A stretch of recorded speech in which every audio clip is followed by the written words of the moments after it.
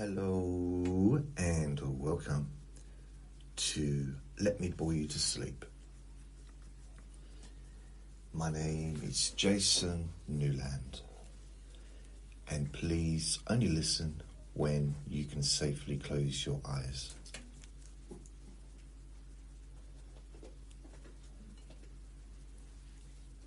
Today is Sunday the 2nd of August, 19. Wow, I was going to about to say 1926, 2026. It is 2 minutes to 12 in the afternoon, or 11:58 a.m.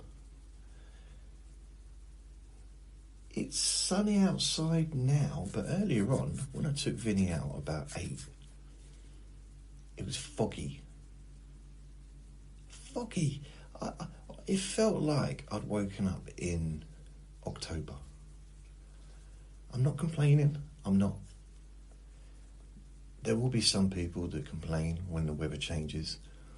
There will be some people, guaranteed, someone, somewhere will be moaning, saying, in like September, October time, maybe November, where did the summer go? We didn't even have a summer this year.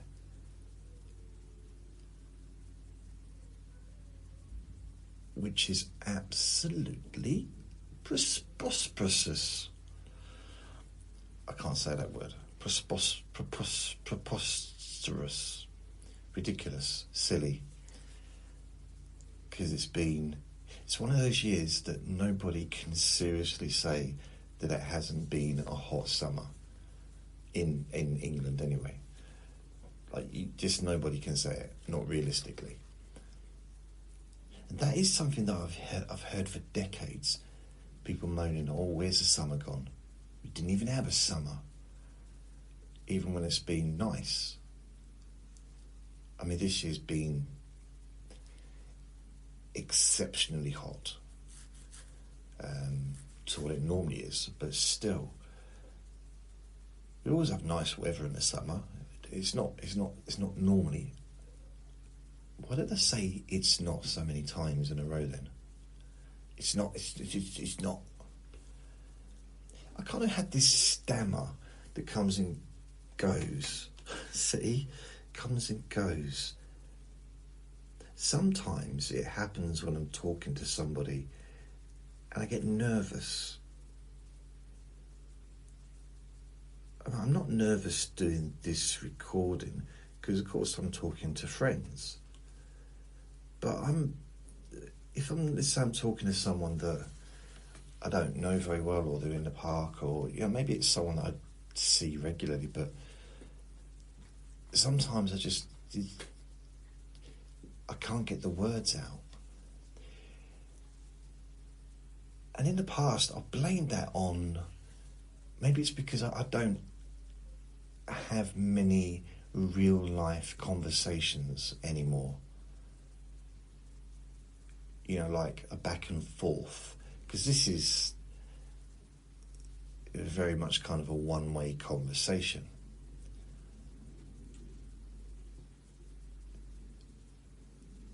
And I've only really got two people I talk to. I've got my neighbour downstairs and I've got a neighbour over the road who he comes and visits fairly regular, like once a week or something, and we have a chat for an hour or two.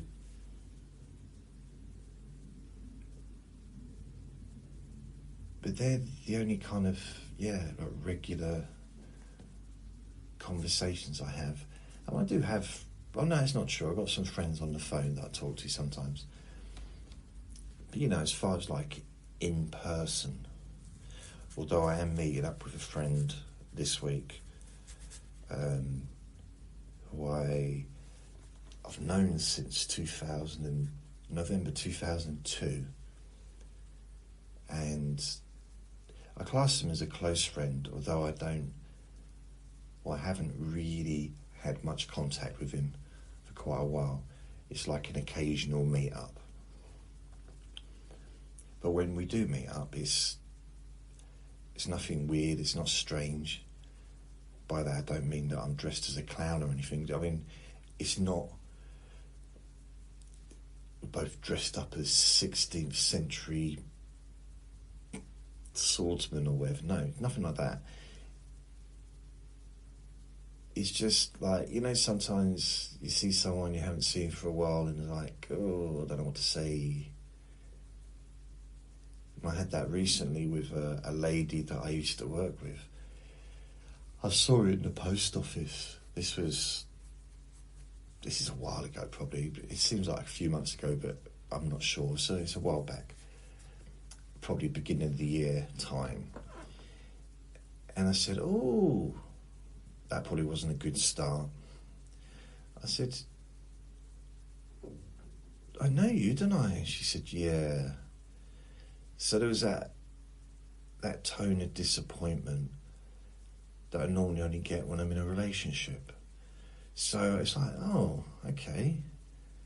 I didn't expect her to start doing cartwheels and jumping up and down, setting off fireworks with excitement. But, yeah, she really wasn't pleased to see me. Which, I don't know, I mean, we got on really well when we worked together. But then, you know, that's quite a long time ago, and a lot's happened since then, and a lot's probably happened, well, it's not probably, a lot would have happened in her life. And I might just be like a distant memory to her. I have quite clear memories of her, but she might not have clear memories of me.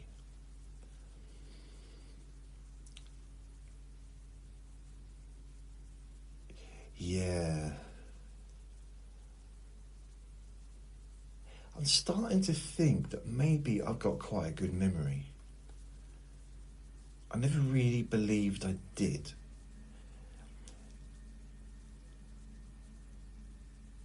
And it's not necessarily a memory, it's not, is it ideation or whatever, photographic, whatever they call it, memory.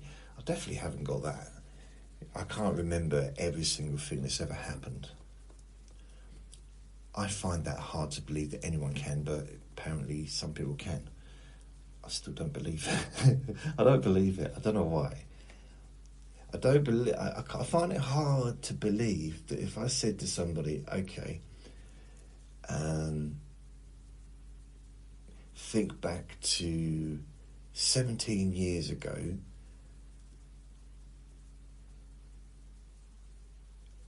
and during the month of June, 17 years ago,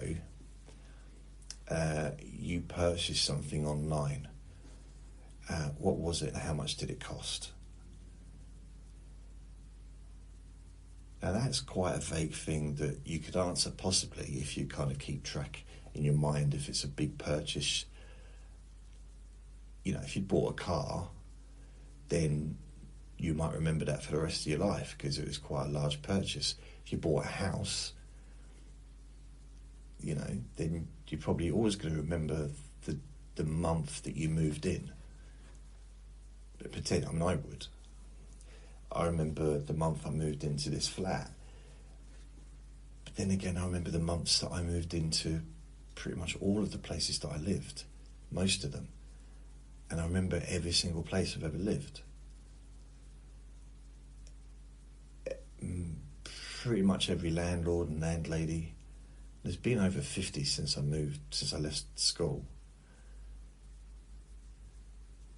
But then I don't remember all my teachers at school. See, so that memory's not there. So maybe it's just the things that I took notice of. So it's almost like I don't have control over what sticks. But what does stick is the things that are kind of meaningful to me. And moving a dress, starting a new job, or moving, or getting sacked, or being evicted, all those things were quite meaningful at the time. being at school, the meaningful parts of being at school for me was when I was 7 and I started junior school, a new junior school with my new mum and dad. And then I remember the second junior school I moved to, and then I remember the third junior school I moved to. So I went to like 3 junior schools. There's only 3 in that town. I went to all 3, just because we moved twice.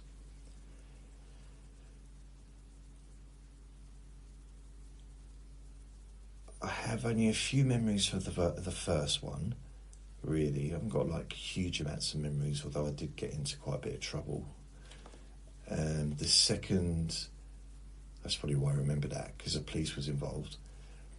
I was a 7-year-old maniac. I wasn't. It was just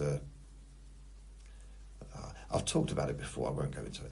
But on the second, see, those that haven't heard the story are probably thinking, I can't believe it. For the first time in all this time I've been listening to this weird person, Jason, this weirdo man, he's finally come out with something that might be mildly interesting. He was 7 years old in junior school and did something that involved the police having to come into the school.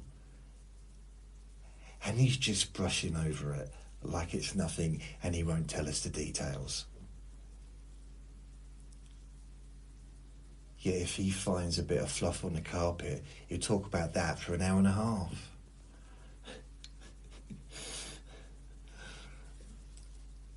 I am selective, to be honest. I don't. It's not really an interesting. Yeah, I'll come back to it. If there is any stories that you think, oh, I'd love to know more about that, then you can contact me, and on my website, just send a message saying, can you expand on that particular adventure in your life, that particular boring event. The second junior school, I would be 8 when I was there. And again, I remember parts of it, a few bits and bobs. That's when I started making friends. So I was there for a year. So I was there long enough to make friends. Like, I had a best friend that lived in the same road as me. I had my two best friends that lived in the same road. One was like 3 doors up, and one was probably 8 or 9 doors up. It was like around the corner. His name was Ian, and the other one's name was Andrew. Why do I remember their names? I don't know. And I remember what they looked like as well. The thing is, I kept in contact with Andrew, who lived just about 3 doors up, because when I moved out of that school, when I was 9, I also moved out of the house. I went to a different school, so I didn't see any of my friends anymore. But I used to see Andrew. I used to visit him sometimes because I'd been visiting my nan regularly, my nan and granddad, because they moved into the house that we were living in. They took over the council house. I wonder if that's still allowed today. I know they do council swaps, but my dad had a council house. Only had it for, blimey, maybe nearly 2 years. We was there for nearly 2 years, I'd say. It was a new build. The best place I ever lived. Ever. Like as a kid. Well, my whole life really, apart from maybe this place. It's, But let's just stick to childhood. It's that was the best place I ever lived, in that house.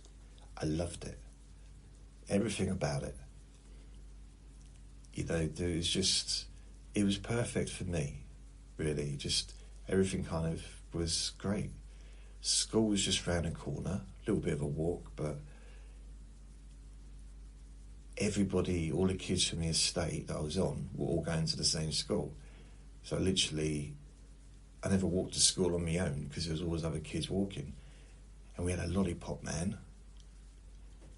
And me and my friends, or if it was just me on my own, would say, "What flavour's the lollipop today?" And it'd say strawberry or banana, depending on what mood he was in. Sometimes he'd just hit us with it or chase us. But generally, for those that don't know what a lollipop man is, or a lollipop lady, we just happen to have a lollipop man, but you could have either. Maybe the correct term is lollipop person, or probably a traffic controller nowadays. Basically what they are, if you don't know, is they usually operate outside a school or near a school so that the children can get across the road safely, especially if it's like a busy road. So what they do is they get the kids to stay on the pavement, and then usually what they do is they would wait until the traffic was kind of getting clear, but if it didn't, they'd kind of slowly kind of step out, and they'd have a big lollipop, like a big stick with a big round thing, and on one side it'd say stop, on the other side it'd say go, and they'd do it. They'd have to be very careful, because sometimes if they had the wrong side up, we just all get ploughed down. But generally you've got to stop, and the cars would stop, and they'd go into the middle, right, and we still have to wait on the pavement, and the lollipop person would walk into the middle of the road and put their hand out to stop the other person. Actually, did it say go? Because I'm thinking, because they've got to stop both sides of the road.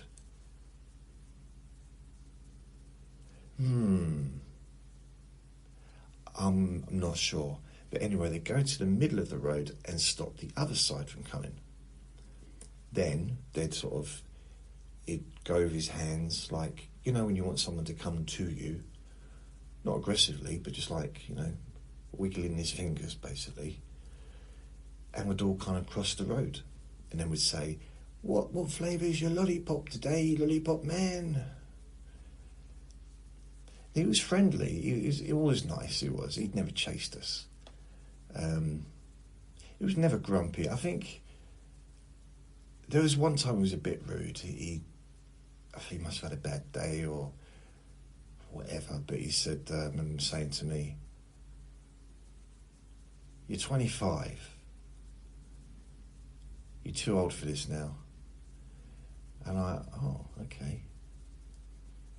So, you know, that was a bit of a shock. But it was nice. Sometimes it's nice, even at 25, even at like when you're an adult. I just talk for my own personal experience. I like to do things that I used to do when I was a kid. So the only two things I can three things really. One of the things I used to like to do is go on the beach and but not even on the beach, maybe on the prom, sit on a chair or bench and just stare out at the sea. I always used to like doing that when I was young. And I used to do that even when I'd moved away to London to get away from that place. When I visited my nan and stuff, or my dad, I would go down there and just gaze into the sea. Well, not into the sea, but into the distance. Because apart from the odd ship, sometimes there'd be nothing there. And it was nice to be able to look and have nothing that I could focus on. I liked that because I couldn't do it any other time, unless of course I looked at the sky. But the problem with that is I bang into things. Although my nan did say, well, you could lie down on the grass and do it. I was like, okay, it's an idea. So there's always a solution, I suppose. And another thing I like to do was to swing on, well, not on the swing, because in the park near where my nan and granddad lived and where I used to live, on that housing estate, there was this park, and I used to love that park. I used to, when I was about 8, I used to jog around it. Honestly, I just run around it continuously till I was completely exhausted and sweating and everything. I just enjoyed being on my own. It was a weird thing, really, because I was 8. I did not need the exercise. You know, I was little. There's not really any need for it, but I enjoyed doing it. And then when that's the same place that I first, so I talked about Independence Day when I first was told what Independence Day was, American independence. And that's a park where they had watermelon and burgers and barbecues and stuff, and we're celebrating because we had an air base, I think, an army base or an air base near where I lived. So that was the same park. At the time of that, I don't think they had swings right where they are or where they were. And they also moved the swings to a different part of the park because there was a field which they converted into a bit of a park as well, which was further up. That was always just, I don't know, that was a place where we used to make dens. Honestly, I loved that area. I loved that house because it was built, I mean, I didn't think about it at the time. I didn't like it. I wasn't there at the age of 8 writing in my diary, oh, I really like this nice new build house. Oh, it's so so new and fresh. And you know, I didn't really understand about new builds, or I didn't understand about council houses. But I liked it because we was, like everywhere else is, we were right near fields. We were in the countryside, but then the town was surrounded by countryside. I mean, pretty much anywhere you live in the UK is countryside. It's what we are. Anyone who's flown over this country knows that. It's just fields with towns dotted around and bigger places like cities and littler places like villages.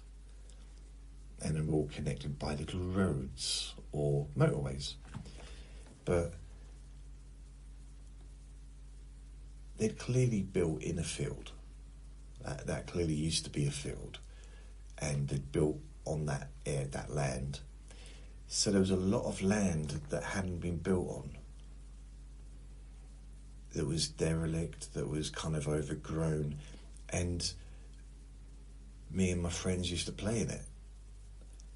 And build dens and just run around playing hide and seek and make bow and arrows and things like that. So it was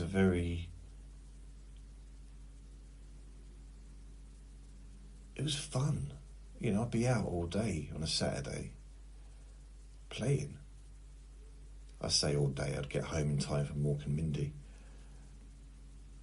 How did I know what time to get back? Because I don't think I ever had a watch. Unless I did. Maybe I did. I used to like Saturdays. It was very leisurely. We'd get up didn't have to get up at any specific time on a Saturday. Although generally it was a small house, so we'd all pretty much wake up the same time. Plus, I was young and I wanted to wake up early, really, to watch the cartoons. Saturday morning cartoons with my brothers, actually.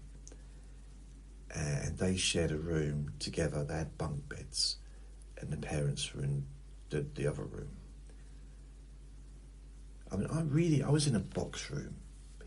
It wasn't a big room to sleep in. It wasn't really, not really a bedroom-sized room. I don't think you'd legally be able to rent it out as an actual bedroom. I might be wrong. I mean, when I moved out, I know I'm thinking of something else. When we moved out, that room, when my nan and granddad moved in, they just had it as a box room. And then when my granddad passed away, my nan had a bed in there. So I used to stay in that room. The double bed, there'd be a double bed in the spare room, and that'd be pretty much for her kids to stay in if they visited, the ones that weren't in that town, which was my 2 uncles and my 2 aunties. My dad lived in the town, so he didn't need to stay over, although he did live with them for a little while, I think, at some point. I stayed there for about a week.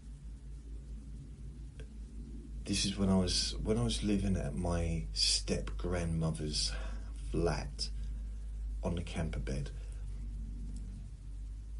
They basically, during that period, they went on holiday twice. They left me there the first time. The second time, she refused to leave me there on my own. So I think I might have made a mess or something. So I stayed with my nan and granddad for that week. Because I was working in a chip shop as well. I felt welcomed by my nan, but not really by my granddad. I think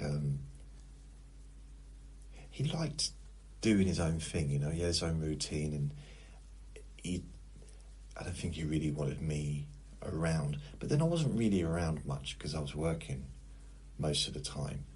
I was really only there in the evenings, and it was just for a week. But I've got quite fond memories of it, actually.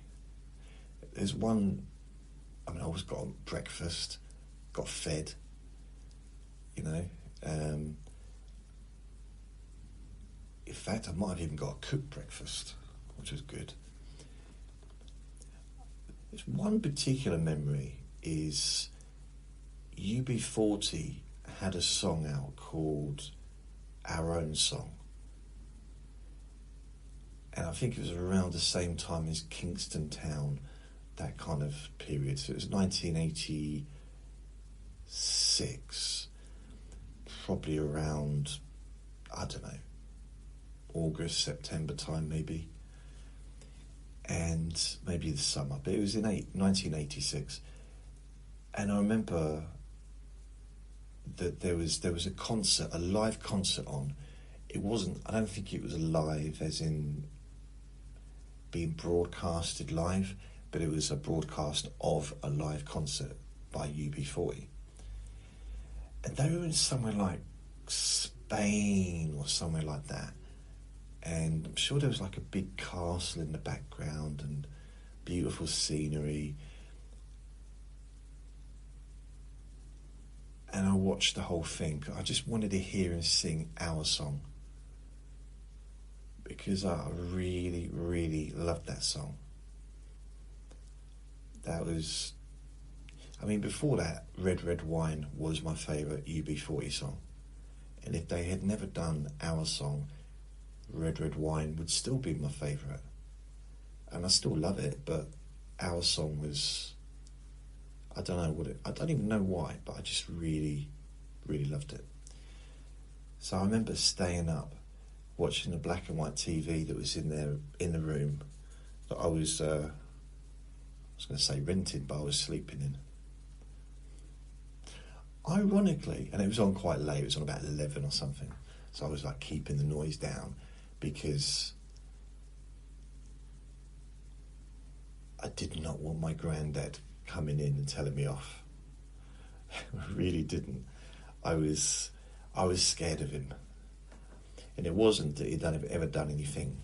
He'd never done anything to harm me. I was just scared of him because he was quite a stern, I don't know how to explain it really. I mean, he was a former soldier. I mean, not only had he served in the war, but also he'd been in the army for 12 years before the war, the Second World War. So he was a military person. And then he worked for the government after that. So he had an aura of, I'm not going to say authority, but an aura of don't mess with me. Sort of, I don't know, not really explaining it very well, but yeah, and it's the same with all the family with him. All his kids showed him respect, and even as adults, even in their 30s or 40s, even 50s, yeah, they would not talk back to him. His word was the final word. They'd definitely say something behind his back, like, what was he on about? But, yes, Dad, that's what they would say to his face. Because he just had that sense of, I don't know, authority. I'm not even sure if it's that, possibly. But it's not, I don't think he demanded respect, but he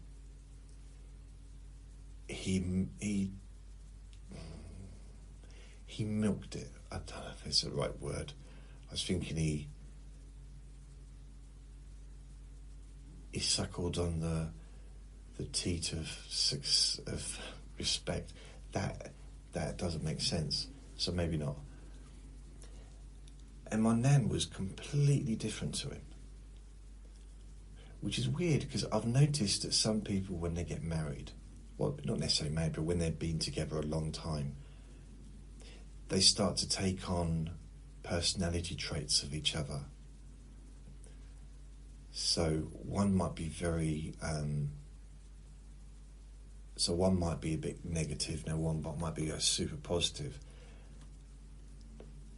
But after a certain amount of years, the negative person won't be quite as negative, but then the really positive person won't be quite as positive. It's almost they've taken on each other's stuff. And maybe that's just the natural way of things. Yeah, I was thinking of someone, and it's amazing that sometimes they come out with stuff that sounds just like the person they married. And they would never have come out with something like that 30 years ago. And the reason I liked them is because they weren't anything like the person they married. But, yeah. But on the flip side, the person they married has really changed in a better way. So it's kind of, yeah. Plus age as well. We changed, don't we, with age. I know people that used to be proper bubbly and all that stuff, and perhaps they're not like that anymore. I try and, my biggest fear is, and maybe I probably do it a little bit, but one of my biggest, well, okay, it's not my biggest fear, but one of my concerns is that one day I'll end up being one of those people that everybody avoids. I may already be one of them, but not for the same reason as I'm thinking. One of those people that everyone avoids because all I talk about is my health conditions. Or I tell my life story, but all the bad stuff, like continuously, and I'll go through the same stuff. I mean, technically you could say that is what I do. I do repeat myself, but I'm not focusing on illness and stuff like that. And I've seen people, quite a few people over the years, and they only seem to get worse. It's like it seems to make them worse by focusing on it. There's my favourite sentence, and it's not my sentence, it's not something that I come up with, but it was, I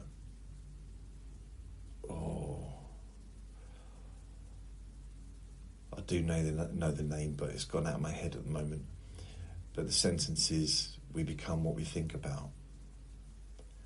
And I do believe that, and I do try and live my life around that one sentence.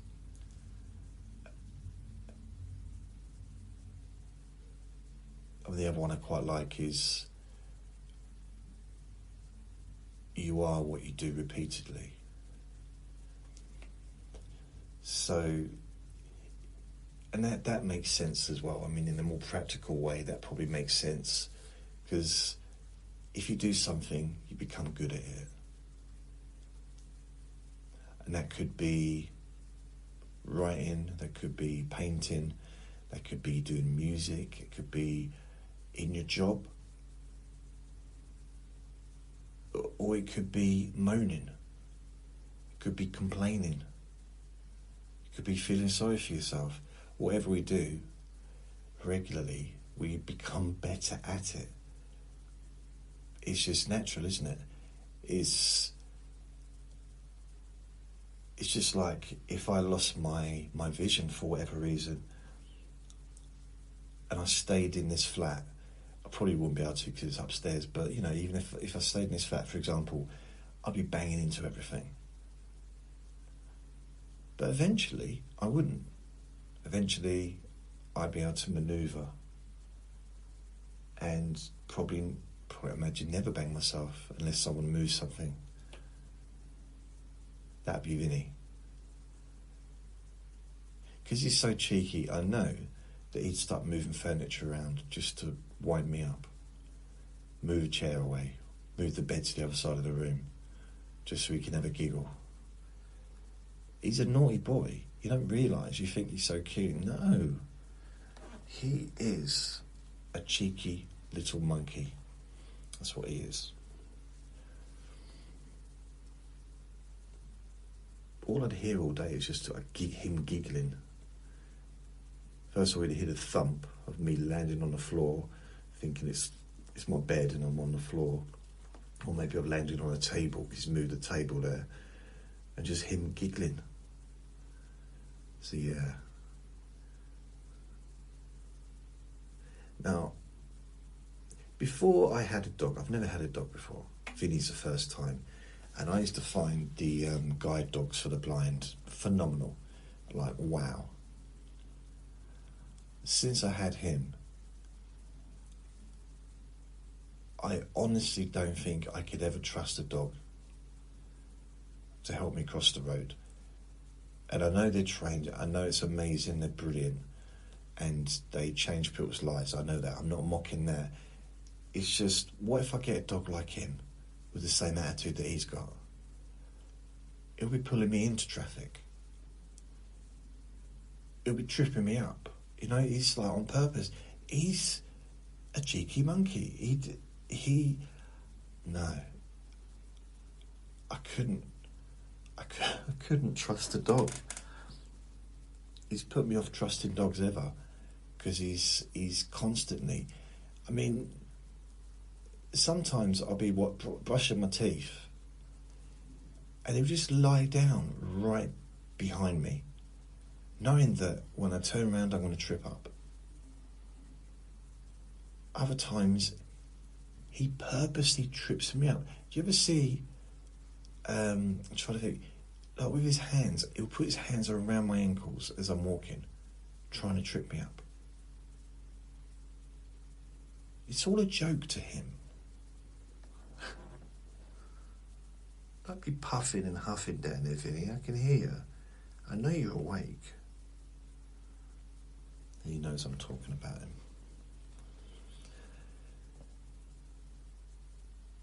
The other place I used to like to go, I used to like to play on the swings in that park in my 20s, even in my 30s. And this might sound weird because, like, you know, adults, what you do playing on the swings when you're an adult. I wouldn't do it if there was anyone else around. And I'd visit my nan. It would usually be during the day, if on my day off or whatever. And I'd just have a little play on the swing because it reminded me of being a little kid. It reminded me not just of being a little kid, but being a little kid in that park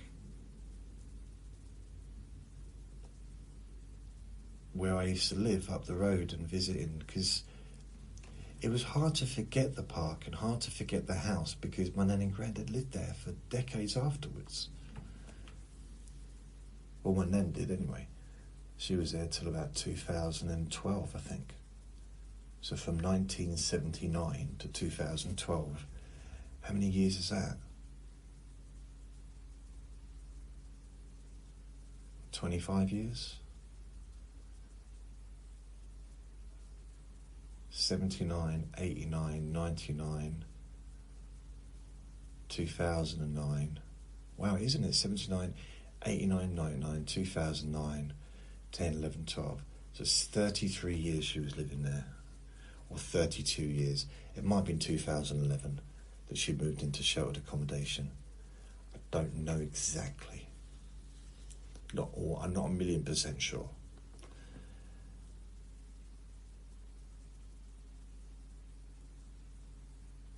I mean, the other thing, I also used to like to walk around because there was all these, so as you came out of the estate and you go under a bridge, it led you all around the fields, and there was, I guess it was like a road, but, well, it was a road, cars used to go on it.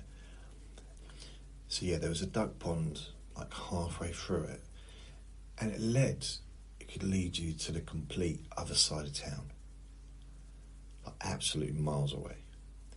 And it was a good hour walk, if not more.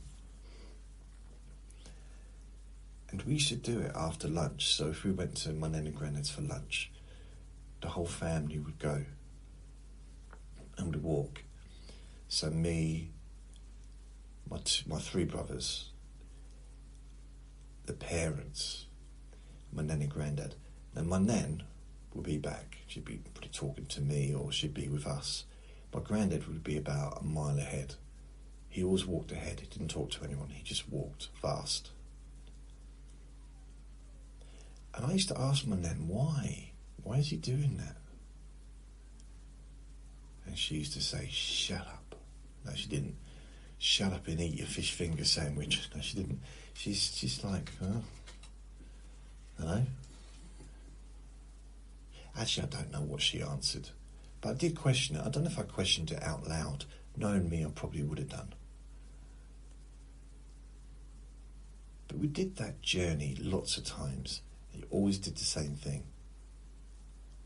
I mean, I remember once I saw him and he was going for a long walk. And I was on my own and I kind of bumped into him, but he was walking up the stairs and I was about to go down the stairs. This was the other side of town, not near the beach. He said hello and then carried on walking. So, you know, it wasn't, it was, I didn't expect him to sit me down and tell me a bedtime story or anything. I just explained to me the meaning of life. I just, that's not what my nan would have done. But then they were two very different people. My nan would have asked me how I was, and she'd have told me how she was, and we'd have had a chat. In fact, if it was my nan, I would have stayed with her and walked her home. Or gone back, she would have come with me or I'd have come with her. We wouldn't have, separated.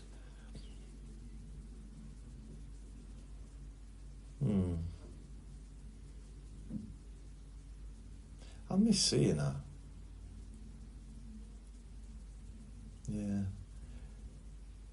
But I'm glad they moved into that house. I'm not glad that we moved out of the house, because that was the best period of my childhood.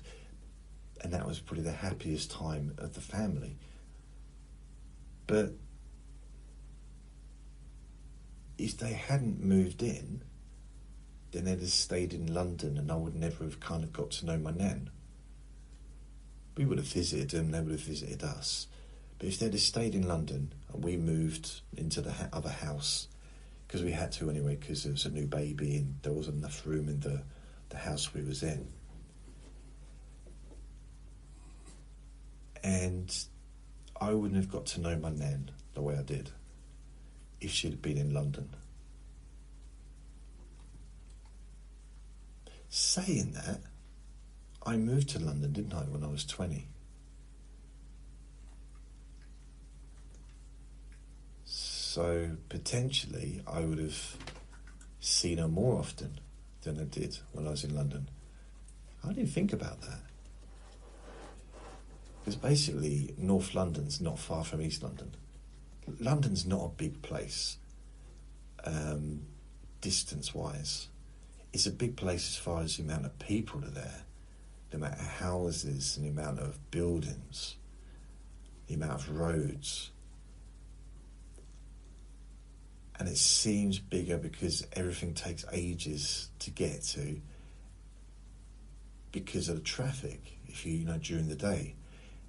But if you travel at night, like 2 a.m, for example, you can get to places in such a short period of time.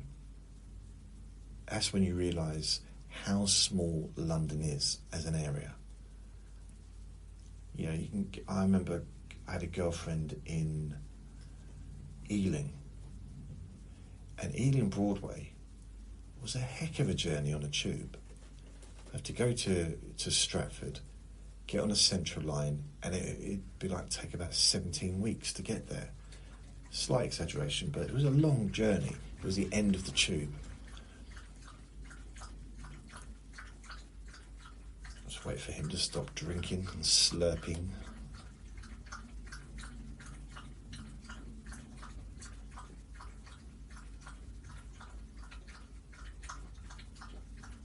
That's a lot of drinking, isn't it?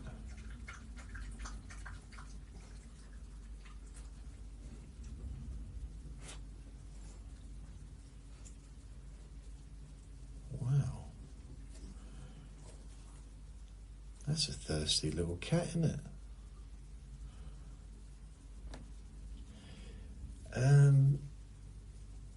How do dogs know to drink out of a bowl?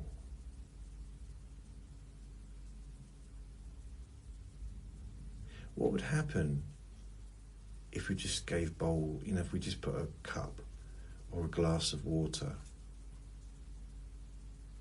on a table, and so the dog could get to the table?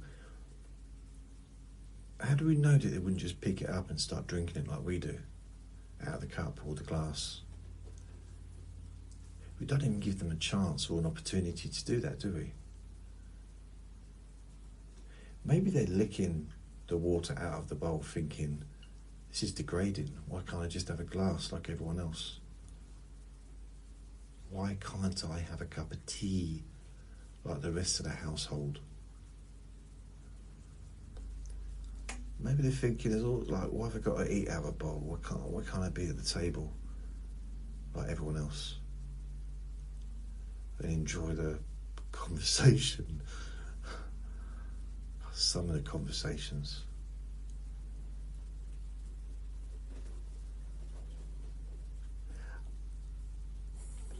Yeah. That was it. I think the only 2 meals of the week I quite liked at home. Not food wise, but like as far as atmosphere. Outside of Christmas, I mean, Christmas was pretty cool the whole time, but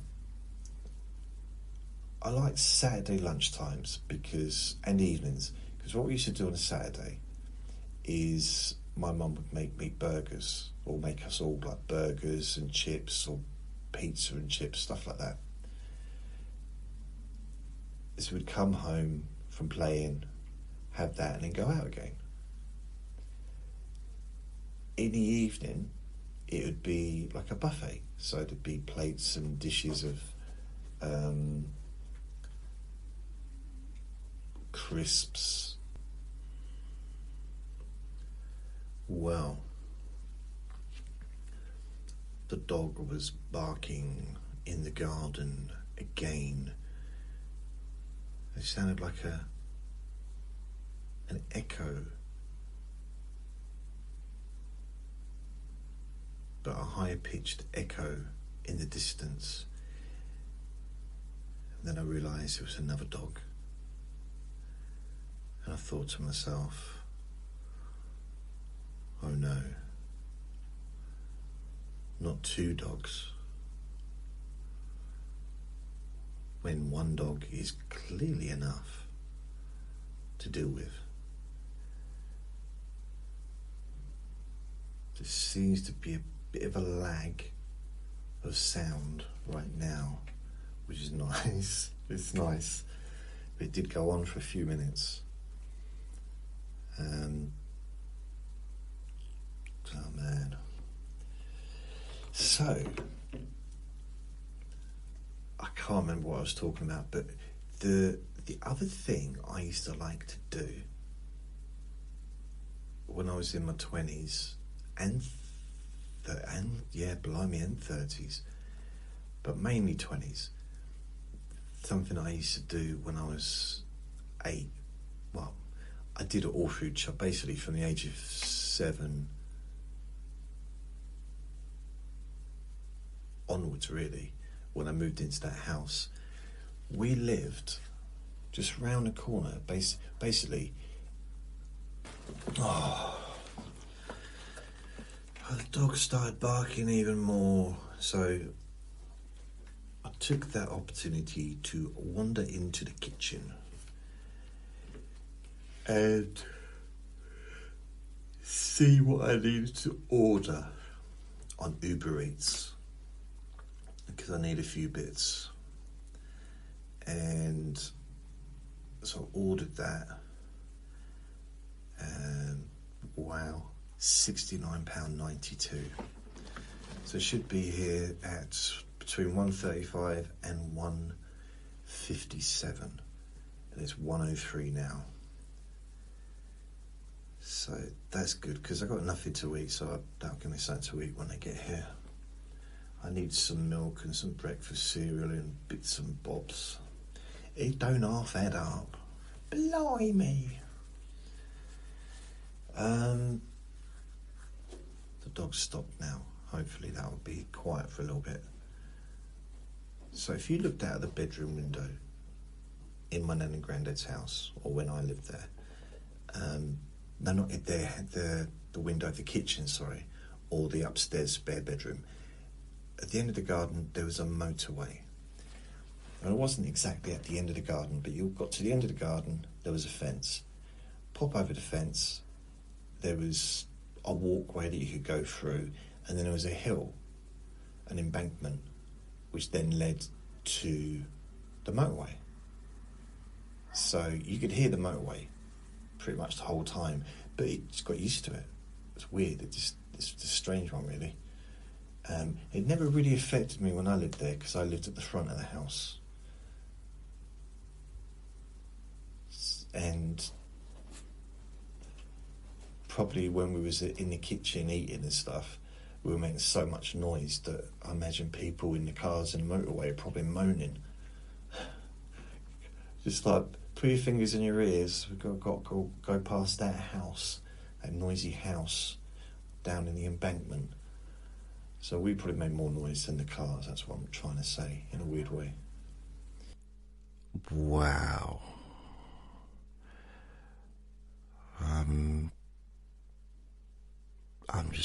I'm going to have to... Oh, got hiccups now.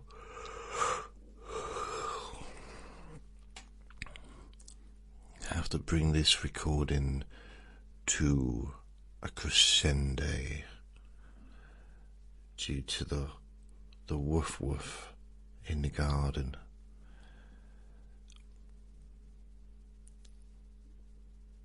Never mind.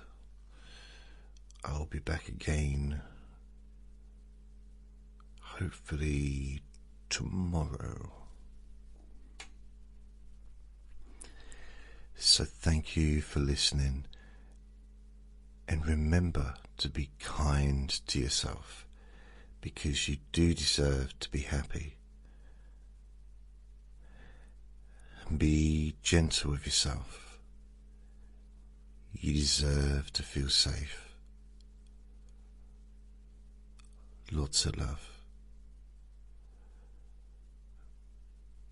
Bye.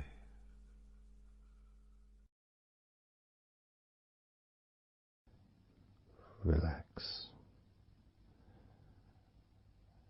in a more deep and meaningful way. Maybe in a way that can not just allow you to feel calmer now and throughout the time we spend together here, not just relaxed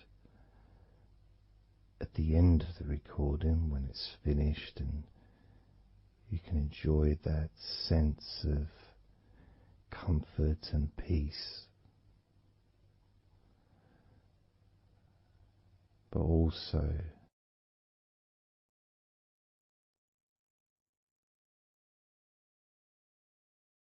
I think it would be nice to have those feelings of relaxation continue for longer after the recording is ended, so that you can still benefit from listening to my voice, maybe in a few hours' time, perhaps tomorrow.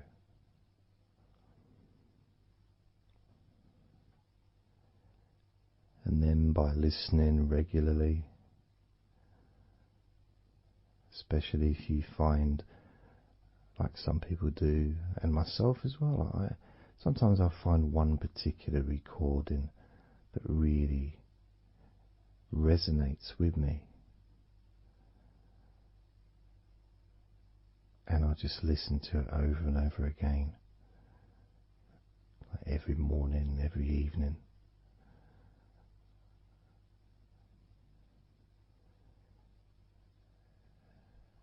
There was this recording from, we're going back to about 1999.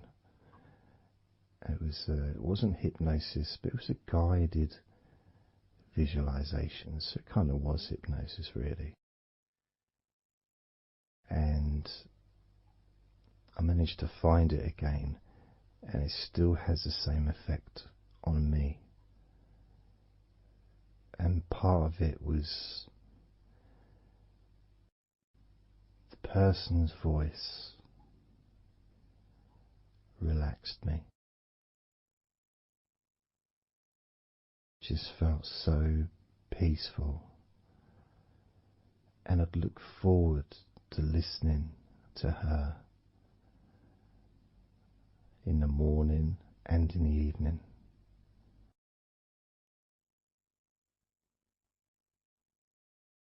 And I knew before even pressing the play button that as soon as I'd done that, pressed the play button, this was in the days of CD players, press the play button. In fact, it might have even been a tape recorder.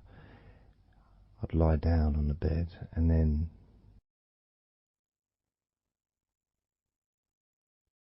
even without necessarily listening to her words, because I had them memorized really. It was as if my body knew exactly what to do. And the muscles just almost went into automatic relaxation.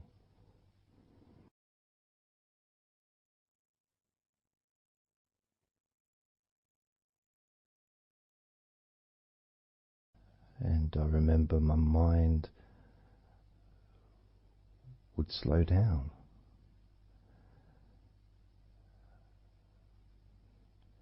Now,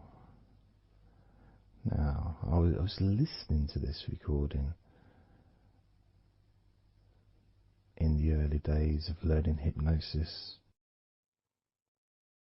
and long before I ever made any videos or audio recordings myself, because I didn't start doing that till 2006.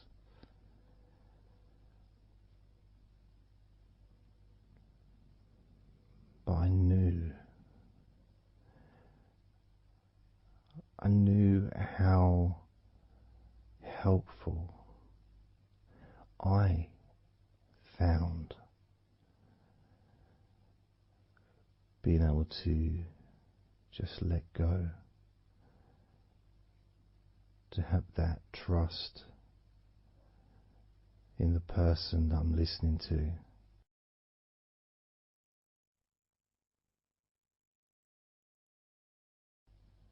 Knowing that it's going to be just as relaxing, if not more so,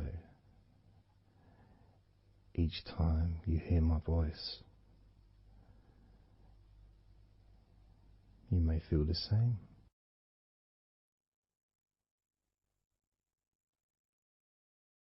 Some people have been listening to me for over a decade.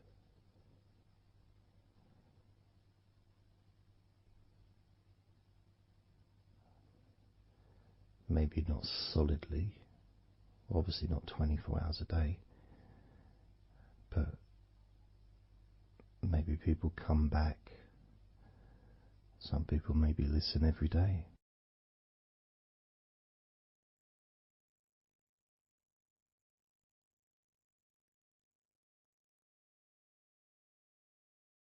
And something that I do, which you may not realize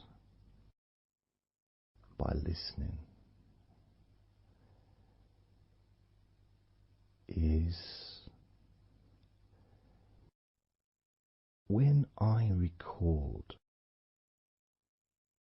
these recordings, now for example, I also am affected by the words that I say.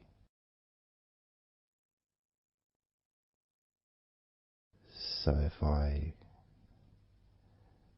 said to you, focus on your feet, Notice your feet relaxing.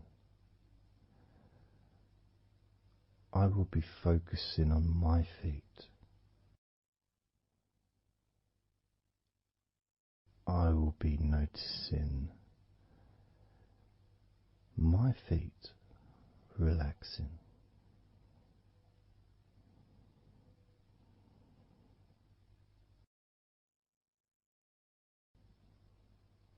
If I said focus on your hands, and maybe notice the difference between each hand.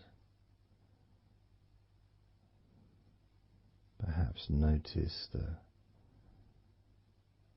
air in the room, the temperature of the room on the backs of your hands.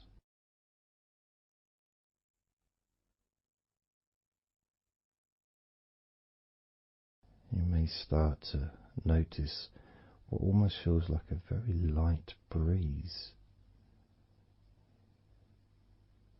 even though there may not be any type of breeze at all where you are right now.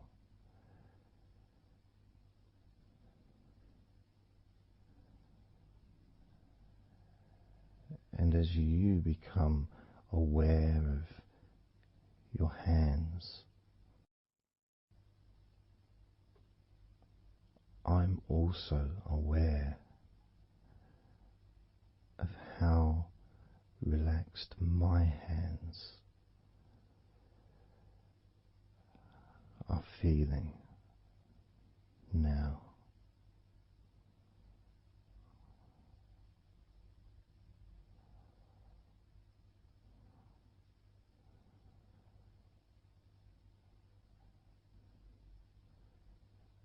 And when it comes to potentially drifting off to sleep, which may be the reason you're listening,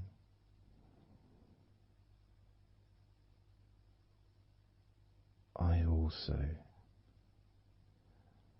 feel drowsy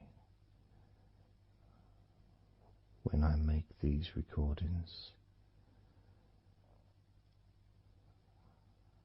I also notice my mind drifting.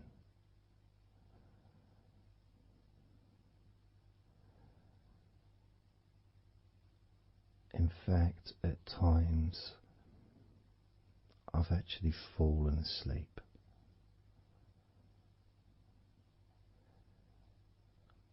without even noticing. And then I carry on talking.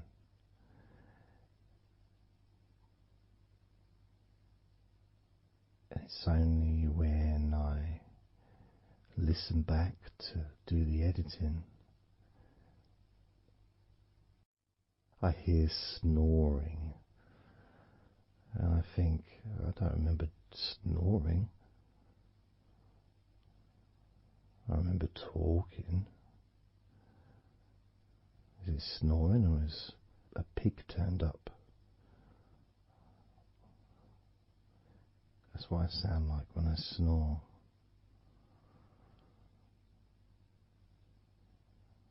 And I get really into the whole experience.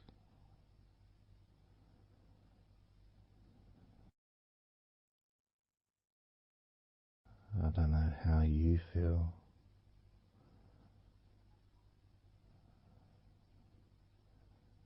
How relaxed you feel in your feet. How relaxed you feel in your hands.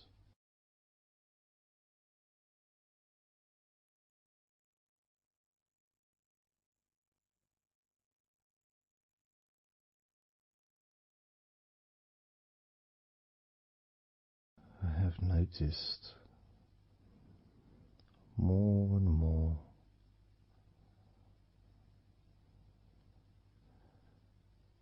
that the more relaxed, deeper level of comfort you feel, the easier your breathing becomes.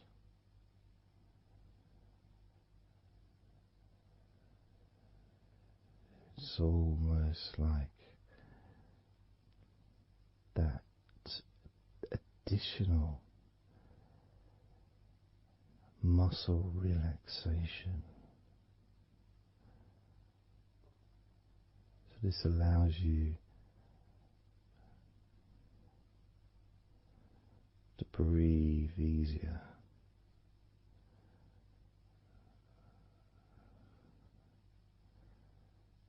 Without necessarily focusing on your breath.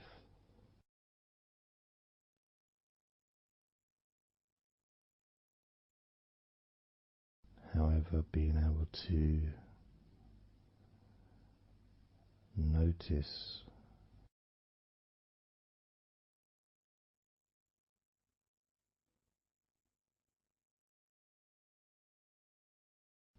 the ease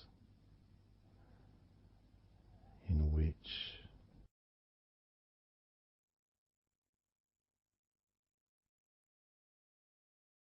you breathe so naturally.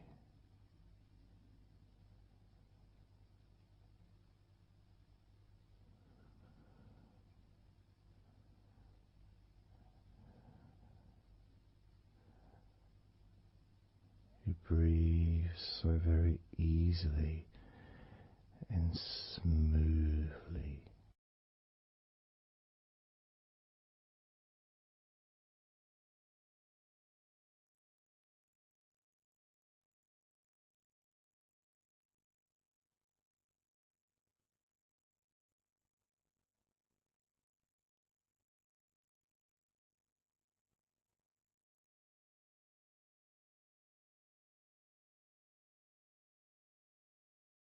Whenever I imagine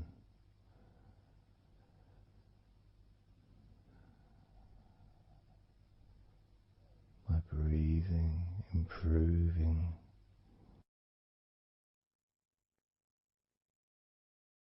when I've got my eyes closed,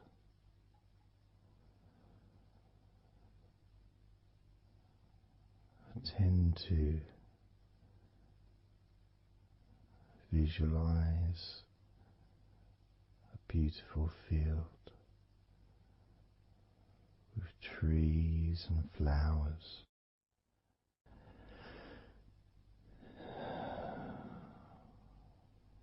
producing all that life-giving oxygen.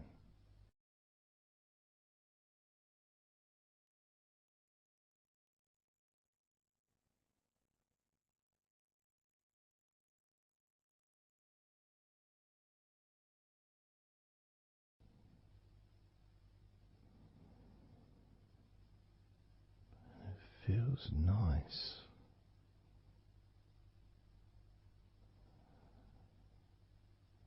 to, if nothing else,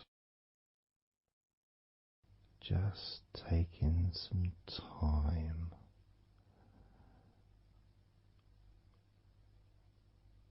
away from everything.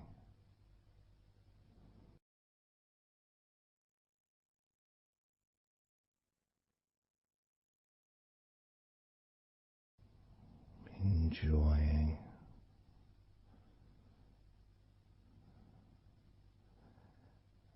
that feeling of peace, serenity,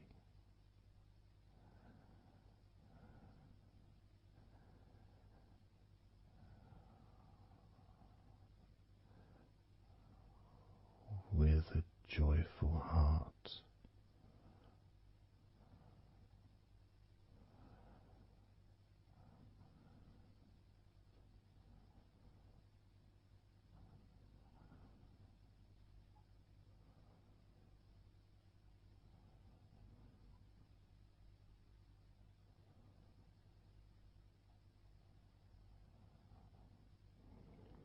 time seems to just drip by so very slowly.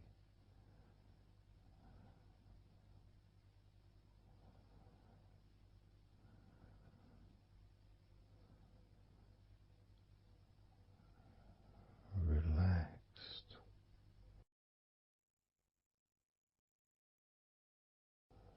so deeply, peaceful,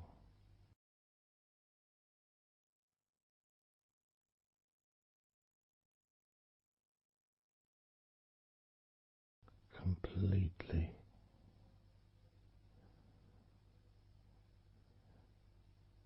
unattached to any thoughts whatsoever in this moment.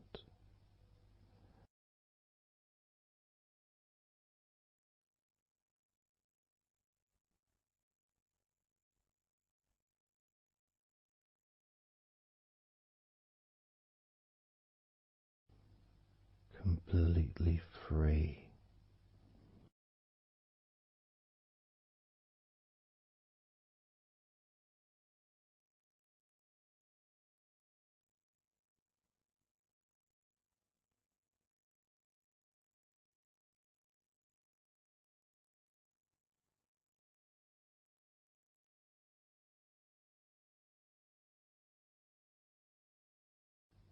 Noticing that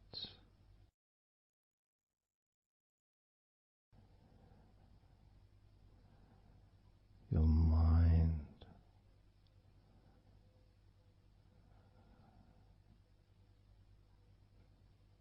has slowed down,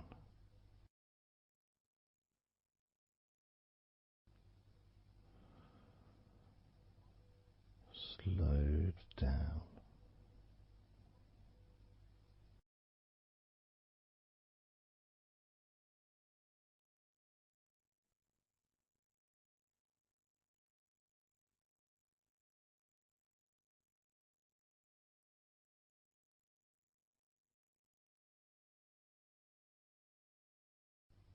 because nothing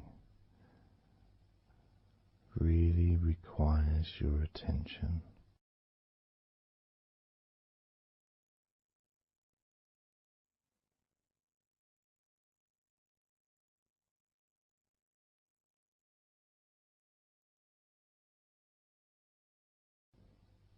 You can enjoy the physical sensations of allowing the stress to drip out of your body,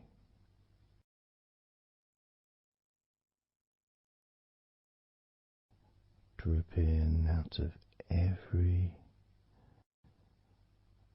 part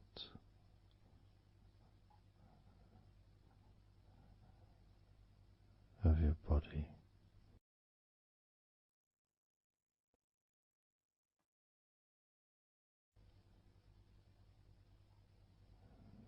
And being released from your brain and your mind.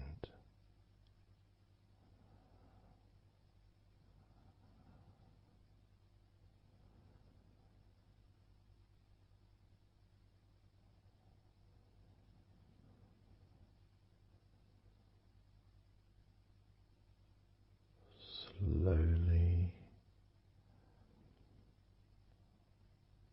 but surely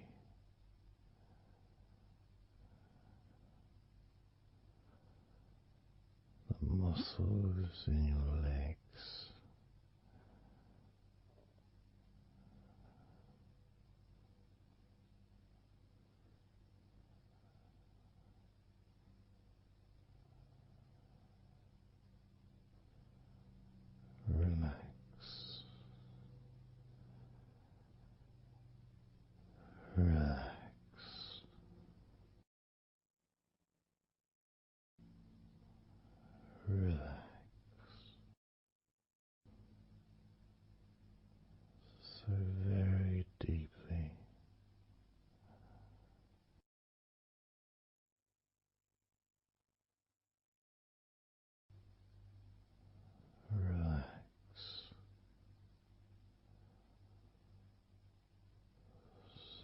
deeply.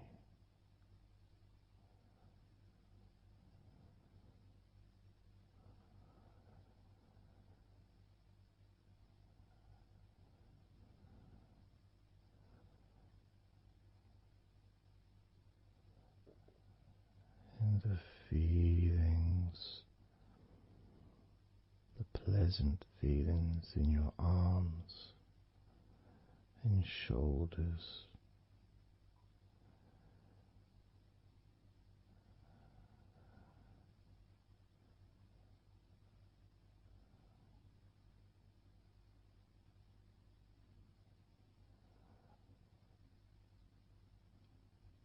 deepening each part of your body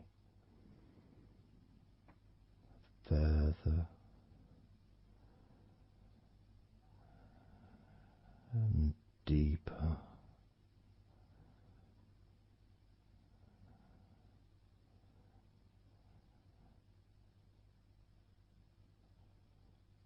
And deeper.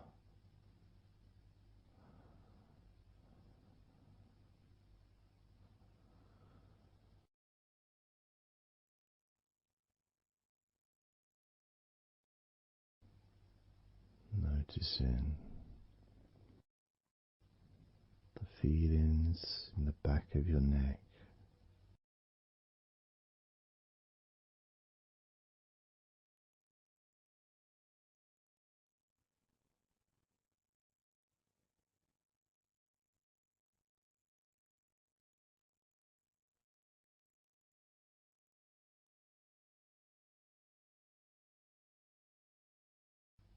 the feelings in your wrists,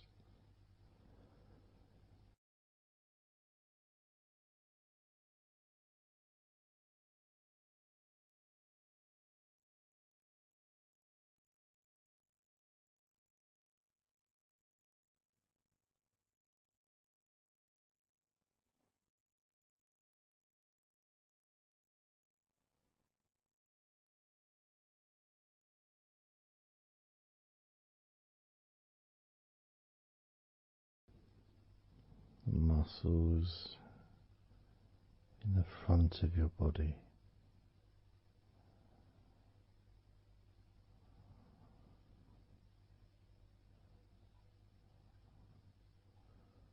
are also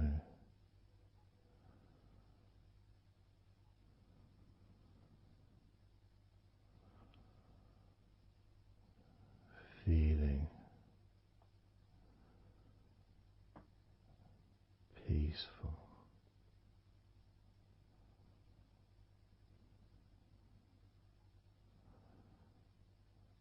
Deeply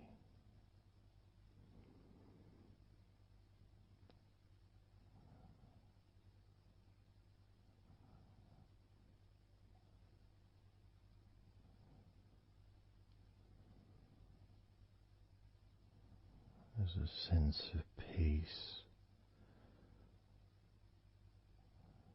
spreads through your very core.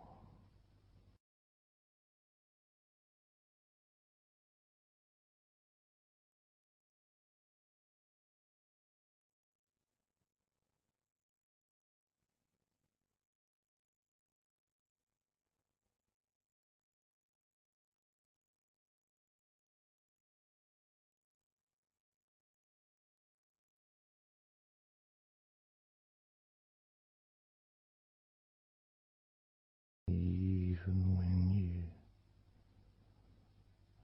focus on your mind,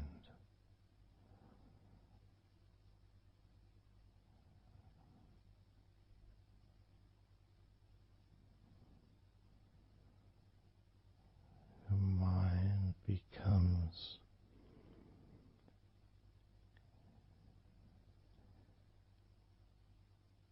even slower.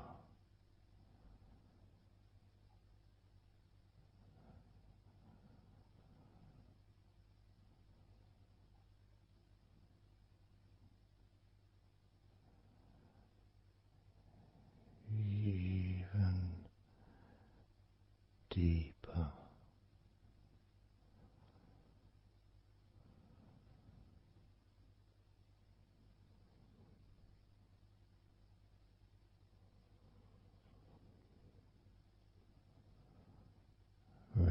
So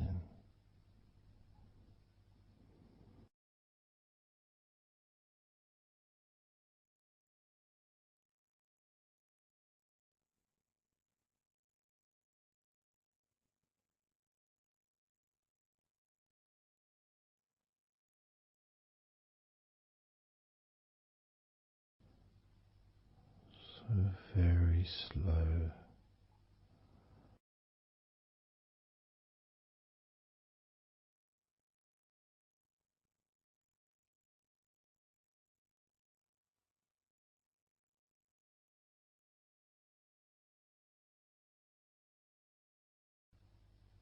Your stomach,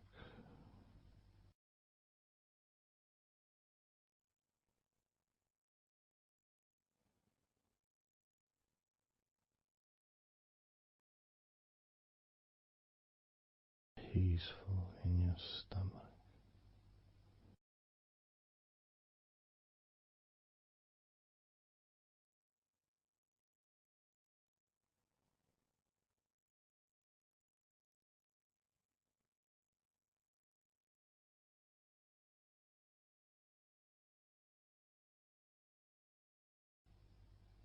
Your back,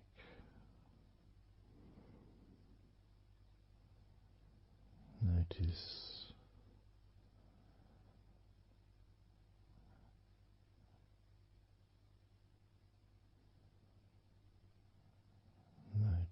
how relaxed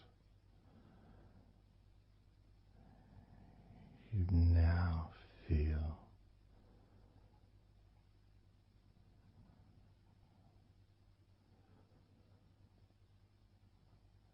In the whole of your back.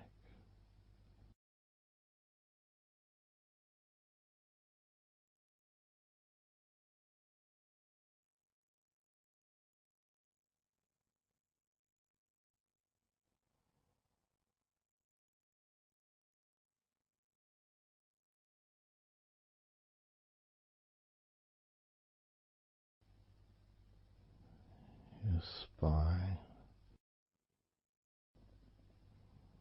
from your brain all the way down the middle of your back, sending and receiving millions of messages every day.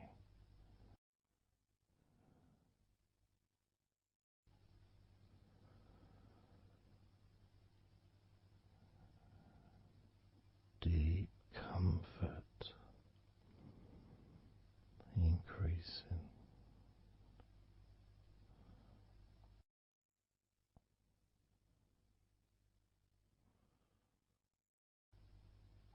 Deeply relaxed.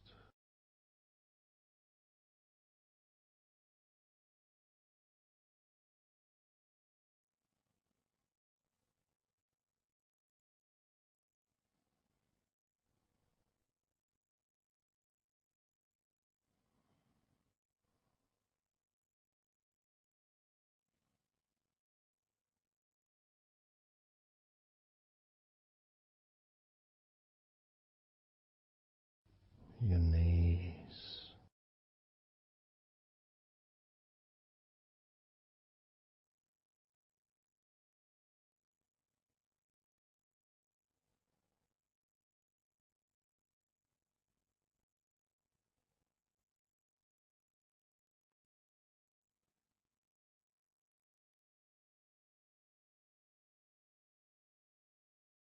relax, spreading those signals down your spinal cord into every part of your body.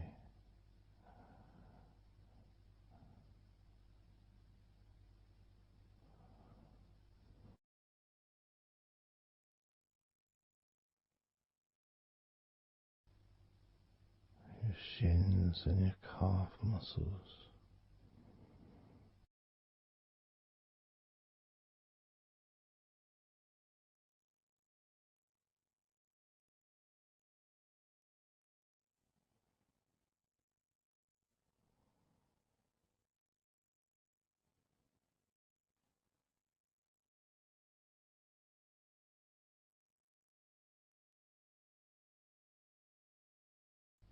your elbows,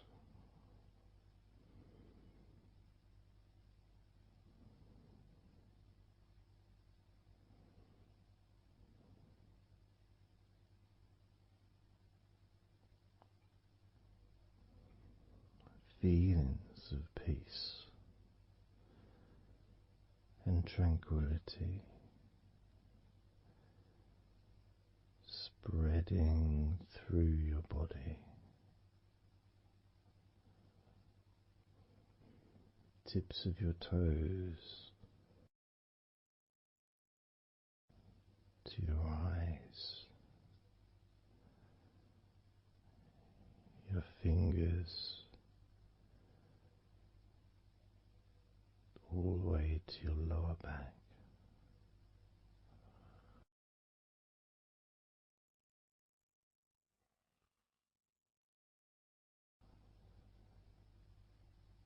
And letting go, really letting go.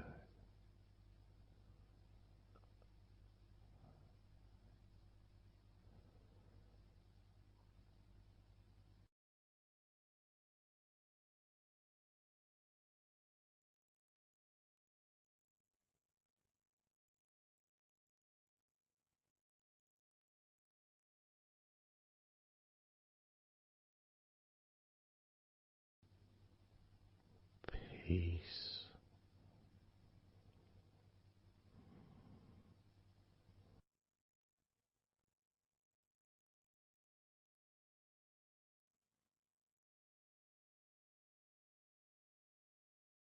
Drifting,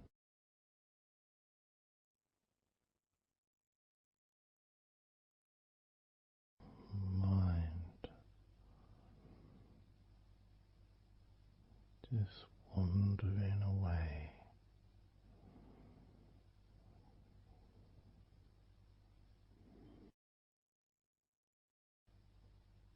happy to let go, let go,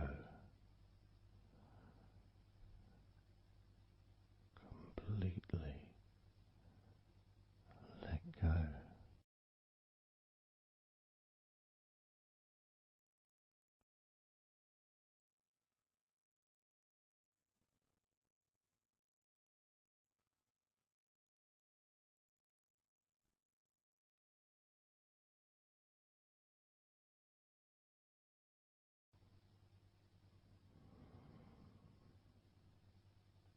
So tranquil,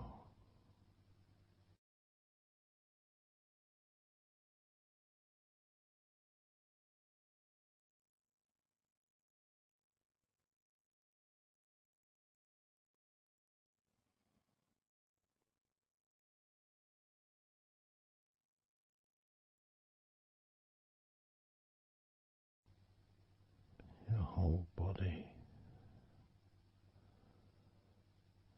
enjoying a sense of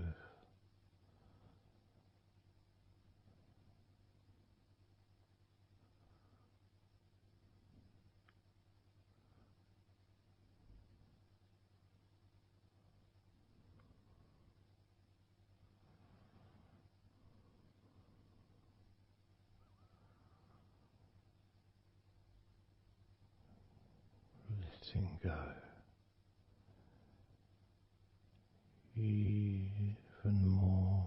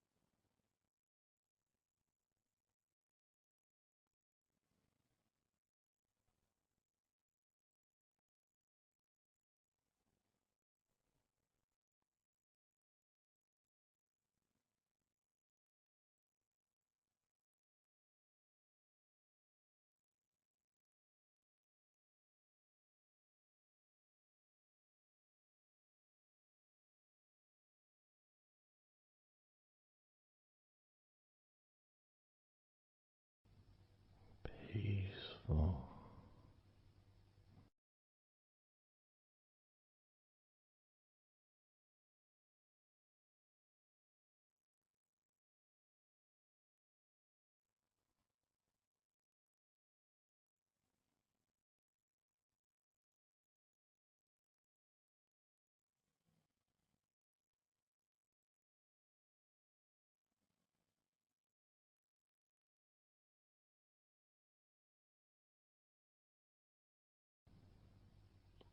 Enjoying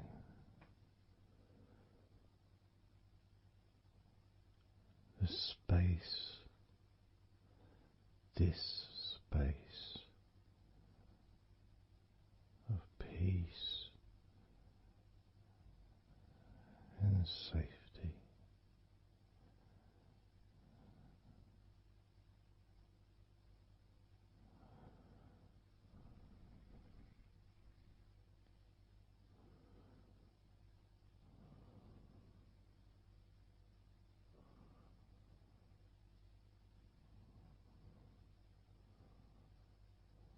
So very,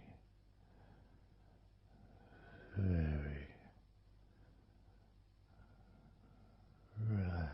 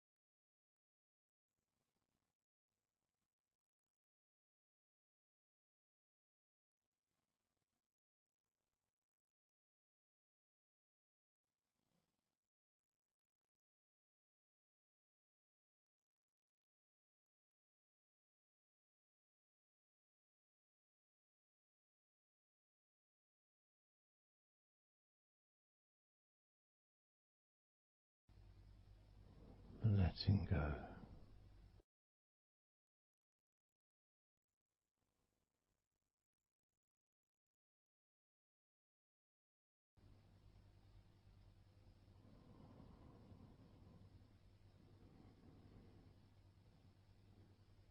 Maybe we can just focus on the different parts of your body, just to notice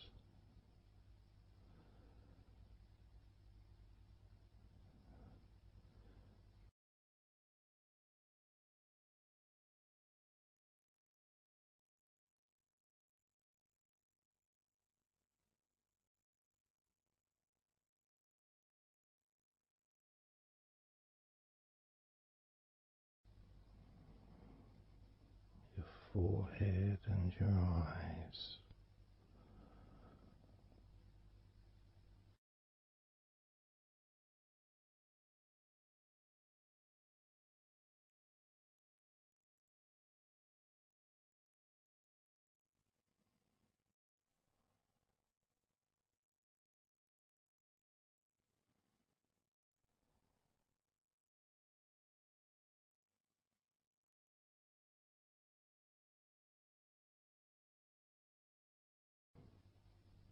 Your jaw,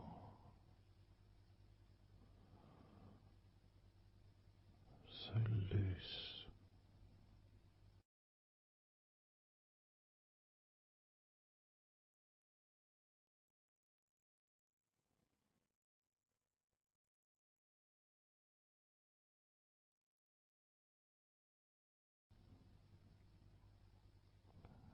Noticing a sense of complete freedom.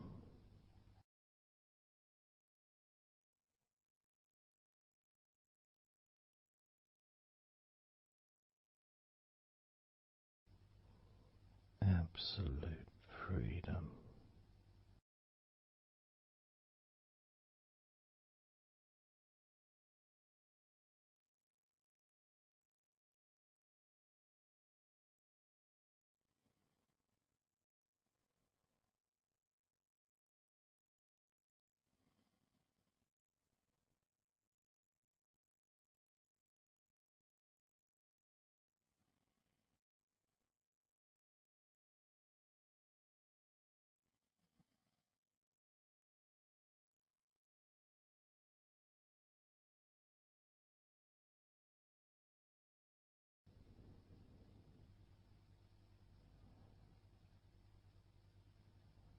Drifting.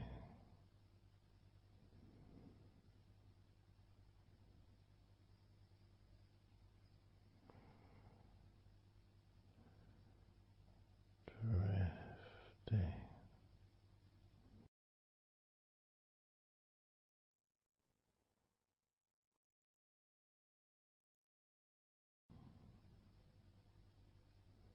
Peaceful energy.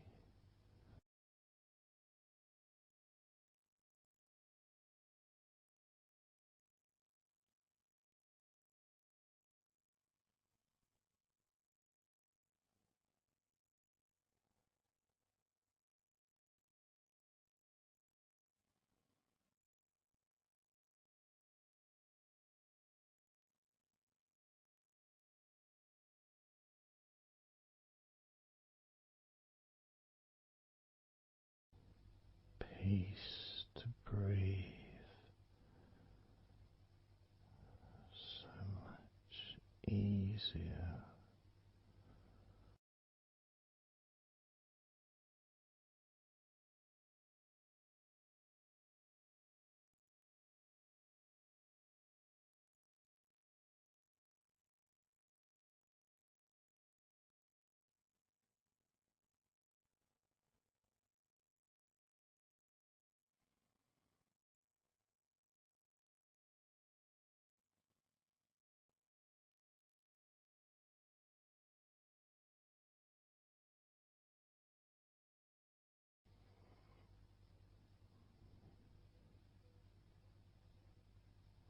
Loose.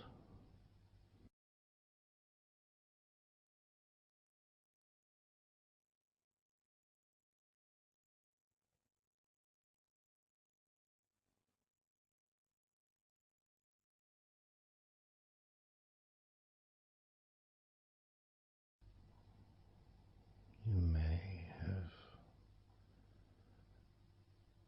or may not have noticed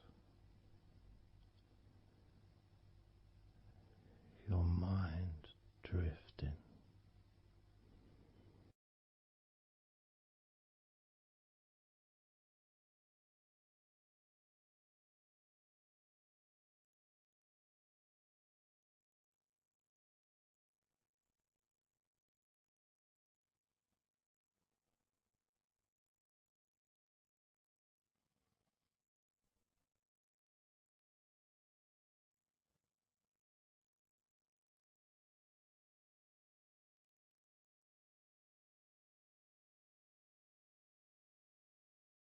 Peaceful.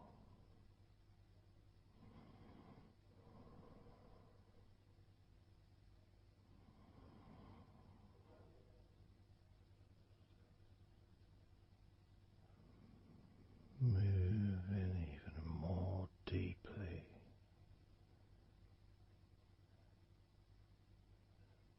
in the direction of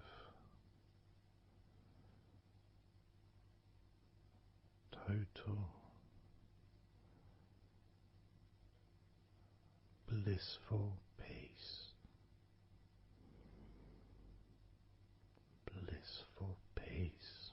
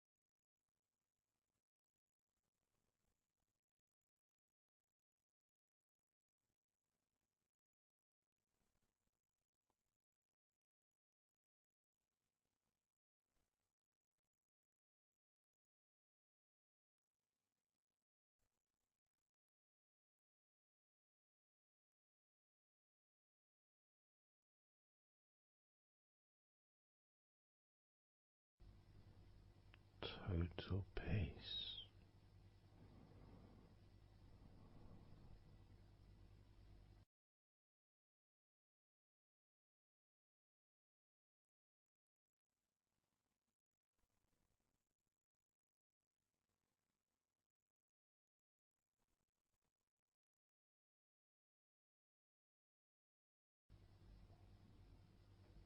Calm,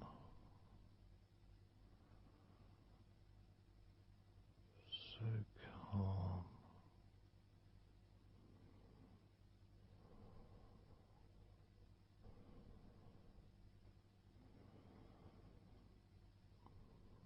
letting go.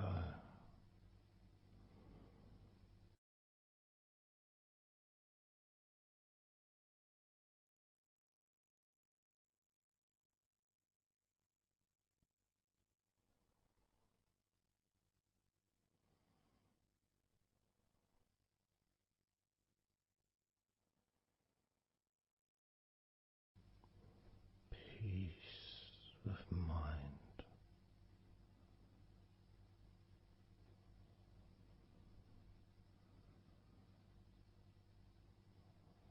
relaxed body,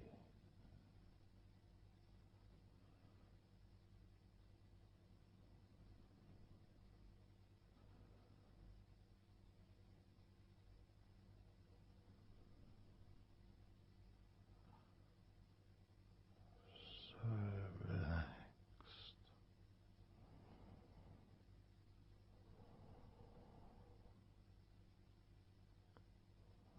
so relaxed.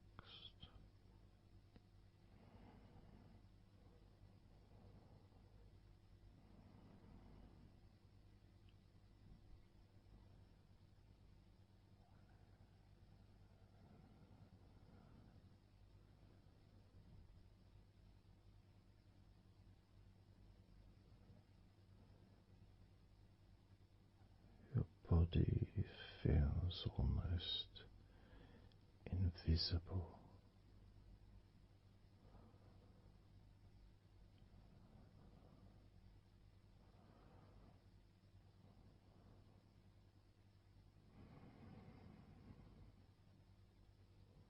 So very relaxed and peaceful.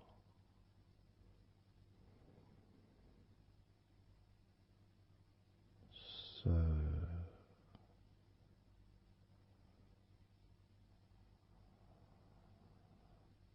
peaceful.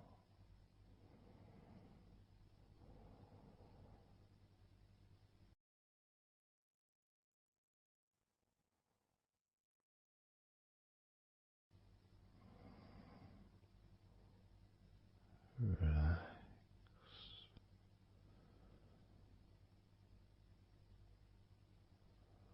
Let go.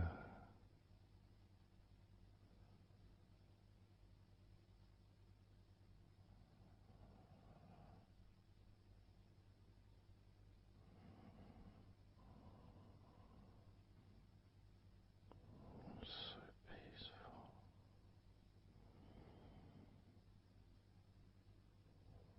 So very, very peaceful.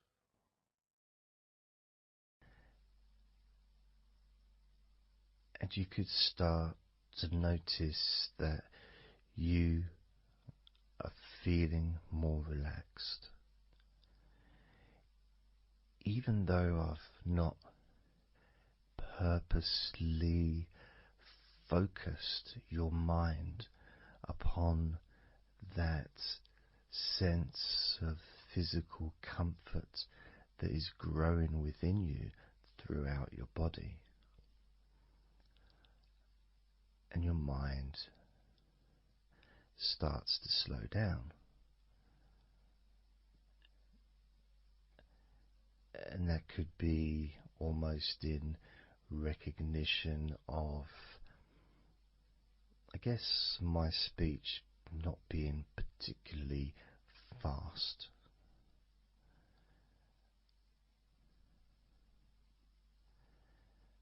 things just generally feel calmer just by listening to my voice. You give yourself an opportunity to take a break from the day, take a break from your life as it is, and to give yourself a rest, giving yourself permission to take some time off and to allow your body to relax and allow your mind to slow down, which in turn releases the tension, any stresses that you had in your body.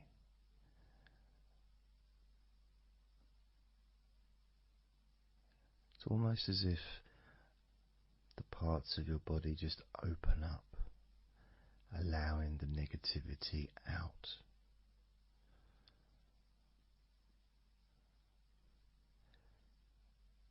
And at the same time, replacing that negativity with positive, healing energy,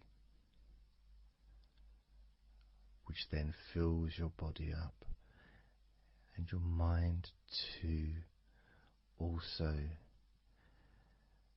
starts to appreciate those feelings of increasing confidence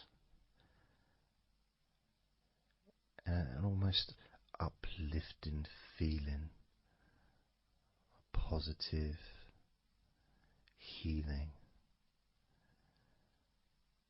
an energy that spreads through your body like a wave of comfort.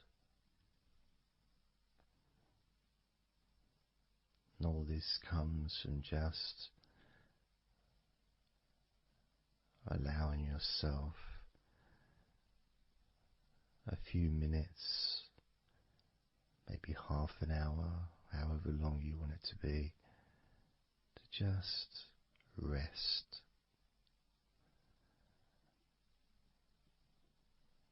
And allow your mind and your body to almost reset itself to the settings of comfort and relaxation, calmness, which allows more room for feelings of pleasure and happiness to move around your body and into your mind, almost as if your mind and your body are sinking together, almost mirroring each other with that growing positivity and calmness. And it feels nice. It really does feel nice to know that you are the one that has allowed yourself to feel more comfort and to experience more of this deep relaxation spreading throughout your body.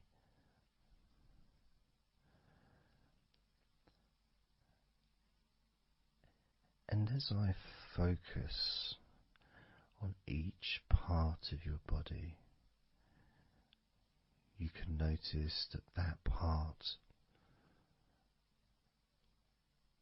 becomes even more relaxed just by focusing on it. It becomes even more calm and comfortable just by focusing. And as I move down your body, starting at your head, the parts that you've already focused on will continue to relax deeply. And those parts that we've not yet focused on will just automatically release any remaining tension in anticipation of even more comfort about to come.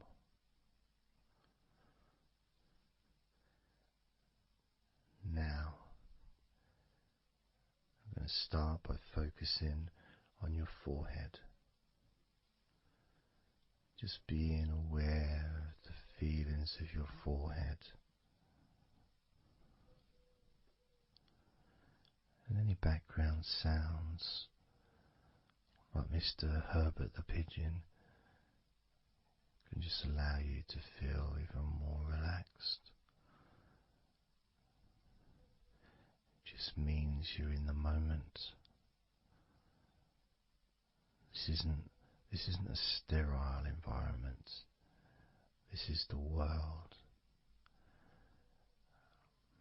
I live in the countryside, so there's lots of nature sounds around.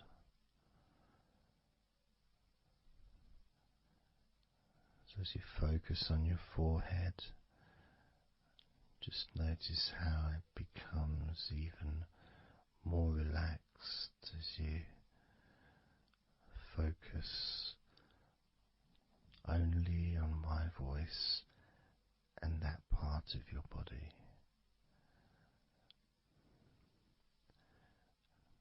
Moving down to your eyes, focusing on your eyes, noticing how your eyelids feel so heavy, yet so light at the same time. And all the muscles around your eyes relaxing completely.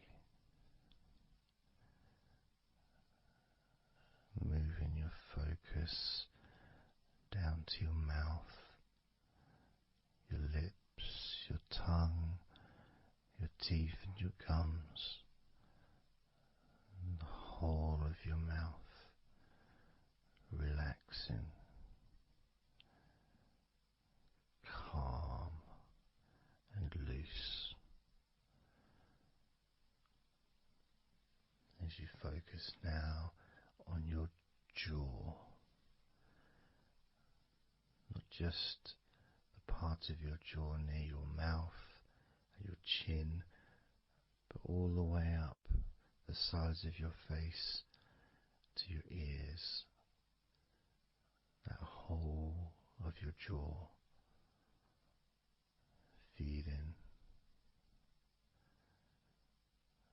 more relaxed and calm.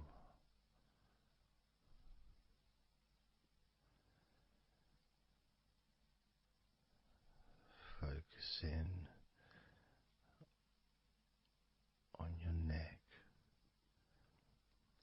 the front of your neck and your throat, relaxing and loose and calm. The sides of your neck, the right and left side of your neck, relaxed and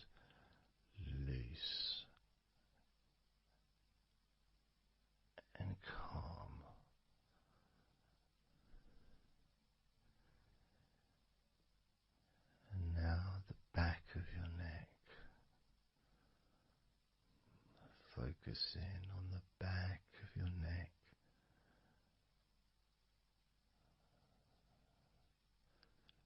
letting go of any tension that may have been there before, and enjoying that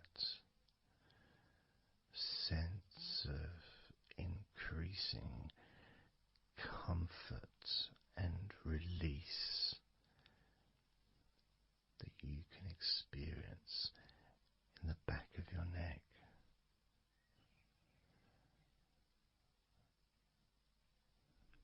Moving down your back and moving either side of your spine, right from the top of your back all the way down to the bottom of your back.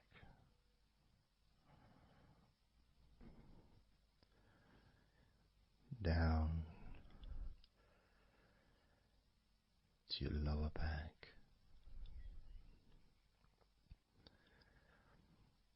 As you move up and down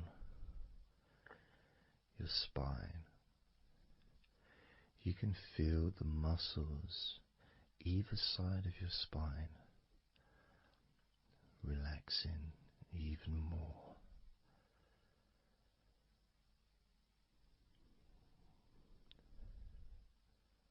And as those muscles relax, that sense of comfort starts to spread outwards from your spine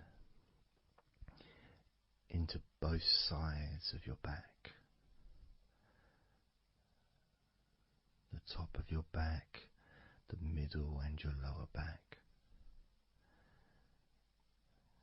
And as you scan gently and slowly up and down your back, as the muscles in the top of your back relax and become looser, the muscles in the middle of your back also seem to just almost divide from each other, separating and almost melting.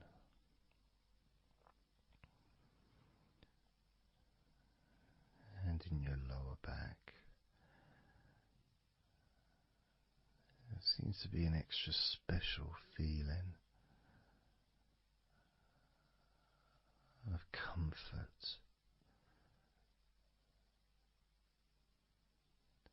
that spreads into your hips. So down your lower back and into your hips, into the area where your coccyx are, and into your buttocks.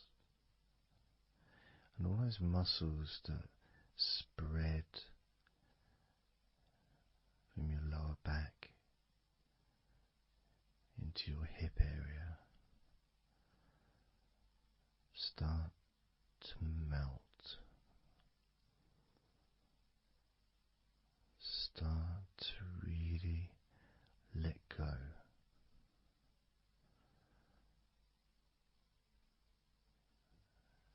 And even though we're about to focus on your shoulders, your back and your spine will continue to let go. Continue to relax so calmly. And as you focus on your shoulders, you may notice that they're already feeling really loose. They're already feeling calm.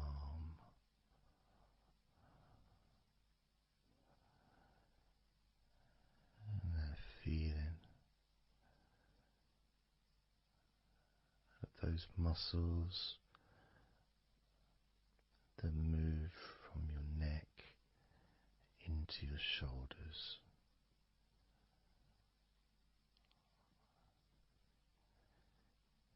Feel so soft and gentle, so smooth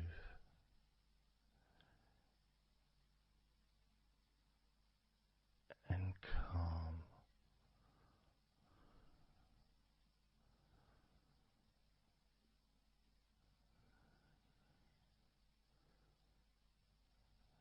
And the feeling in your shoulders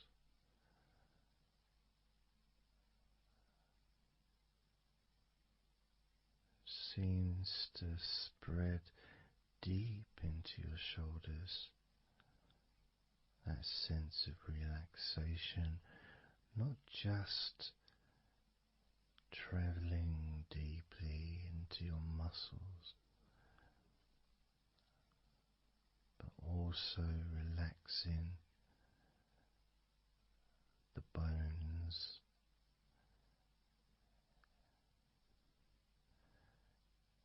and moving all the way to underneath your arms, relaxing that whole area between the tops of your shoulders and underneath your arms, healing.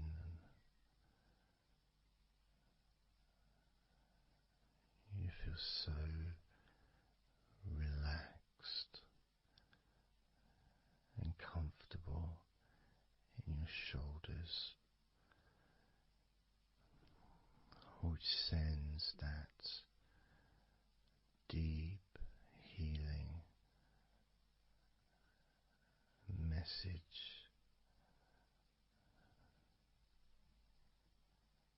into your arms.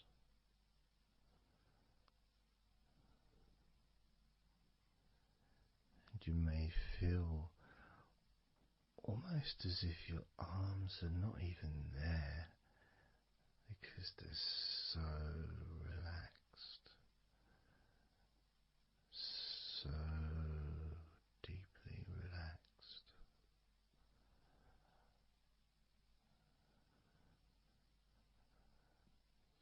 So,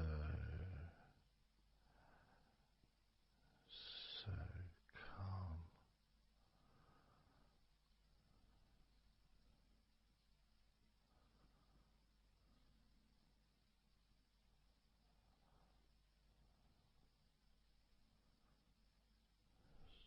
So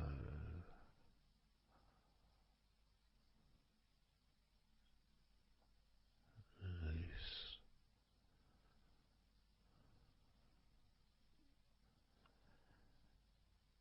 That feeling spreading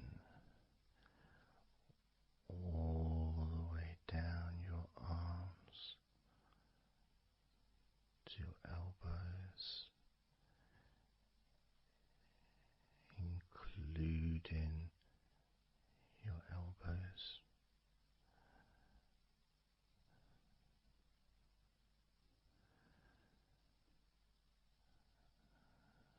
As the comfort spreads all the way into your wrists, your forearms and your wrists,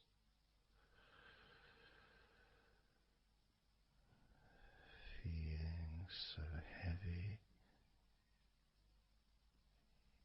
yet at the same time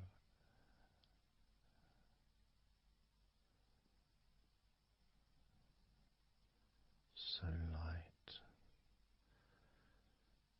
and gentle.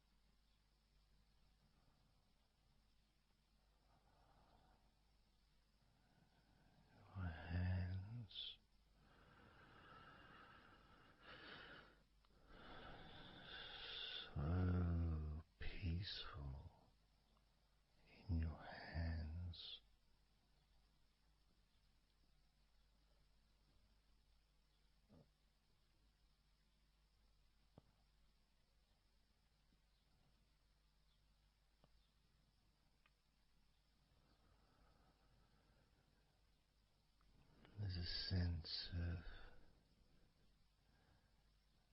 real peace.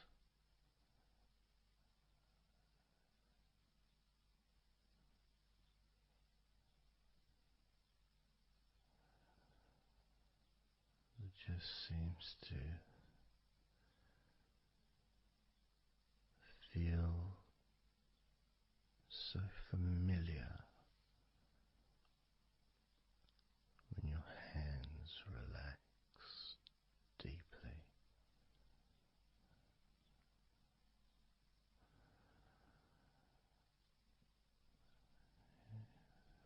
Feels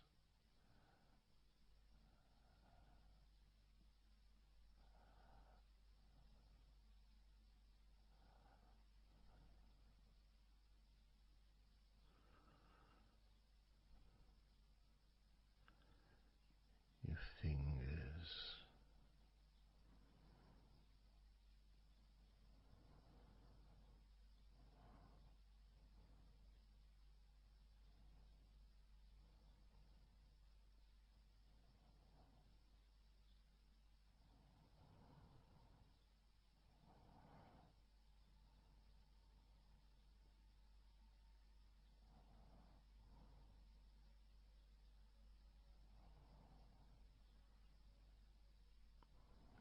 your fingers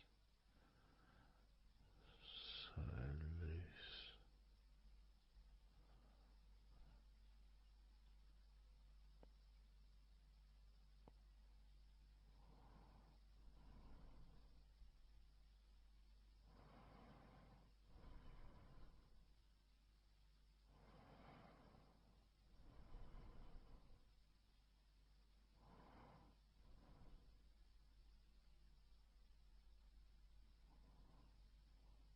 your fingertips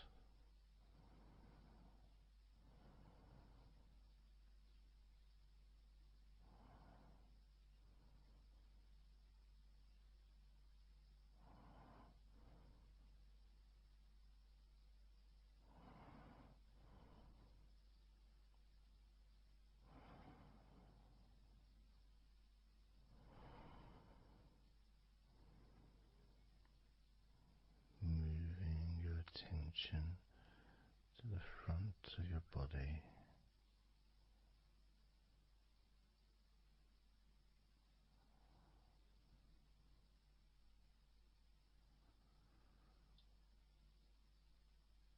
so comfortable.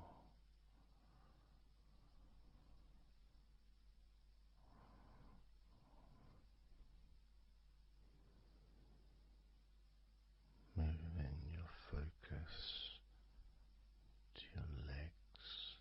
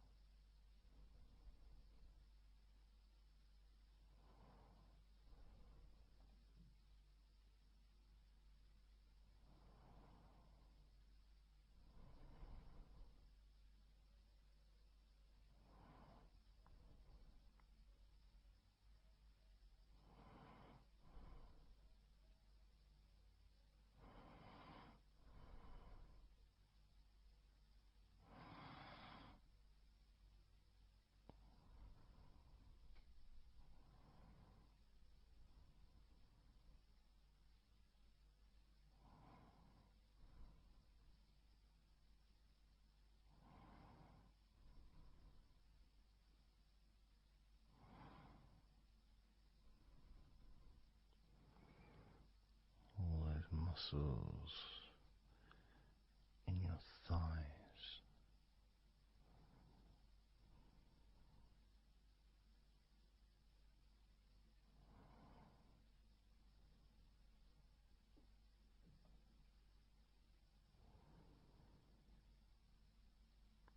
your knees, so relaxed.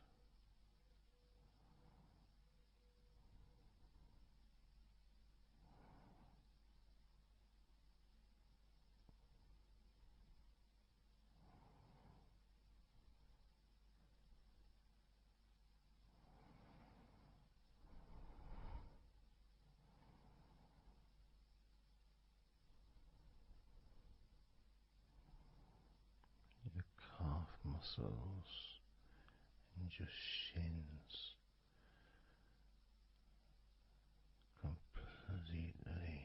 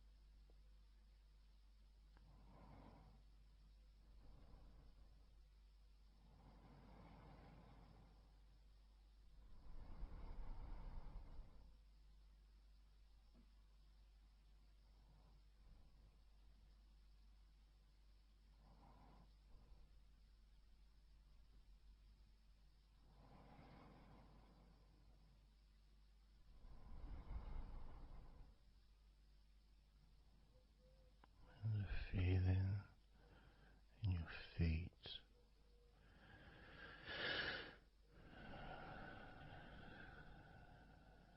so peaceful and so calm,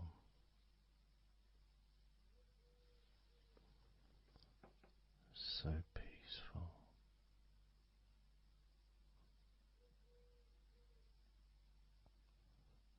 so calm.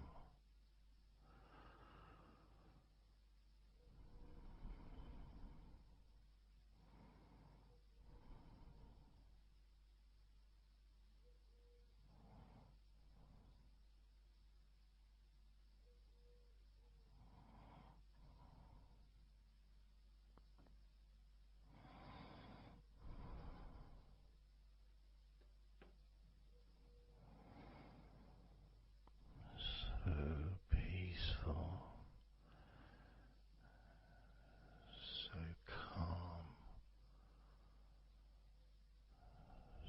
so peaceful,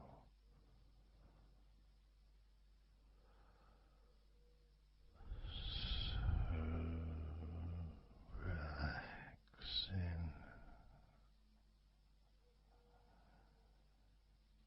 peaceful, so calm.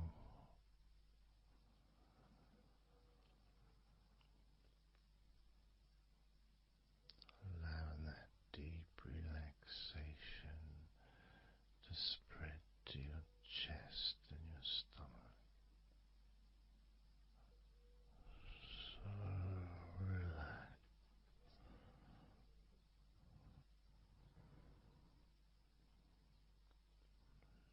Letting go of everything.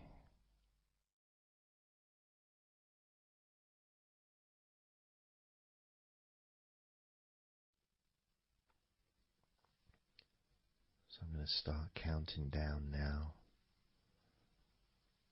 from 20 down to 1.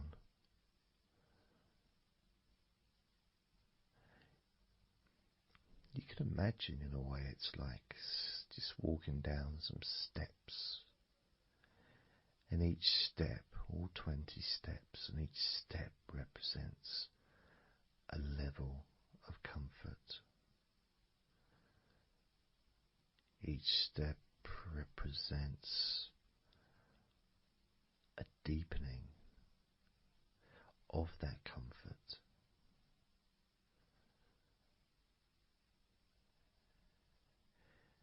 And the further you walk down those steps, the deeper and more relaxed you feel.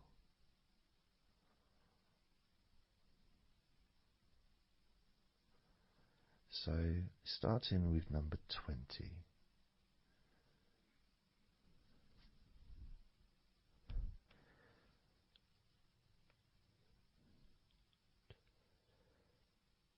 Twenty.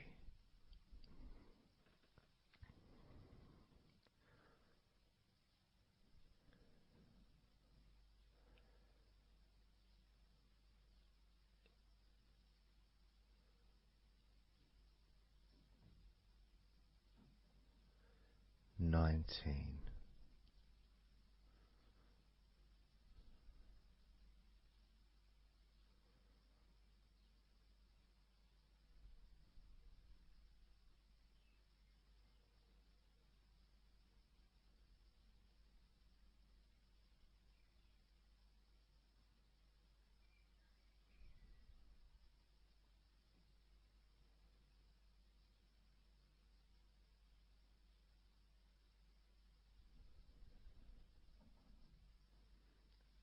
18.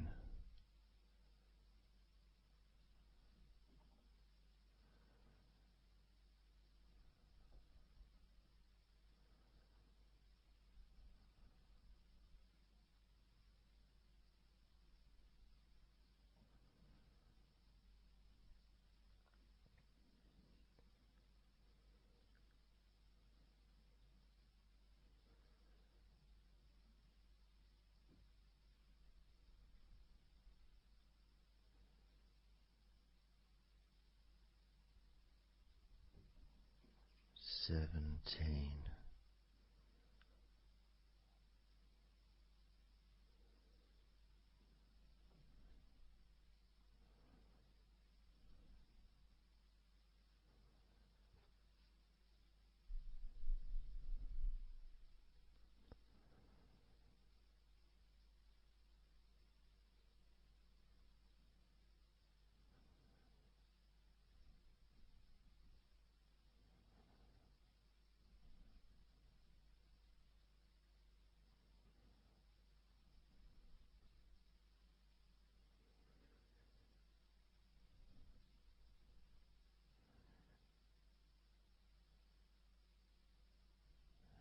16.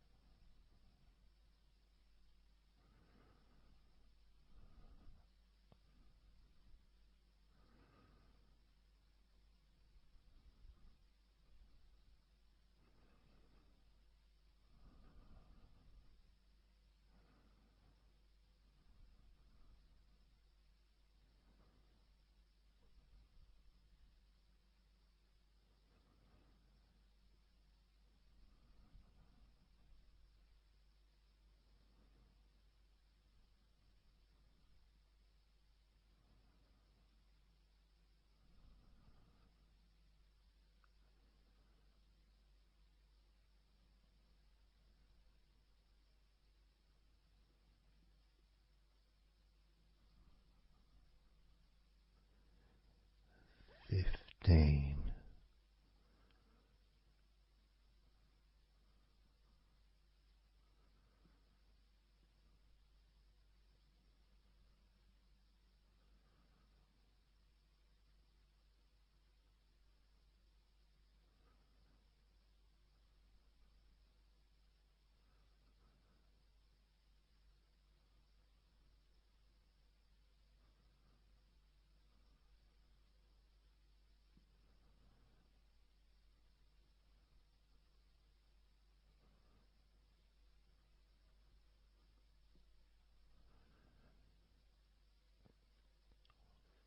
14.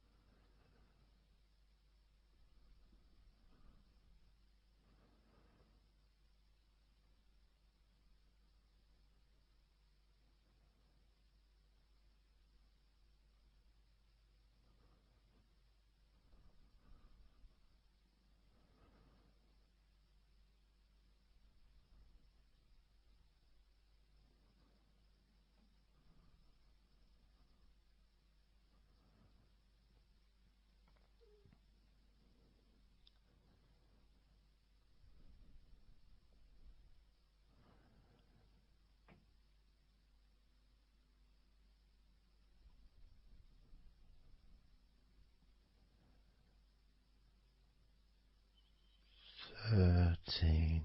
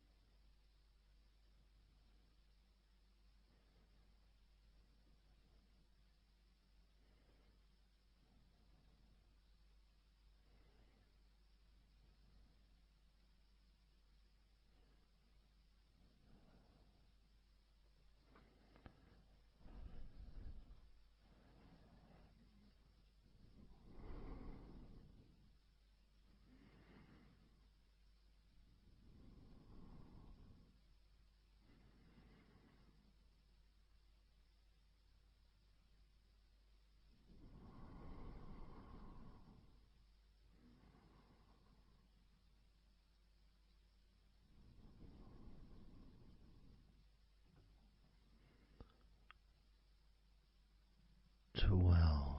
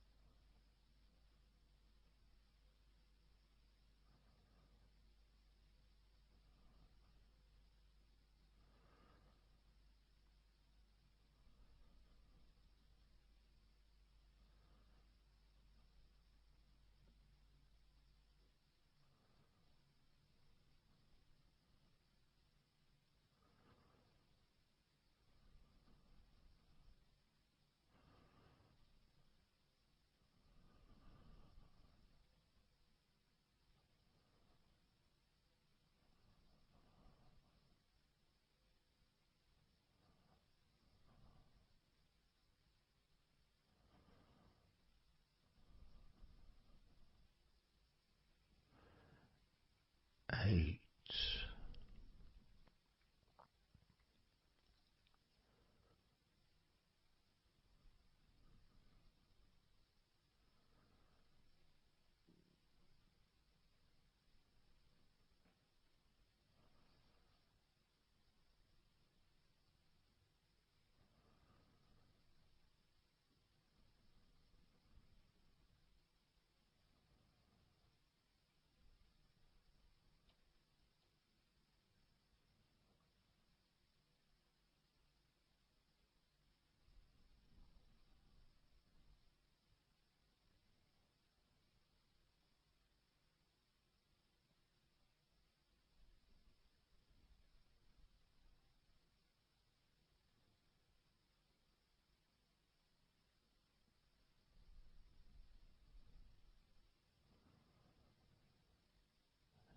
7.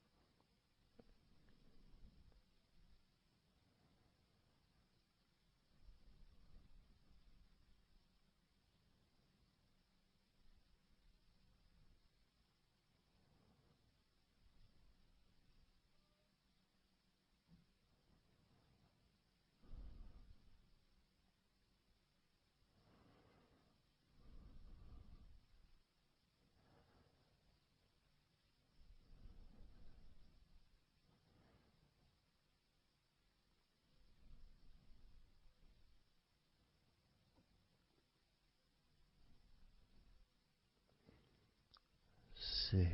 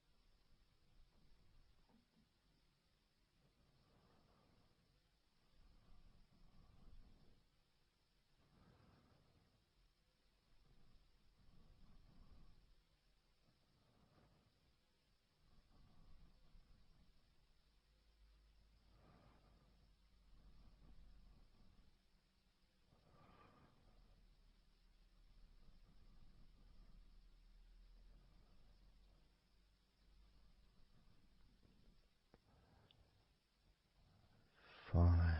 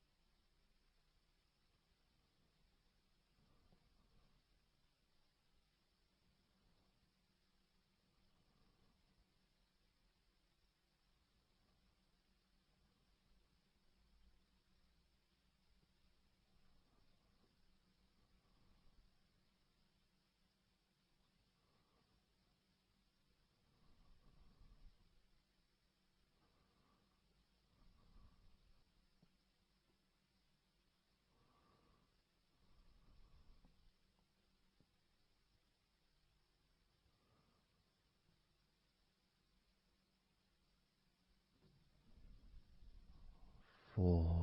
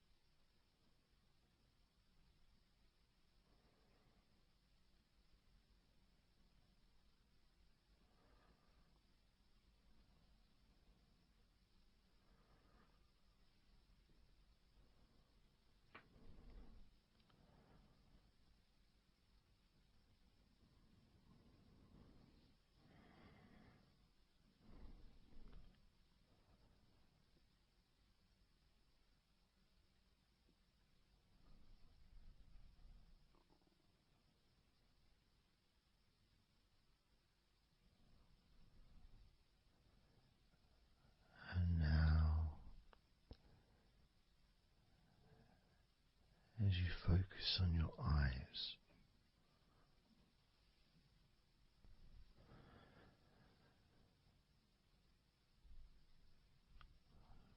we're going to count down from 10 down to 1.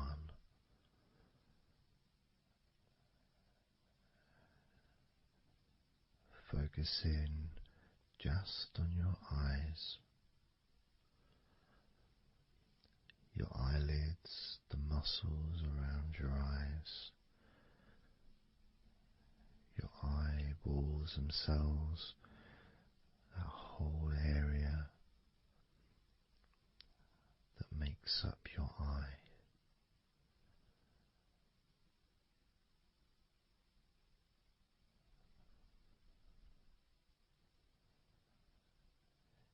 And as we count down from 10 down to 1, whilst focusing on your eyes,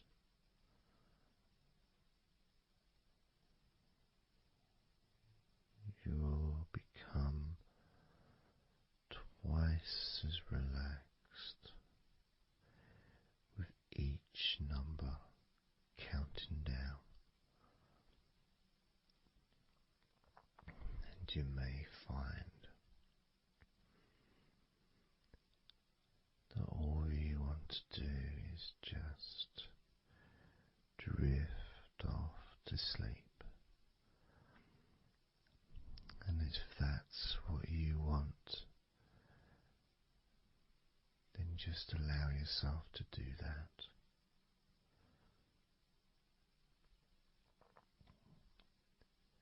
Now, focusing on your eyes, I'm going to begin counting down from 10 down to 1 right now.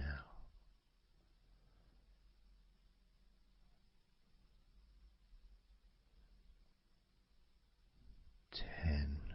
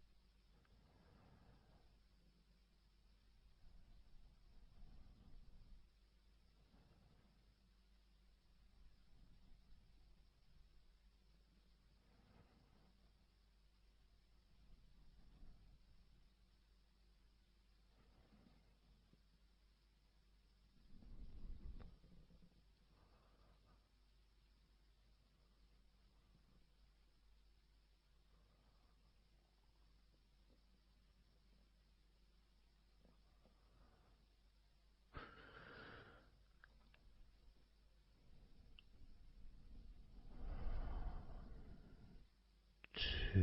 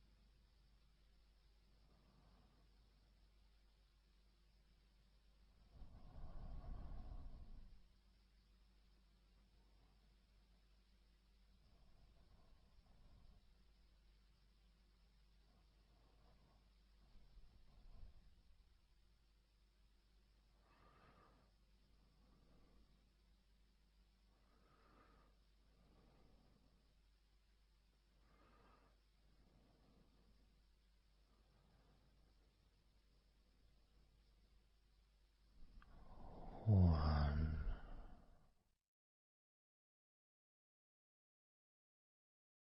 So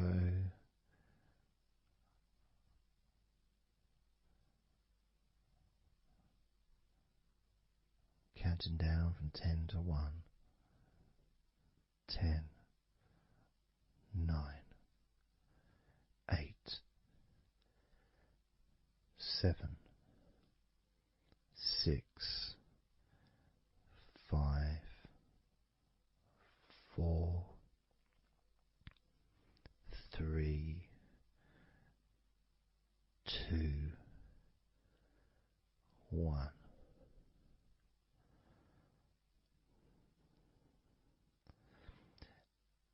And maybe that was a bit too quick in order to relax. Maybe it's a bit too fast for you to notice the calming of your body. Maybe even a little bit of pressure there, like you're counting down from 10 to 1. What do you expect me to do, man? You expect me just to go all floppy just because you're counting down?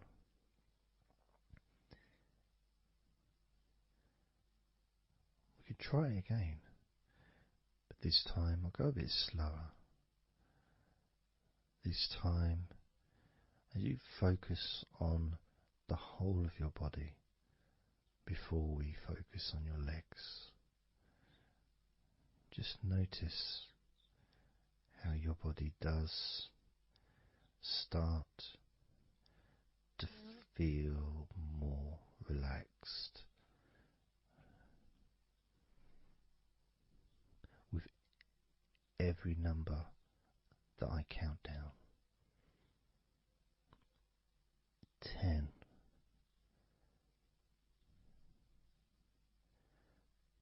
9,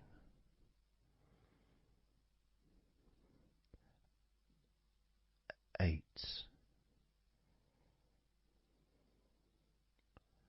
7,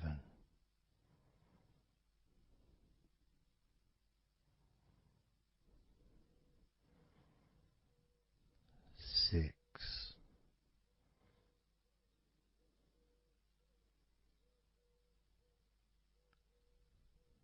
5,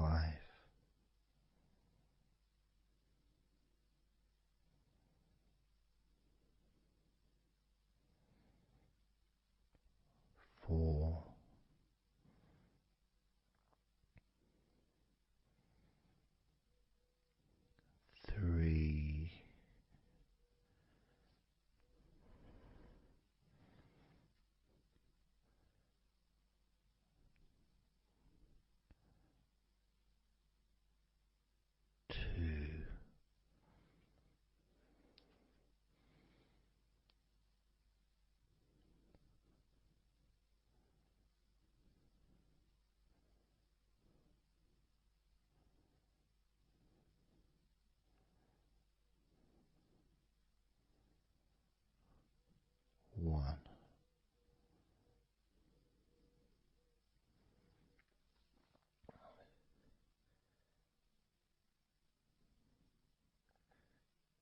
And just notice how you feel generally, how your body feels.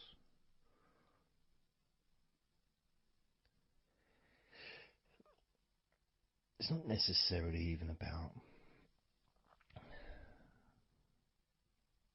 counting down from 10 to 1. It's that space that you have, that space between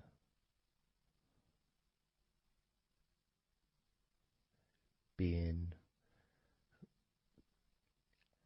active physically or mentally to just sitting or lying down, just being there, not doing anything, not saying anything, not needing to think about anything. So it opens up a space, a bit of a space, a gap.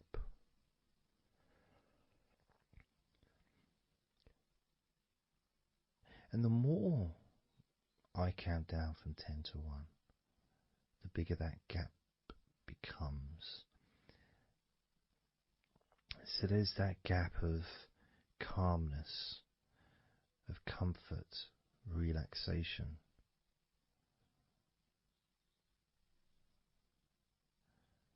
It's a nice feeling.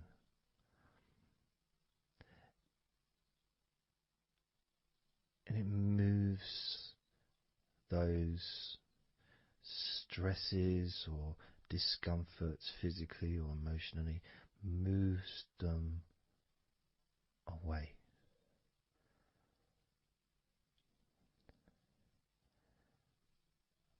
Allows you to just slow down. So I'm going to count again from 10 down to 1 and notice that gap widening. The gap. And as it widens, it's almost like the stress and attention falls into the gap.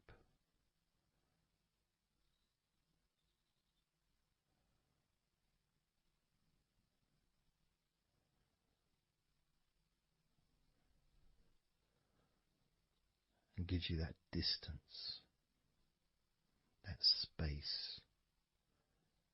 Now, 10, 9,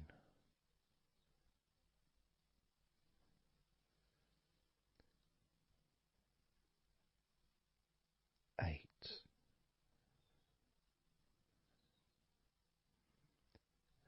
7,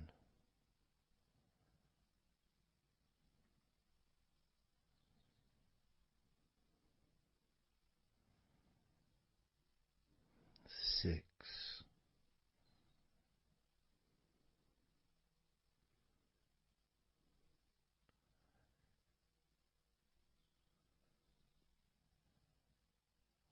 5,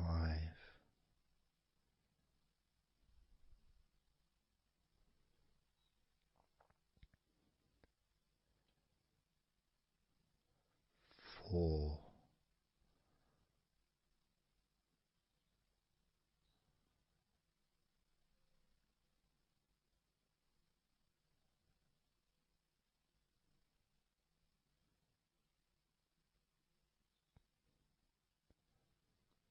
3,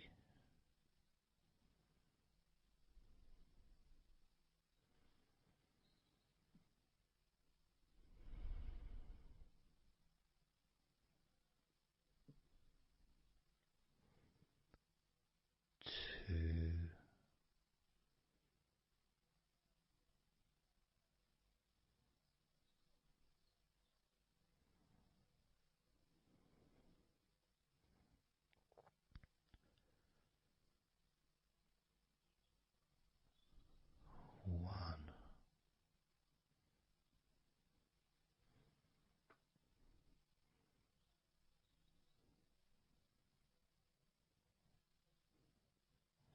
How does your body feel now?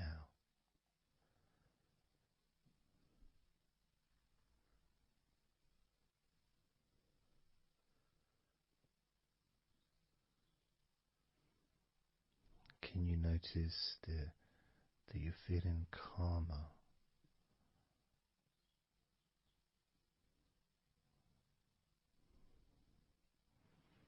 That you're feeling more relaxed?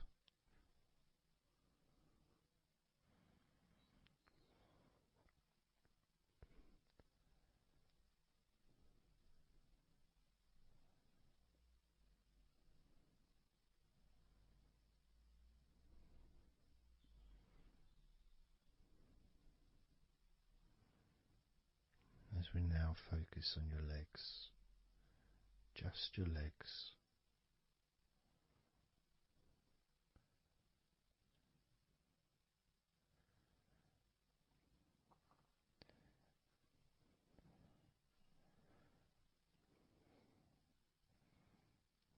We're just going to start with focusing on your thighs.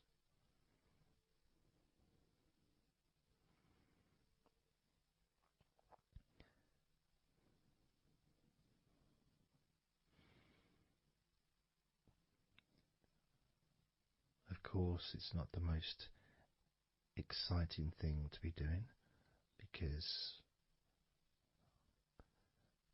I'm sure, like most of your body, there's not a lot going on right now.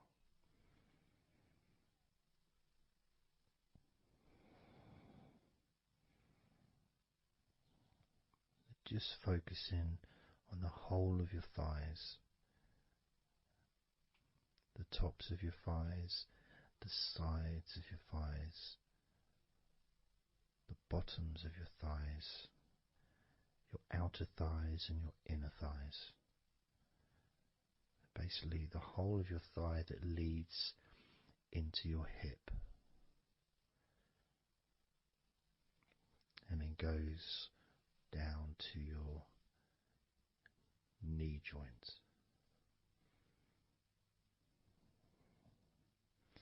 Now, this is a big area. It's a very heavy area. It's very strong. Probably the strongest muscles in your body are in your thighs.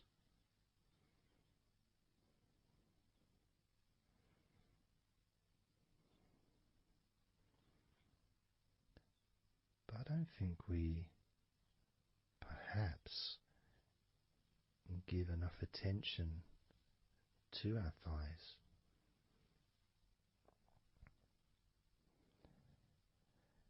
Perhaps we don't acknowledge how important our thighs are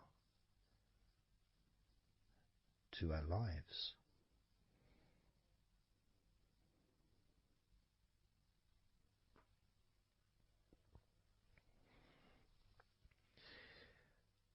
How much they actually do for us all through our lives.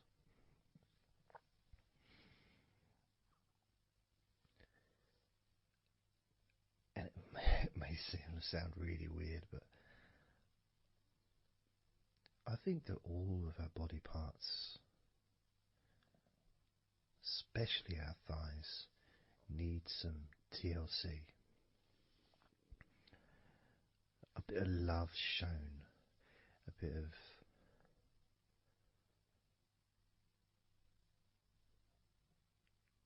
acknowledgement, a thank you, gratitude for what our thighs do for us.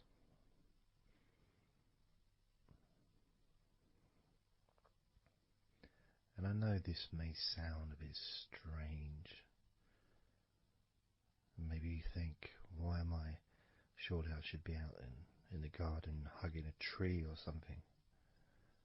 Well, It's hard to set a microphone up on a tree. That's why I'm doing this indoors, otherwise I would be outside hugging a tree. No, I can't see the television from the tree.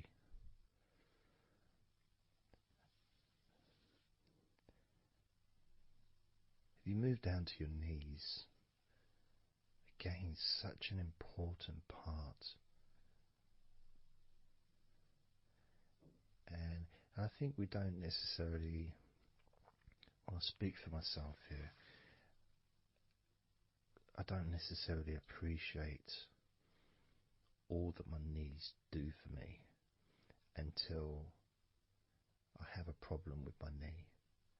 So occasionally if maybe I bash it or it's aching for some reason, it's then that I realise how much it does. You know, the benefit of being able to use my legs without any kind of physical discomfort is a beautiful thing that's possibly not appreciated until it's temporarily removed, you know, that comfort. But as you focus on your knees, regardless of how your knees feel, you can add that sense of gratitude and love to your knees for all that they do for you.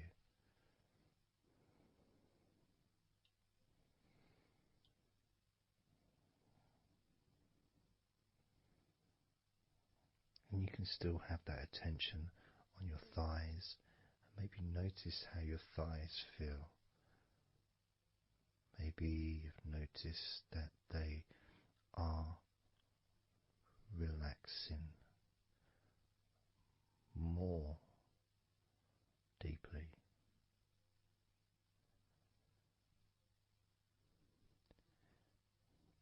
As you focus now on the bottoms of your legs, your shins and your calf muscles, and the bones between your knees and your feet, incorporating of course your ankles. So important.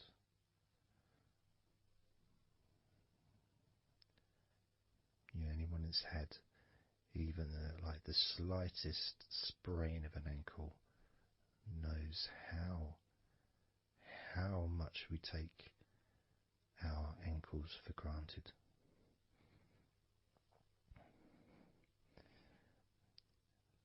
And it's kind of strange in a way when you think that, you know, logically our wrists are a lot thinner than the rest of our arms, which is okay, can't see any problem with that because we're just picking stuff up. But our ankles are so much thinner than the rest of our legs.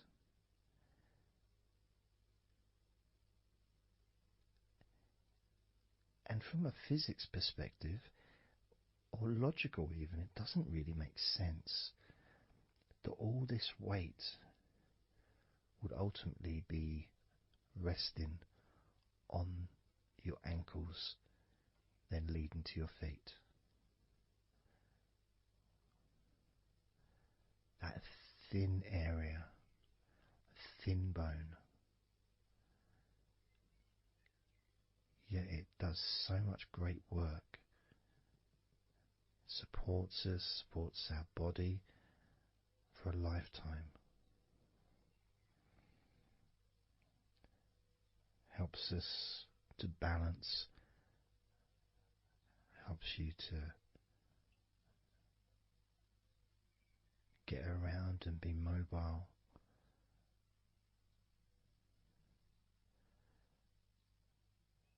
And there's the calf muscles, of course. When I was younger, I couldn't see the point in calf muscles. It didn't seem to do anything. Okay, if I walked around on tiptoes, then my calf muscles get some work. But of course that's not true. The calf muscles are being used whenever we use our legs.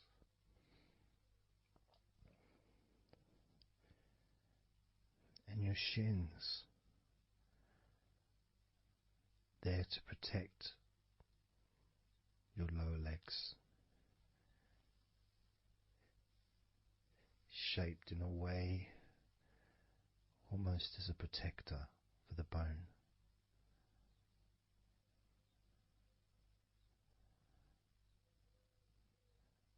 Leading, of course, to your ankles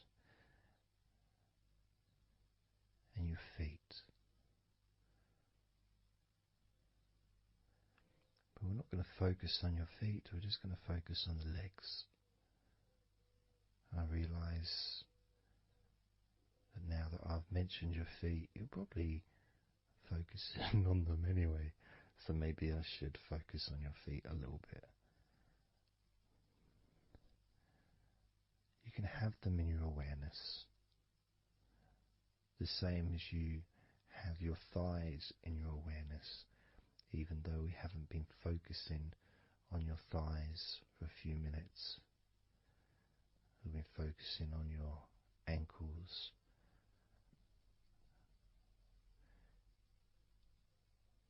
there's still that sensation of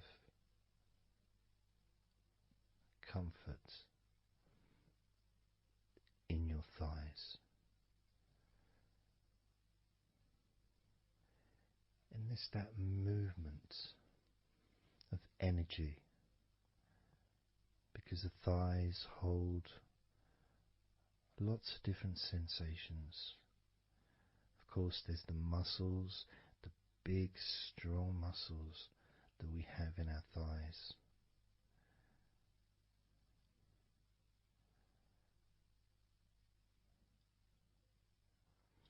But the skin on the outside of the thighs, as in the outside of all of our body, can be very sensitive. Sensitive to the touch,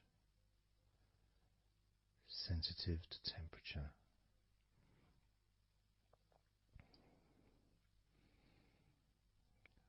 And inside your thighs, the bones, there's the muscle, there's the blood vessels, the arteries.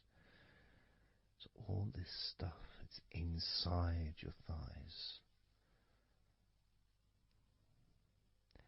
And I guess sometimes it'd be nice if you could actually put your fingers inside your thighs and massage. So you can massage on the outside, of course, but to be able to get deep into the muscles and to be able to just massage inside your thighs, massaging the bones of your leg, massaging all the veins and just gently healing your thighs. And you could move down, massaging inside your knees, just massaging those bones, but with healing fingertips, spreading that healing energy deep into the joints of your knees.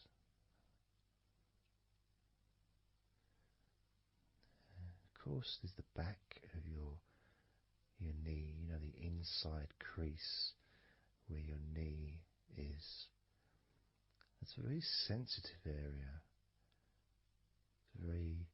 Feels very nice when you stroke it. That might be because it's an area that's not really touched very often. It's almost like a hidden part, that crease in your legs. It's almost like a part that has a sensitivity which is a little bit different.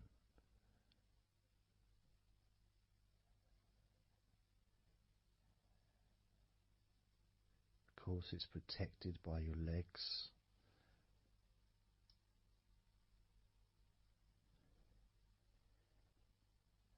So you can imagine putting your fingers into that crease in your legs.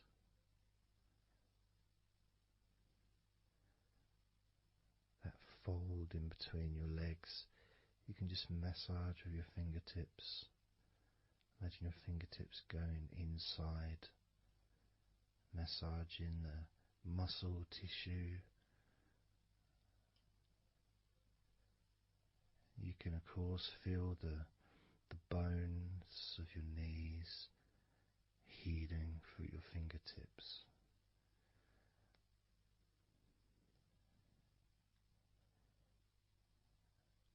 And then as you go down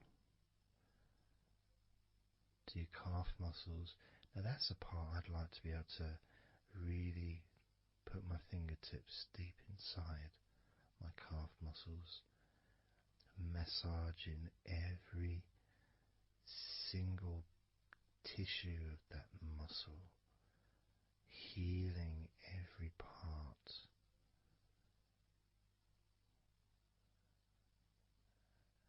And then doing the same for my shins, massaging and gently stroking the bones, gently stroking them, healing in a loving way, because they deserve to be treated as the precious bones that they are, because our legs are so precious, as in all the other parts of our body. They're more precious than any jewel on the planet.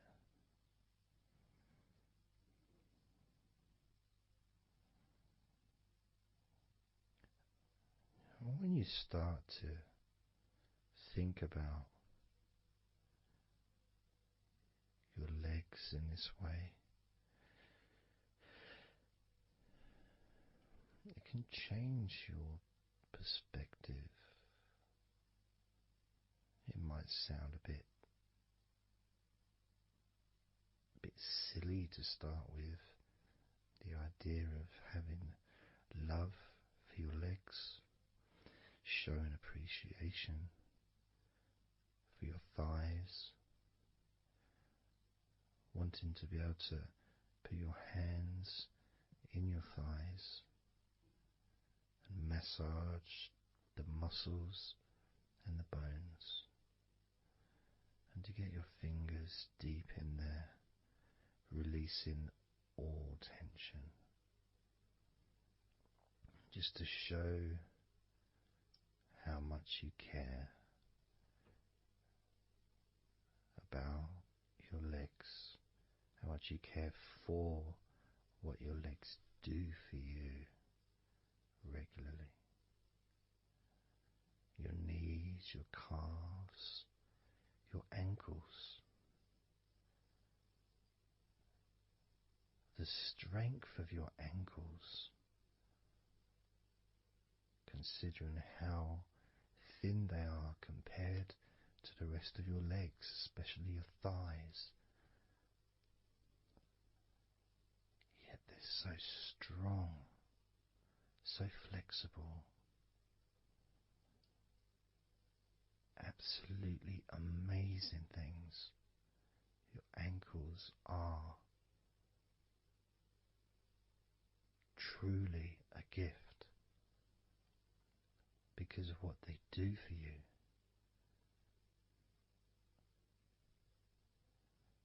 Supporting all that weight, regardless of what weight you are, even if you're only 8 stone, it's still a lot of weight for these little ankles. Now I'm a lot heavier than 8 stone, double that. Yet my ankles support my body all the time. Although they do give off a sigh of relief when I sit down. In fact, my whole legs do. My feet also go whew, and my toes clap They're so happy.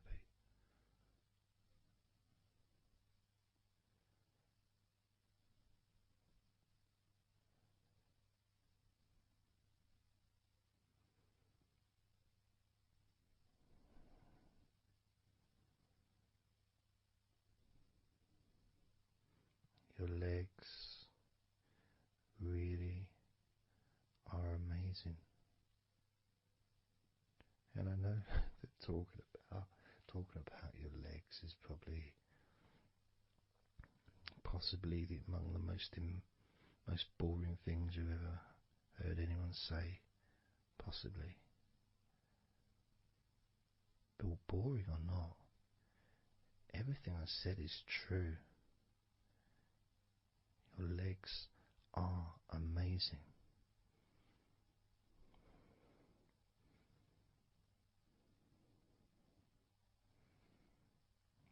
Your legs deserve not just respect,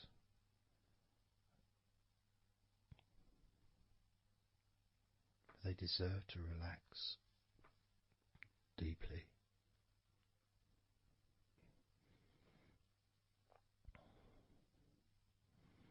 They deserve to take some time out of the day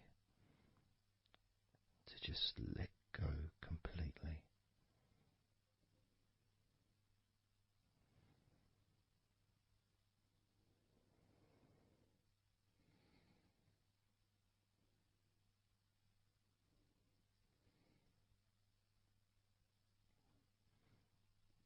Your legs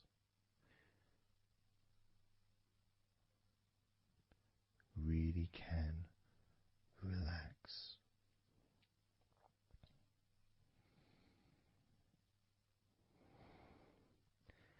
And because the legs are such a very important part of your body, when you relax your legs, the rest of your body also naturally follows in that journey of comfort.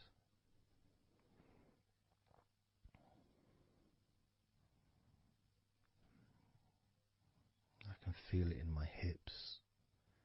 My hips feel really loose. And also my lower back as well. My lower back really feels stretched, even though I'm just sitting in a chair and there's no stretching as far as I'm aware that I'm doing. But it's almost as if the muscles are just relaxed so much that there is a natural stretch as the tension has reduced a lot.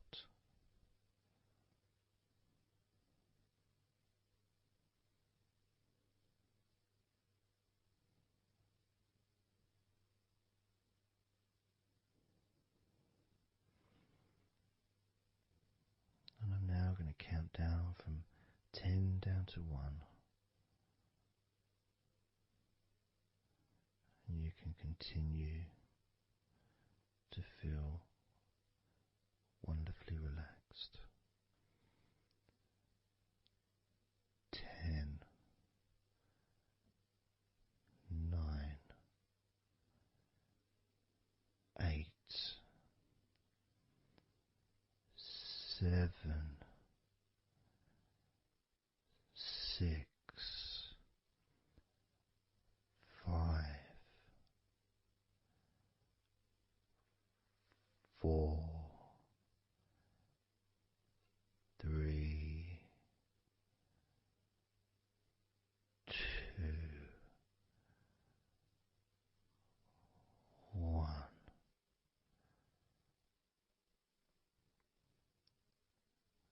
Relax.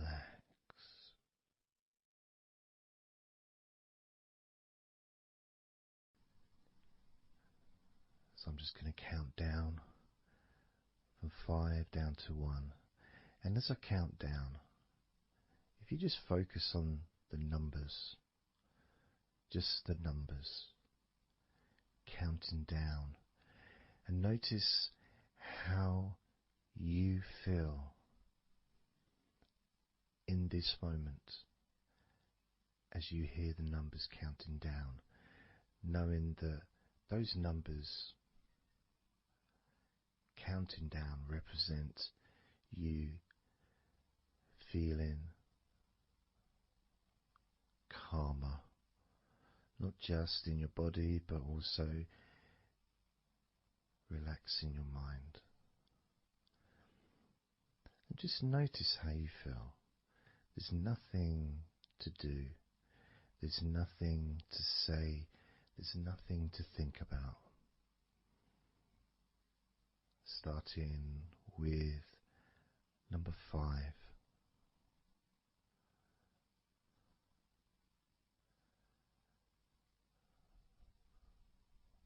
4.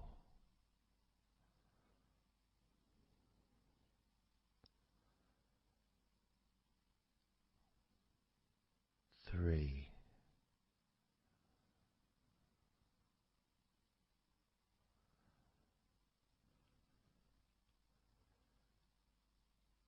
2.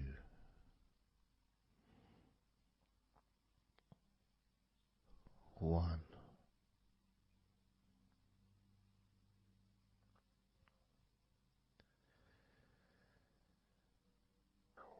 As you notice the gradual letting go of the tension in your body, you may also begin to notice and be aware of how your mind is starting to slow down. This is just a natural thing that happens. It's not really a special procedure. It's just natural because as your body relaxes, your mind also starts to relax. And the more your mind relaxes, the more your body relaxes. It's just a continuous circle of relaxation.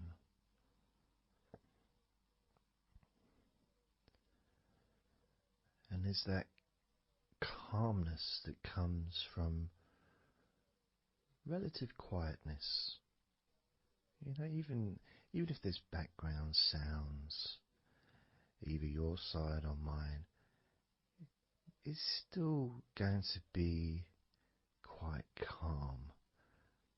You know, you haven't got the television on, there's no music in the background unless you're listening to the recording with music, of course. You're very likely not going to be sitting in a room with other people. Of course you might be, but generally it's more ideal if you can do this on your own. So no distractions.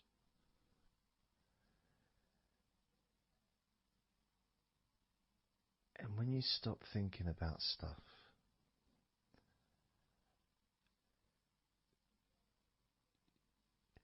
relaxation automatically rises. A sense of comfort starts to grow. And without trying to build it up into something fantastical or something magical, this is just a natural process, something that's easy to accomplish. In fact, it's almost, the sense of relaxing completely happens really when you put no effort into it. It's not something that you can really force. It's something that happens naturally. And part of the process of this recording and others is simply to allow you to take advantage of this space, this time, to just let go, to just be here, to be in tune with how you feel.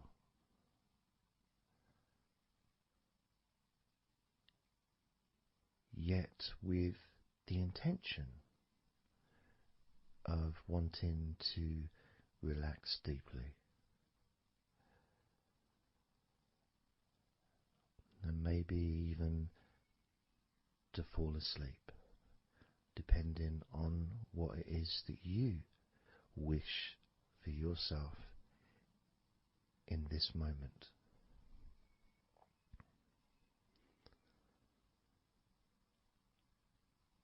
As we know, relaxing is the majority of the process of falling asleep. The actual falling asleep part is the tiny bit at the end. The deeper relaxed you become, the easier you find yourself drifting.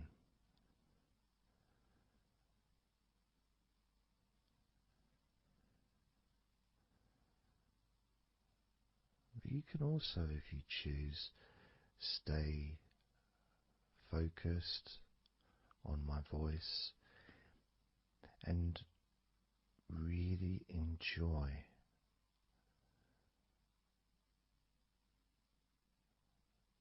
the process of gradually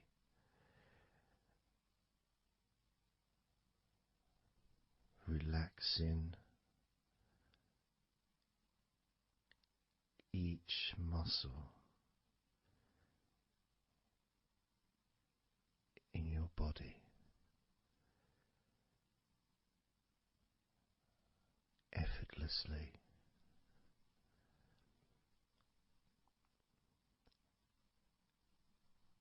And just observing the sensation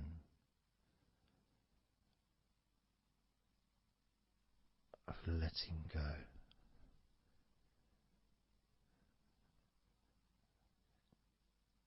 Completely.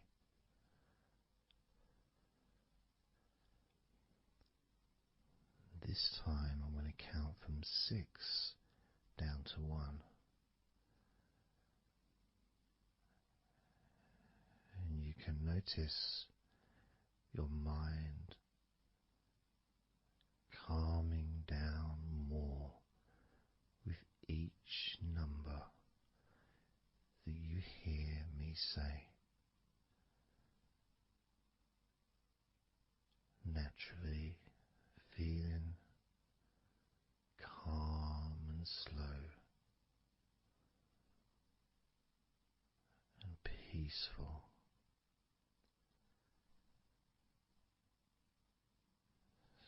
6.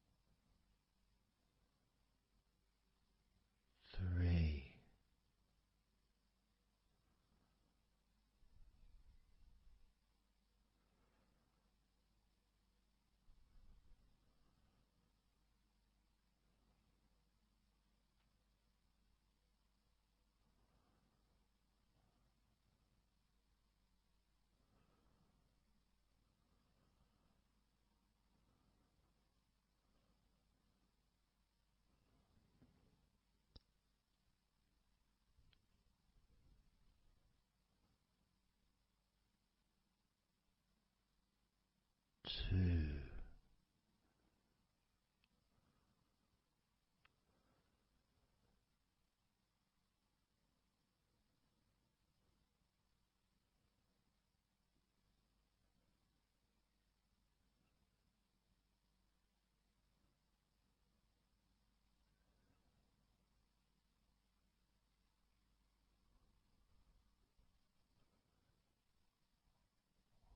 One.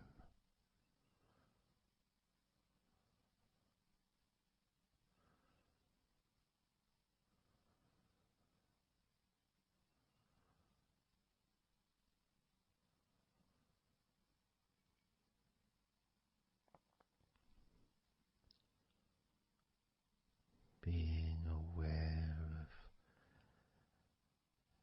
how your mind has slowed right down, sinking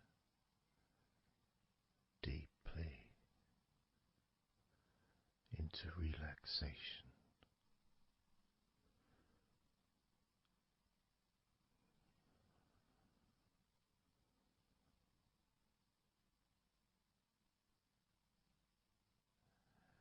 And as you focus on your mind, you may notice that there are some thoughts still there, maybe some stubborn thoughts that for some reason perhaps need your attention.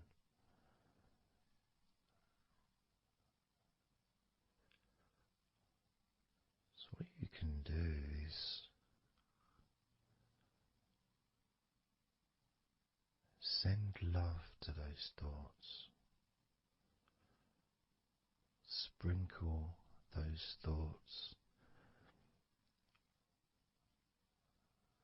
with love, like little petals from a flower. Just sprinkle it over them. Petals filled with love towards those thoughts, to let those thoughts know that you're not abandoning them. You just need them. You require them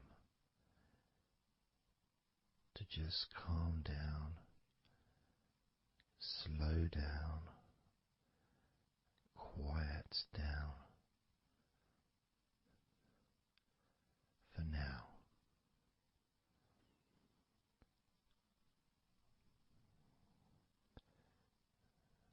So as you focus on those remaining thoughts, as we count down this time from 7 down to 1, with each number,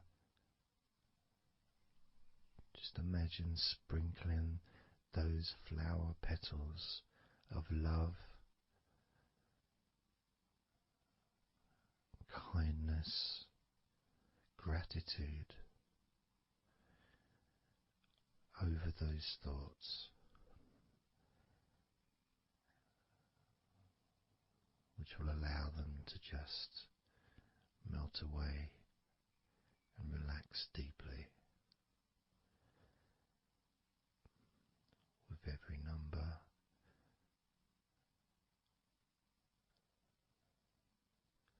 those thoughts will become more and more relaxed.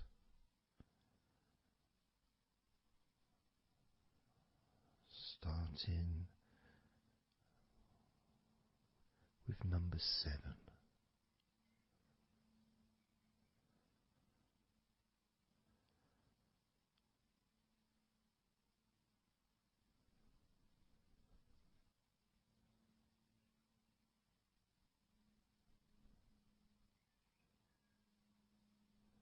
6. 5.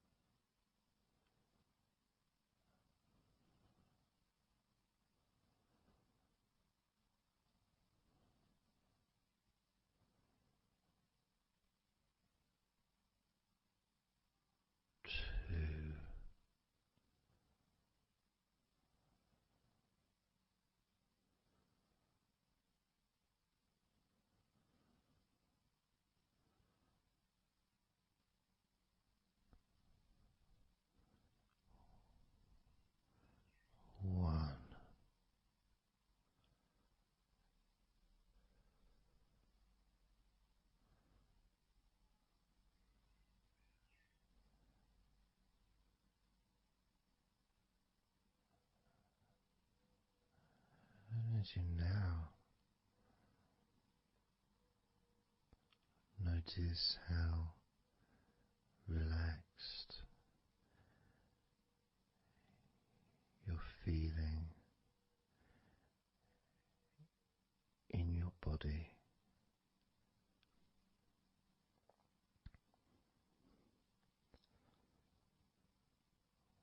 We're going to focus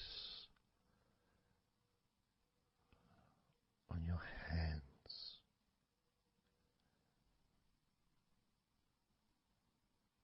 Because the more relaxed your hands are, the more relaxed your body and mind are.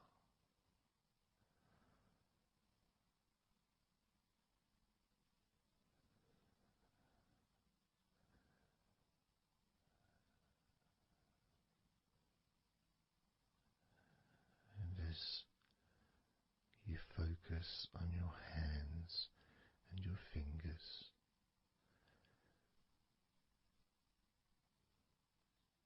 there's nothing needed to be done. There's no clenching of fists or tensing the fingers or anything like that.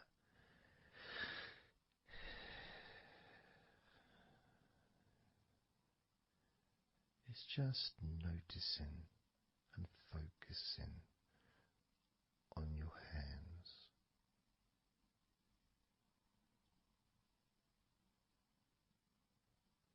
Noticing how they feel.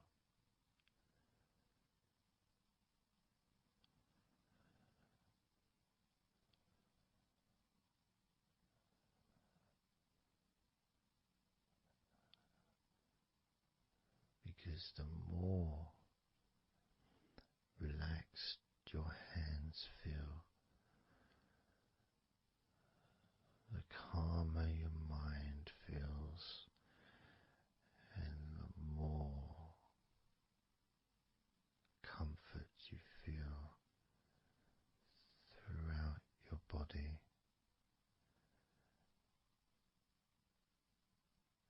And you may have already noticed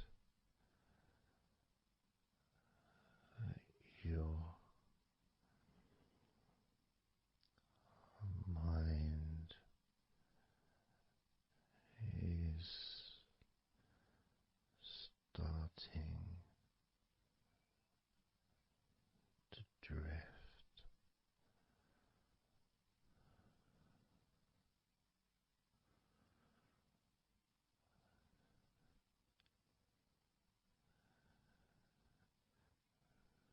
Focusing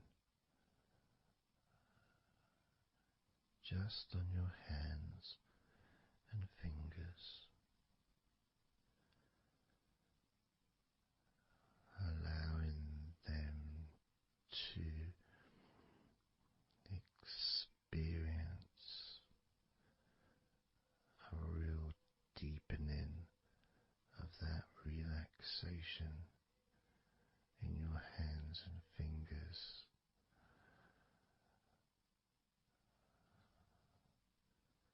More and more relaxed with each number.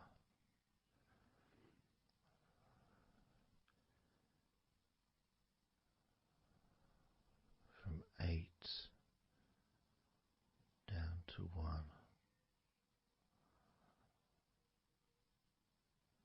You can almost feel that healing and relaxing energy spreading into your hands and fingers, becoming even more relaxing with each number you hear going down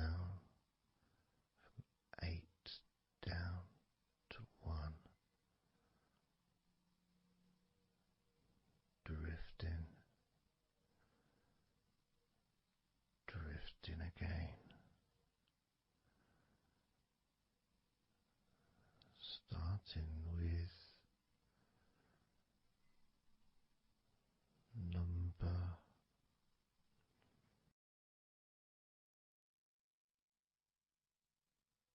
8.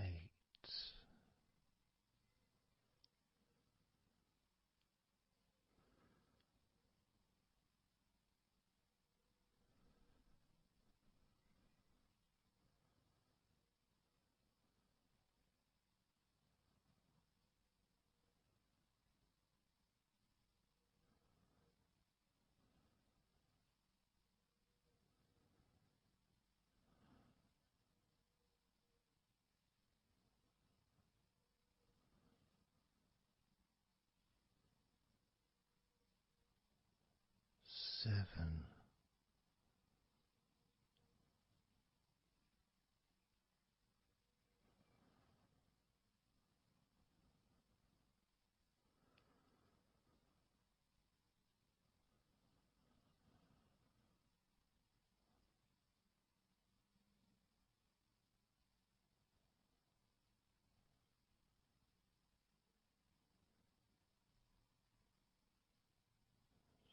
6.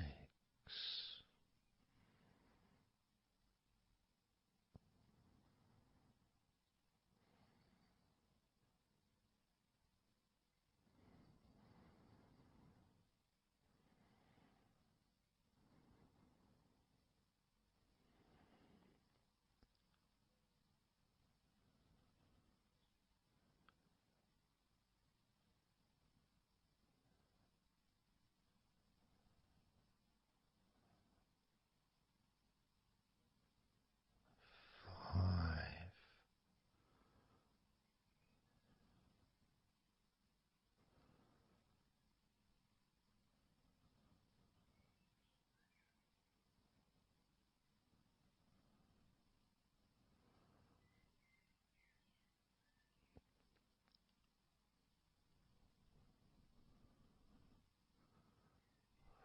4.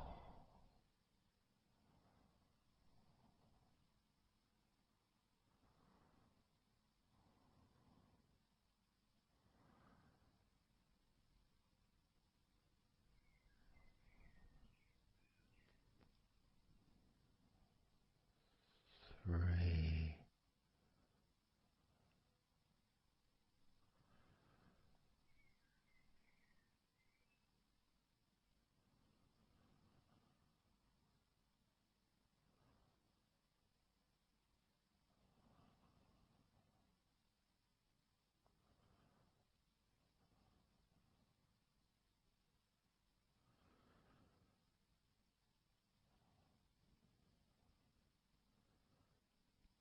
2. 1.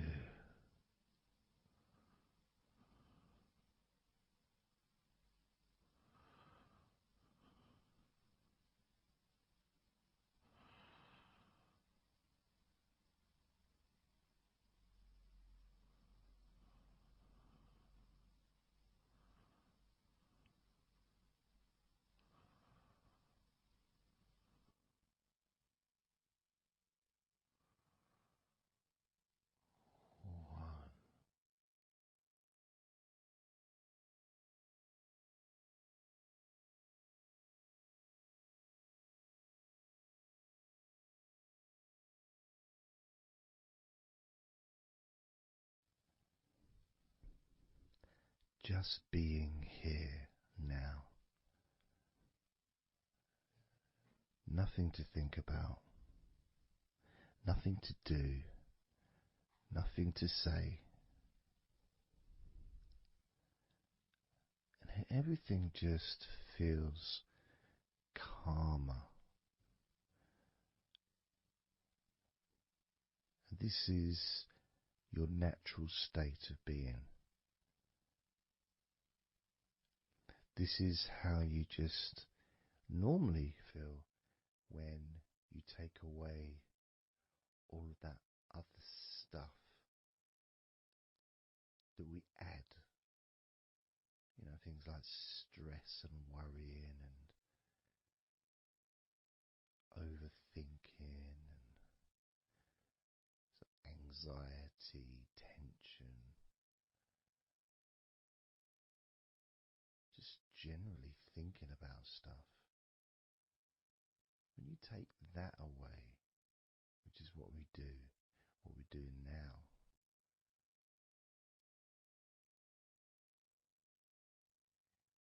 you're left with a real sense of peacefulness, which comes to you very quickly. Because ultimately, it's just a feeling. A feeling of comfort. It's almost as if you've gone inside yourself and you've found a special place where everything is peaceful. A place where you can feel relaxed and your natural sense of comfort. A place where you can be you. Where you can accept yourself for who you are. A place where you're not trying to please anybody else, ever. A place where you can actually not just love yourself, but in some ways, more importantly, you can like yourself. Appreciate who you are.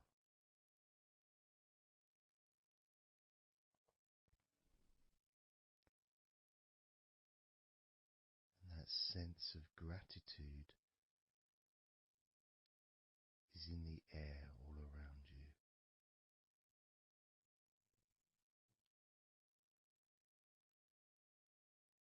And that's also a place where you can actually feel the healing energy soaking into your body.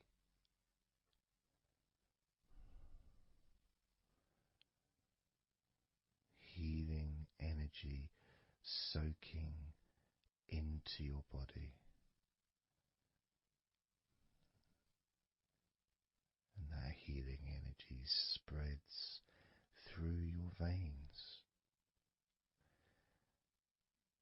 traveling to each and every single part of your body.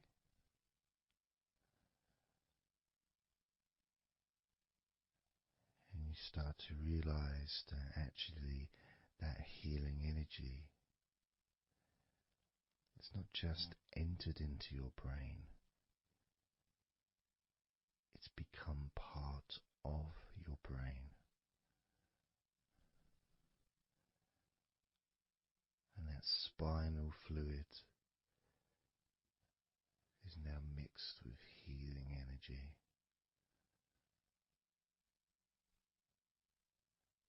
Not just allowing you to feel so much more relaxed and healthy in this moment, but also you start to realize that actually what's happening now with that healing, relaxing energy spreading through your body is actually changing your life. It's actually changing the way you're going to feel, not just now, but tomorrow and the next day, as your health improves. Not just your physical health, but your mental health.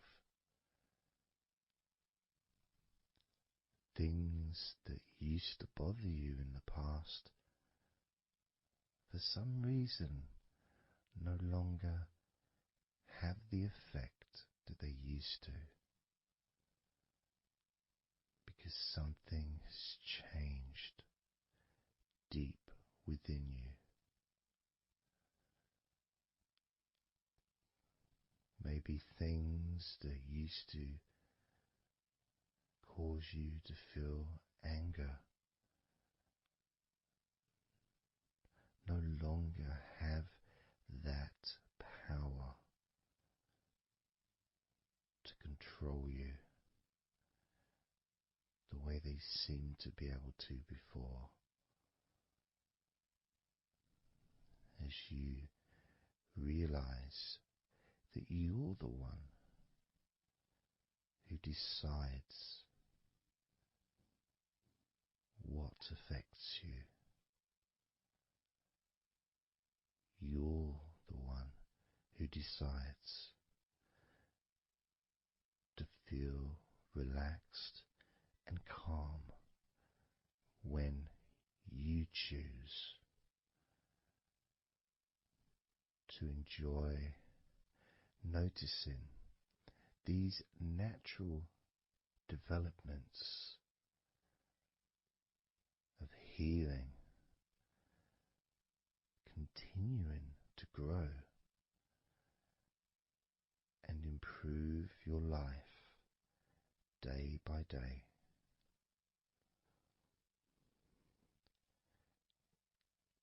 Including, of course, your ability to relax so much easier and sleeping is the most natural thing in the world to you, because falling asleep is something that you've done so many times in your life, and you know that you were born, as we all were, with the ability to fall asleep naturally. We were born with that ability to just drift off into a deep, healing sleep.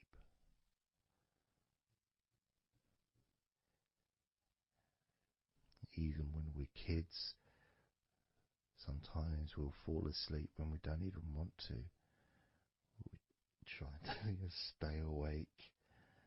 Maybe it's a birthday in the morning, or it's Christmas or holiday or something we look forward to. We don't want to go to sleep. But the more we want to stay awake, the more we just start to drift. And the more you fight drifting, the more you try and stop yourself from drifting asleep, the deeper and stronger that drifting becomes.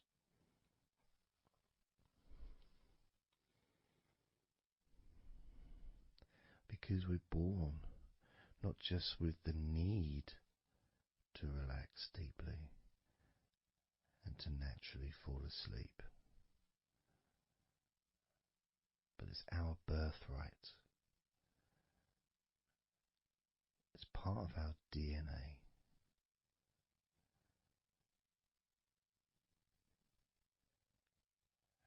And sometimes as we get older in life, perhaps at times we have forgotten that relaxing completely is not only a wonderfully pleasant experience,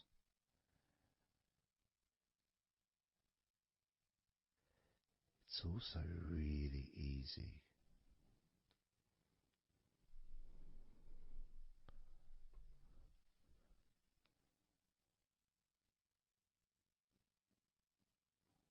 very, very easy to let go, because that's all it is. It's just deciding to let go.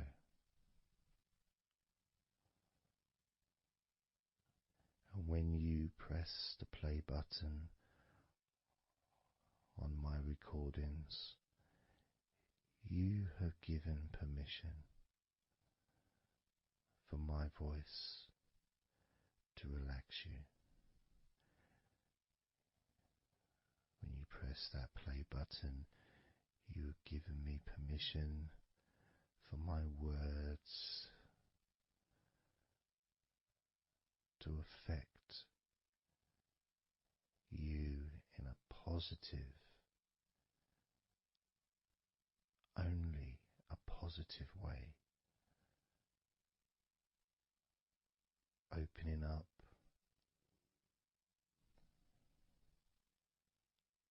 your mind to useful and healing suggestions that can have such an amazing effect on how you feel right now, as well as those changes that continue long after the recording ends, those changes within you that continue to flourish and grow, transforming your life in a positive, beautiful way, allowing you to move forward in your life in the direction that you choose for yourself.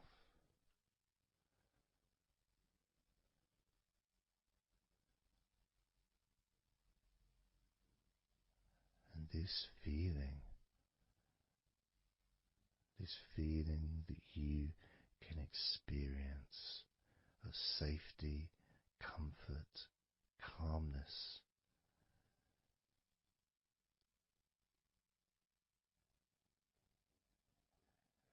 just feels so nice.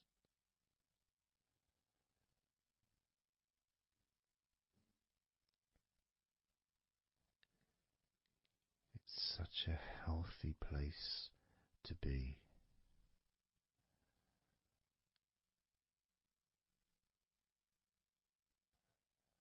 And that positivity grows within you.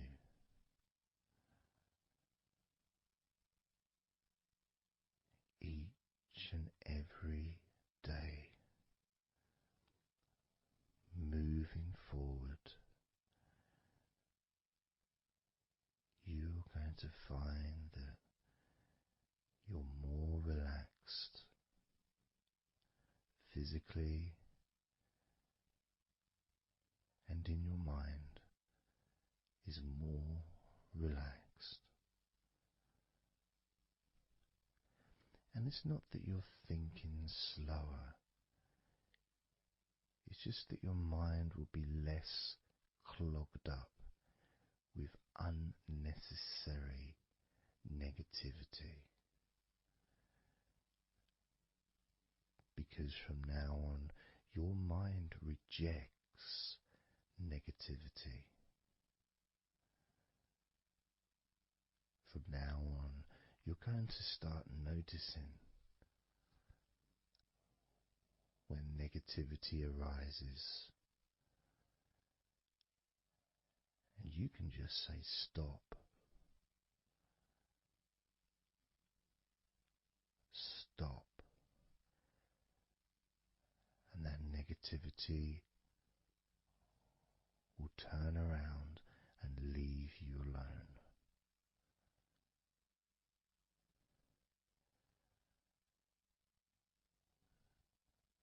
Stop,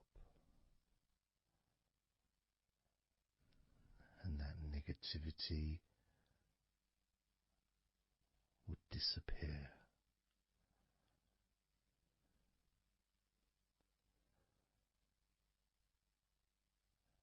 And as you notice that you feel way more relaxed than you probably expected,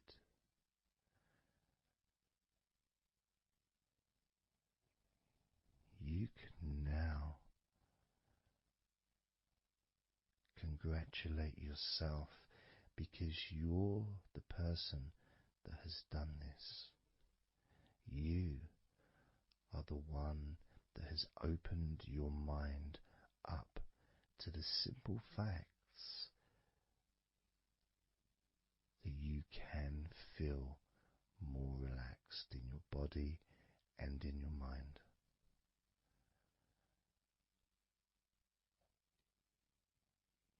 You've opened your mind up to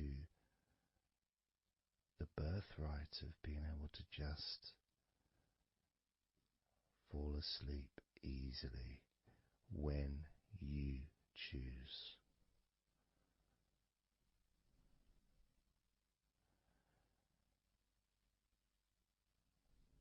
And that's a nice feeling, don't you think? It feels nice, doesn't it? To feel calm with all that healing energy spreading through your body and your mind.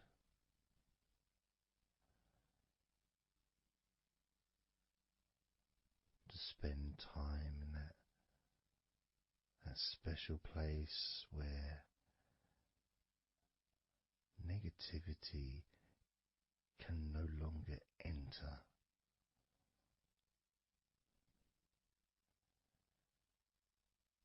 Negativity is banned, it's barred, it's not allowed entry. It doesn't deserve to be here, doesn't belong here. Negativity has no place in your life.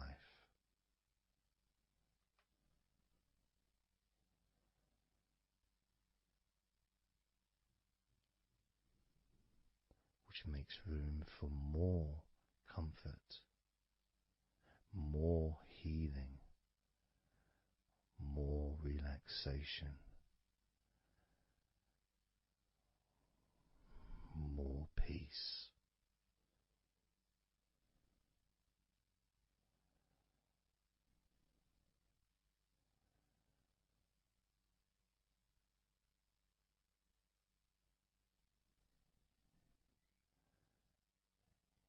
It feels nice, doesn't it? To just let go of everything.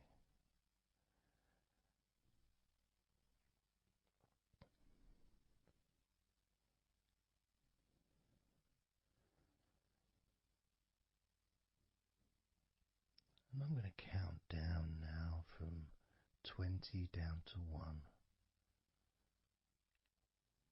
You can continue to relax. If you choose, you can drift to sleep. With every number you hear me say, you can feel twice as relaxed. Or if you choose, you can feel twice as sleepy.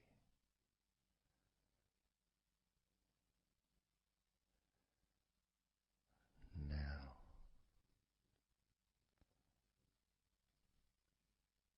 20.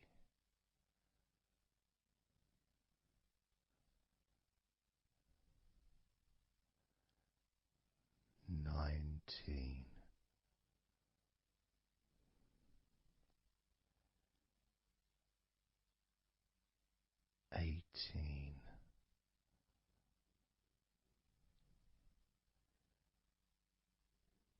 17,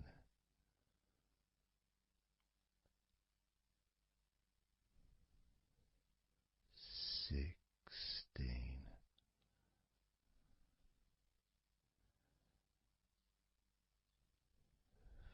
15,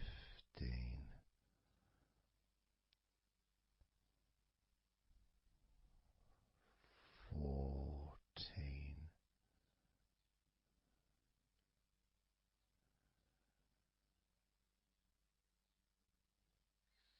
13,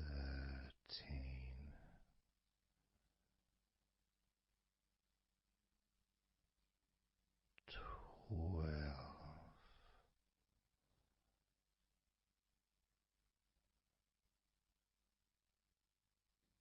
11,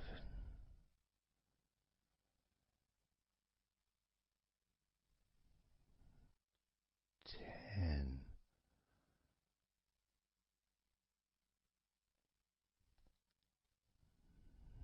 9,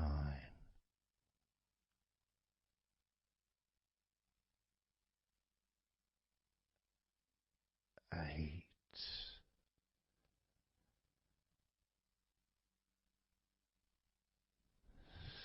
7,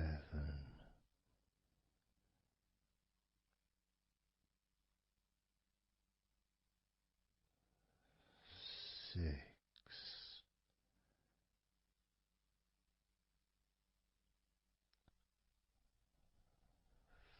5,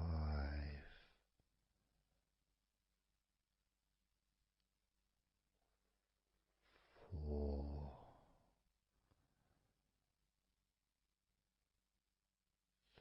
3,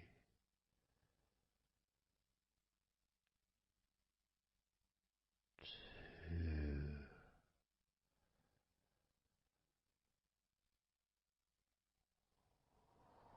1.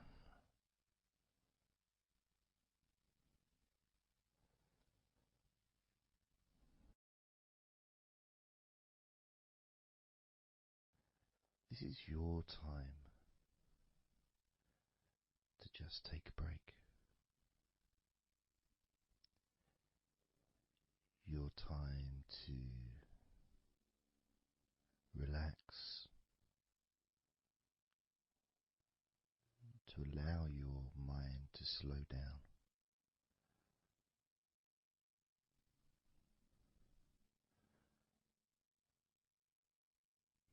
to give yourself permission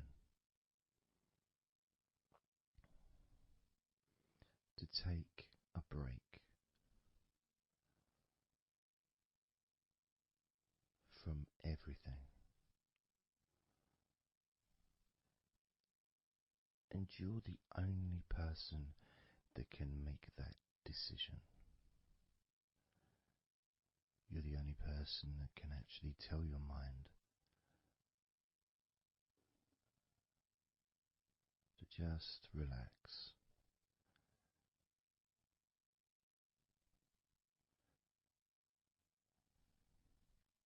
To just take some time off.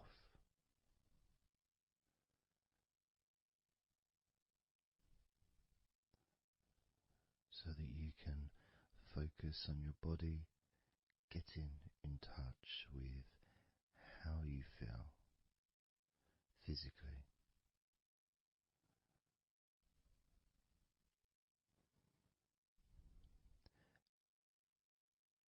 And in the process of this body scan, where you focus on different parts of your body,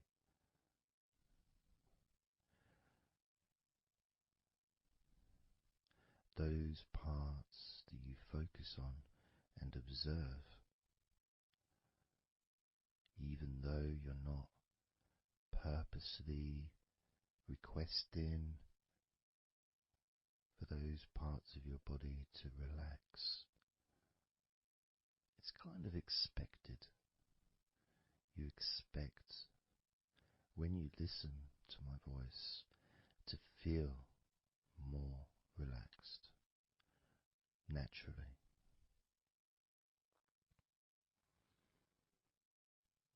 Because when you're listening to me, your attention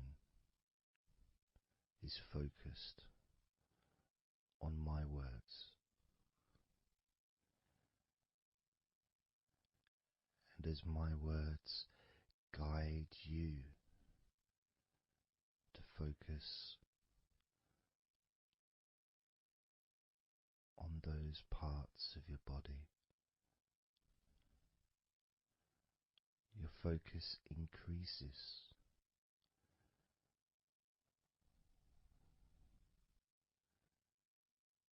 Which actually calms your mind.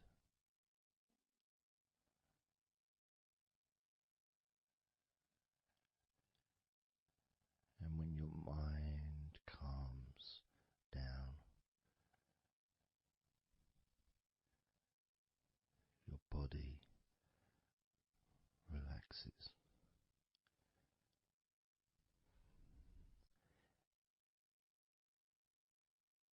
And when your body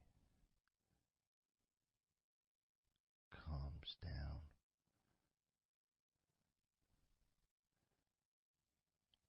your mind relaxes.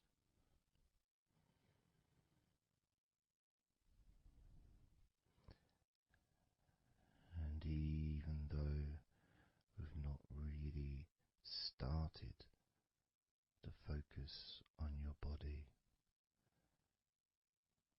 you can already feel that healing energy spreading through your body, pushing out stress and tension, healing all the parts of your body, including your skin, your bones, your blood, all of your organs inside your body, all of the muscles, all of the fat, all of everything. Every hair on your body is filled with that healing energy.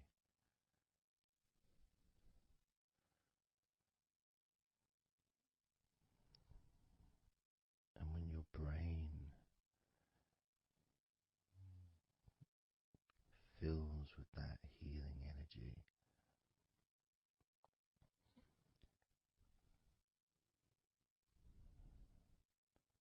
the feeling of comfort and relaxation increases.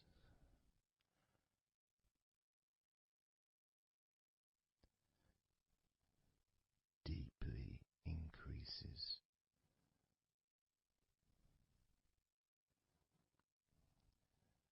In a way that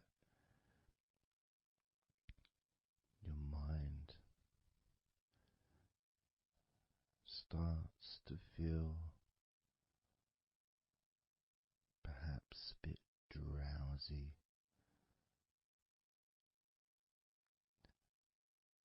because it's not needed, and it may start to drift.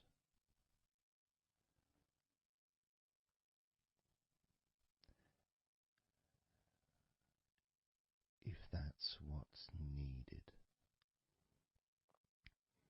So if you're listening to this and what you need is deep relaxation, that's what you'll get. If what you need is to fall asleep naturally and easily as your mind drifts, that's also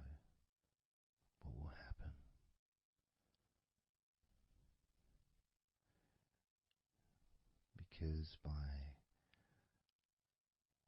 pressing that play button on the podcast and listening to me, you give permission for your body and your mind. In fact,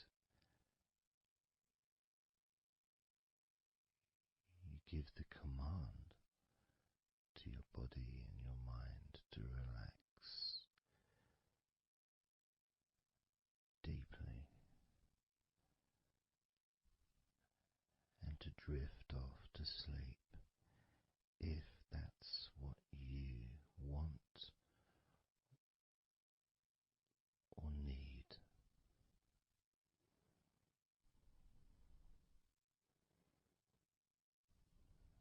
And as I focus on the different parts of your body, you may start to just drift,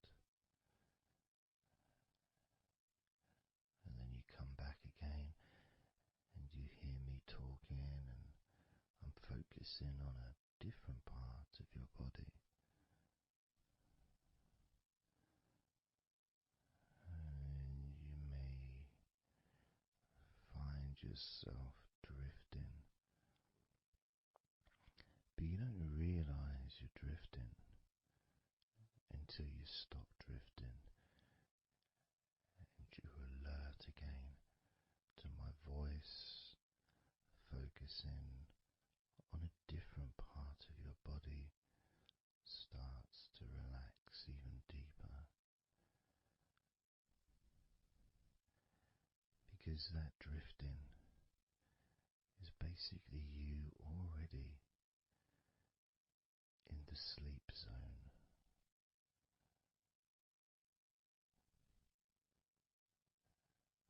And the more you drift, the longer you drift, and the longer you drift,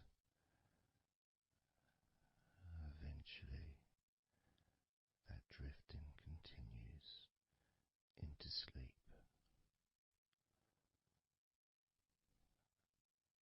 And that's the last you remember until you wake up in your own time, when you experience the right amount of sleep for you. Because when you do, and if you do fall asleep, it's extremely pleasant, so relaxing, so deep, healing sleep.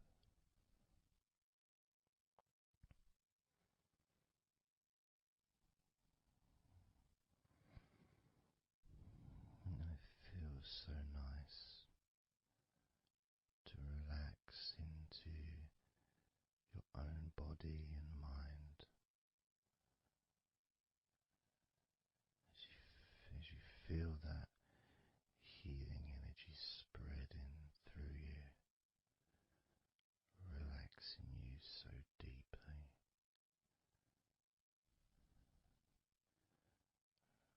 relaxing you so deeply.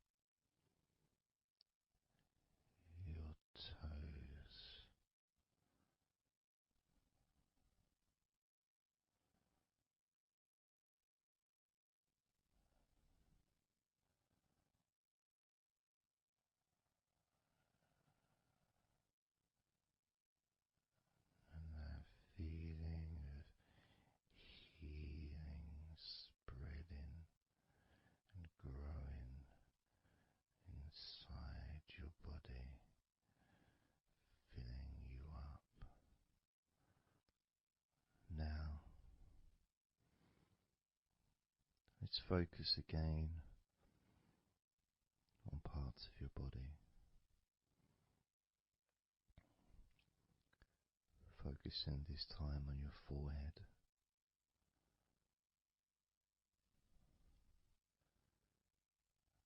Now on your mouth, your lips, your tongue, the whole of your mouth.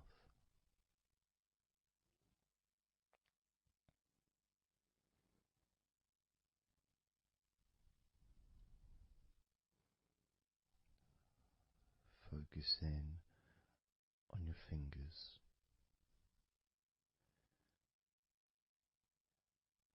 Maybe you could move your fingers a little bit so you can focus on each one individually.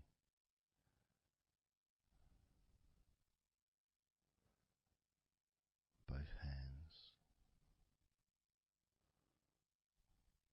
And even though as you focus on both of your hands now, they almost seem to just melt into one.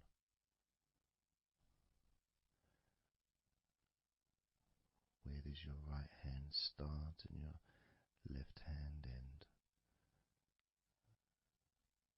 It's almost as if they just mix together.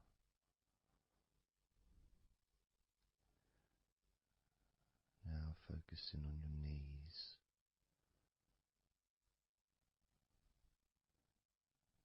Just noticing how your knees feel.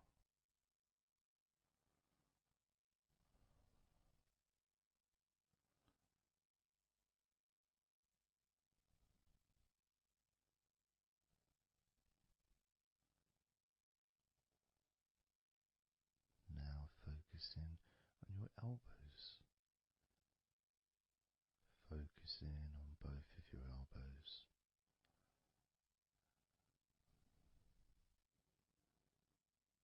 Just observing the feeling of your elbows.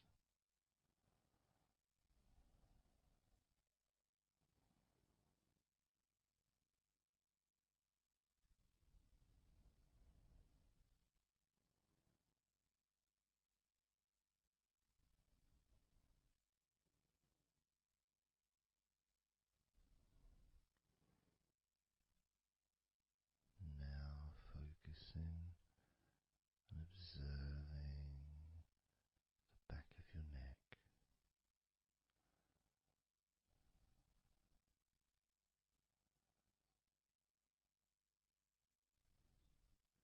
Feeling that energy in the back of your neck.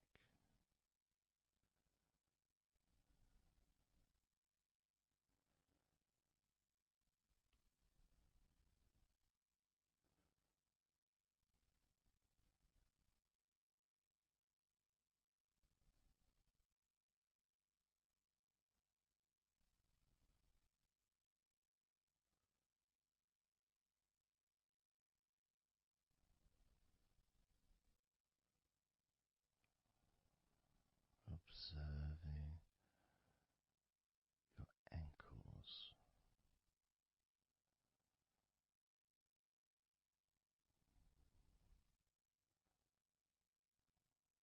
Being aware of the physical sensations in your ankles.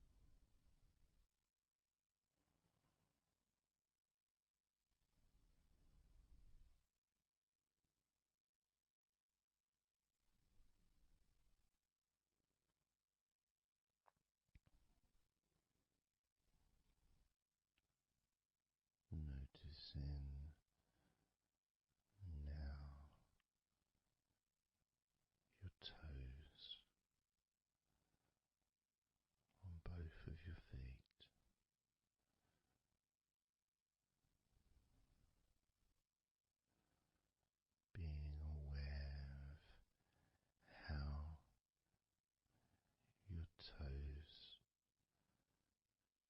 feel right now.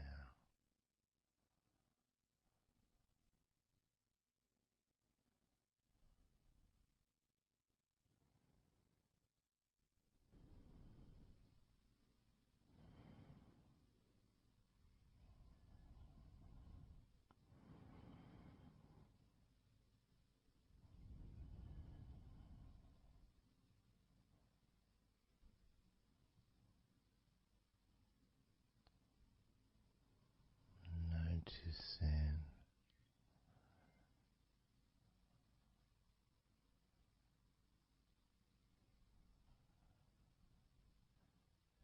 how your entire body feels.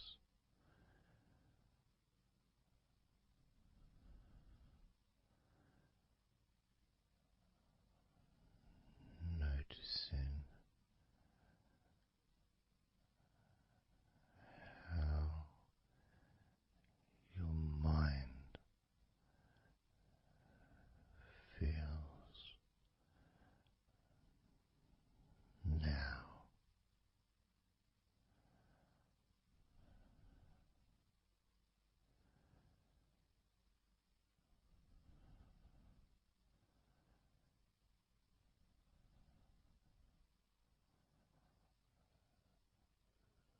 Letting go,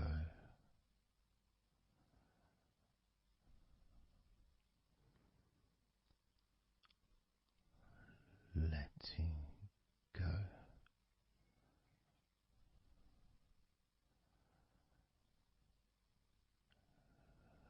letting go of everything.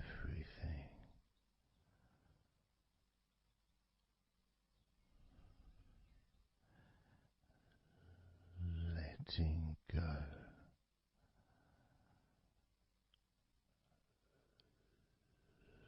letting go,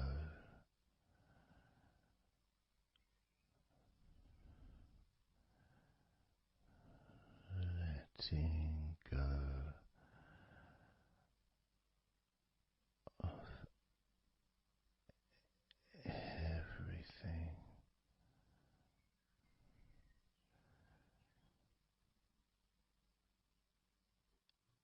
Everything.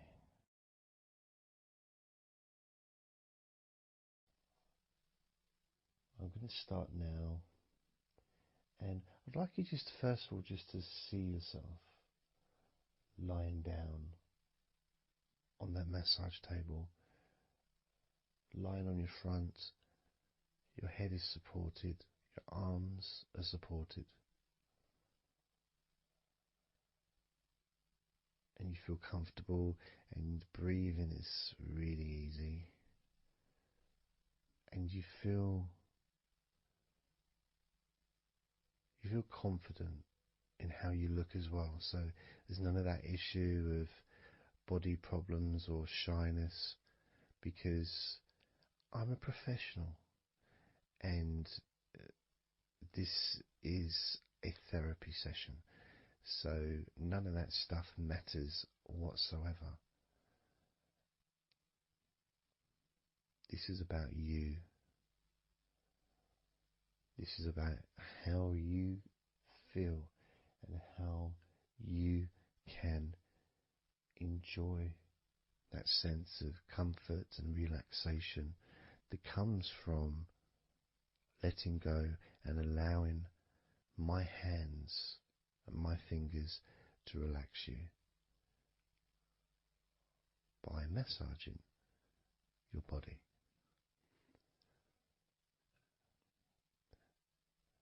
So I want to start off just by placing my hands on the back of your head, just gently, just so you can feel what my hands feel like really on you. So you can maybe feel the warmth of my hands on the back of your head. And I'll move my hands to the side of your head, not pressing, but just holding them there very gently. maybe over your ears and a little bit on your face, just so you can feel my hands, so you can become accustomed to them.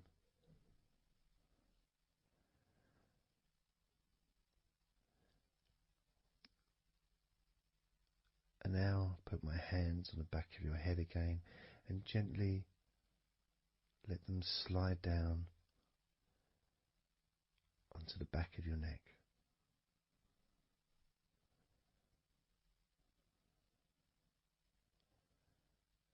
You can feel my hands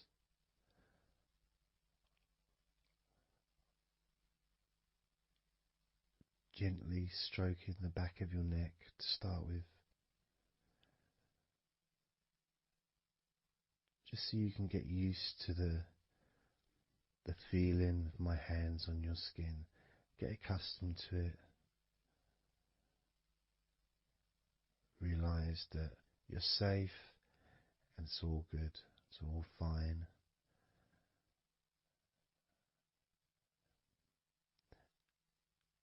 And I'm going to start gently massaging the muscles in the back of your neck.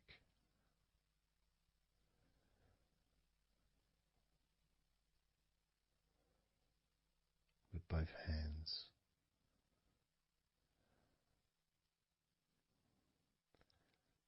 Now this is a very trusting situation really, because our necks are so fragile, and to have someone have their hands around your neck in that way can sometimes be problematic for people, which is why massages are quite good, because it allows you to relax and to get in touch with trust, to feel peaceful and calm.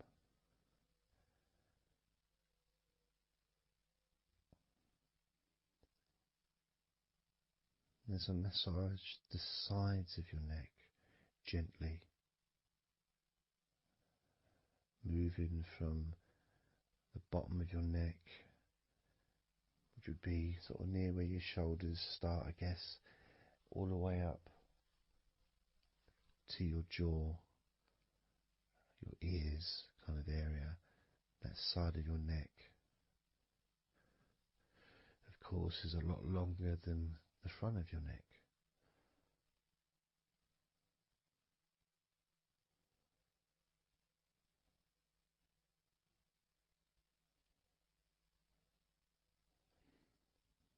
And then massaging the back of your neck, especially that area where perhaps we hold tension. And as that area is massaged, you can actually feel a sense of release in the back of your neck.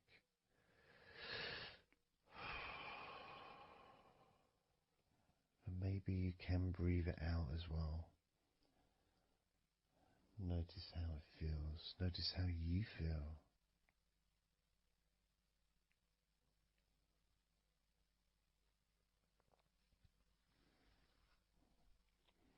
Then moving down to that area between your neck and your shoulders, that muscly area,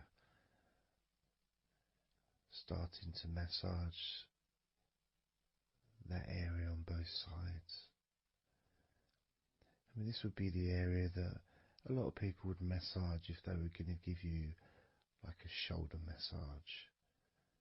Even that's not technically the shoulders, but it's all the muscles that lead to the shoulders, from the neck. And again, that can hold tension and stress. And when massaged, sometimes a nice deep massage is useful. And you decide how deep that massage is.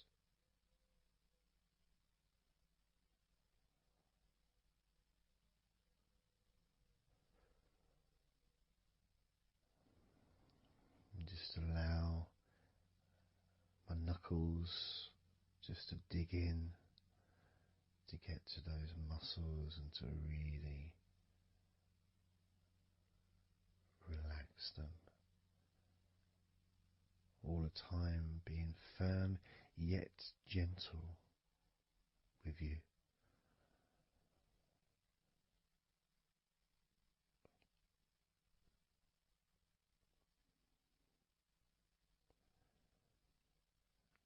And just stroking down that area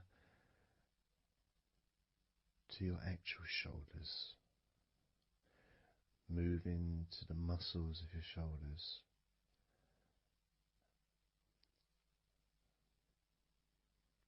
And maybe initially just pulling up the shoulders a little bit off the table, just to give you a little bit of a stretch, but very gently.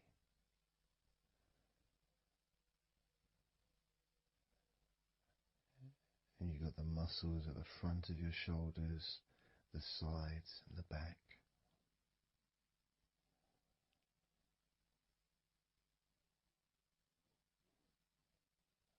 Again, this is a part that can really take quite a bit of pressure, quite a bit of needing, if you wish, to really release the tension, to really get into those muscles, and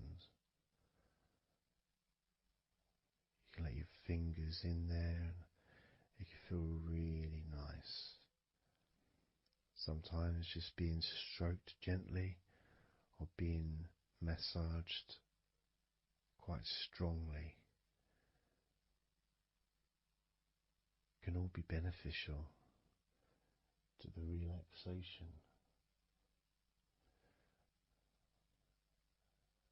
of the muscles in your shoulders.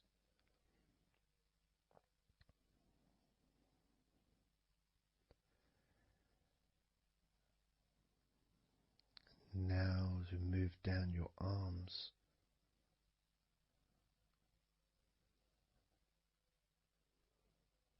we'll do one arm at a time, starting with your right arm.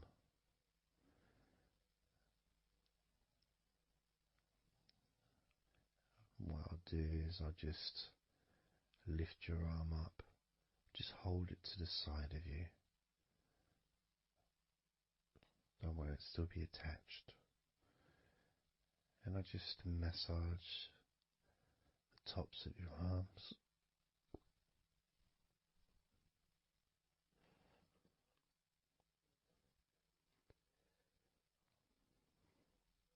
All the way down to your forearms, into your wrists.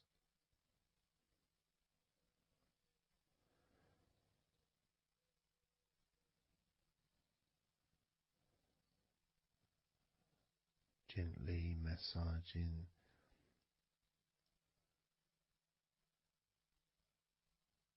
that part,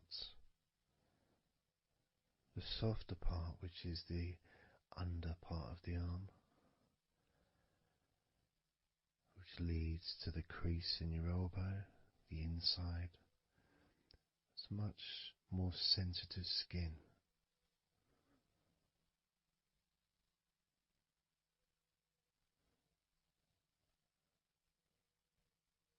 Sometimes just having that stroked can feel really nice, pleasurable and relaxing.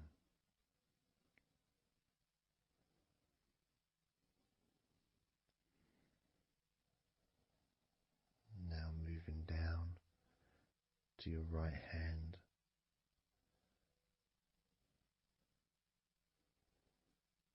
Just holding your hand in both of my hands.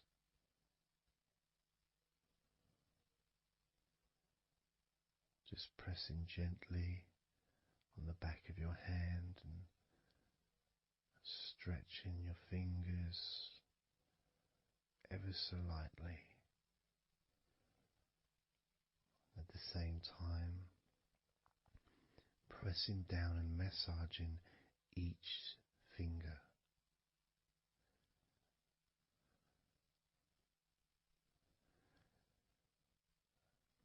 And then starting to massage the palms of your hand.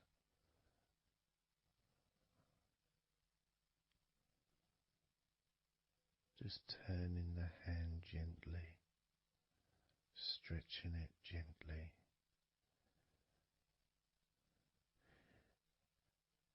And actually having your hand held can really be an emotional experience sometimes, even if it is with a stranger, someone you don't know very well, like a massage person or a therapist maybe, because it's intimate.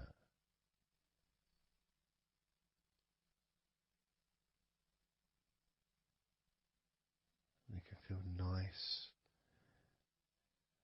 and you can feel safe.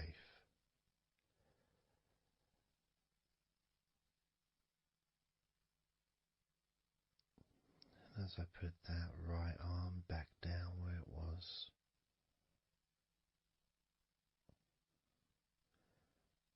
we're going to do the same with your left arm. Exactly the same.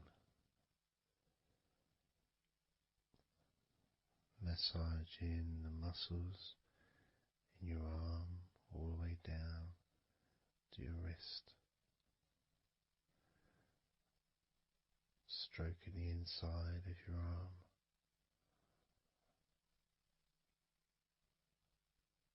Just being gentle or as firm as you require.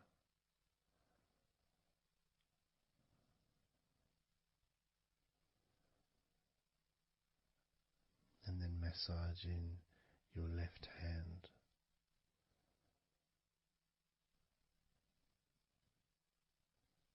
Stretching the fingers gently. Massaging the palm of your left hand.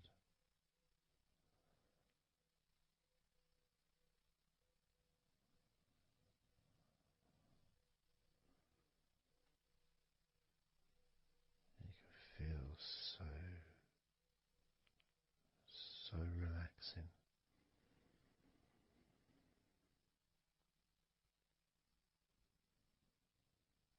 So comforting.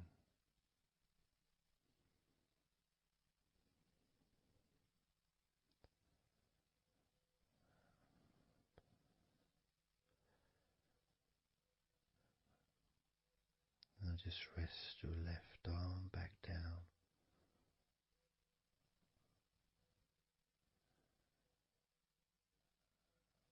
Start to massage your back, the biggest part of your body. Starting at the top, starting again where we already have been, that area at the top, in between your shoulders, near your neck, going back and massaging that area again, but this time moving downwards.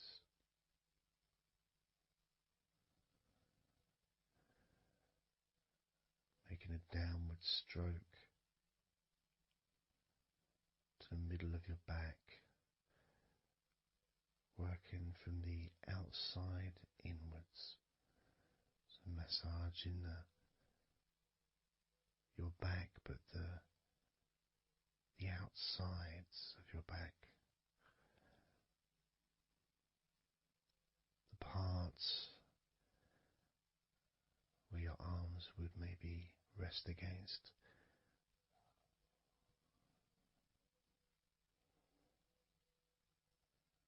Almost the part that connects your front to your back.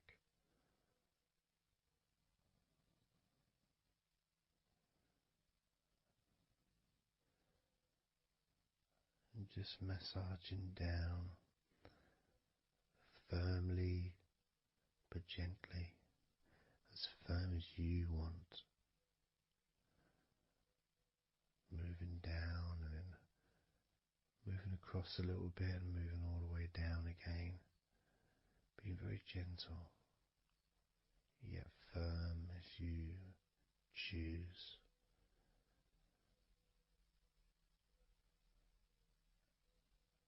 Eventually we get to the spine. We can massage the muscles on either side of your spine from the top of your neck all the way down to your lower back.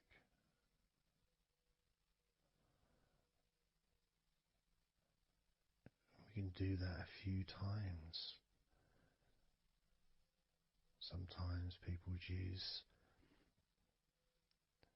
the knuckle or the, two fingers and just go either side of the spine and almost just push down and go all the way down to the bottom of the spine. Each time releasing tension and opening up the body, stretching your body so that you feel more relaxed, but at the same time rejuvenated.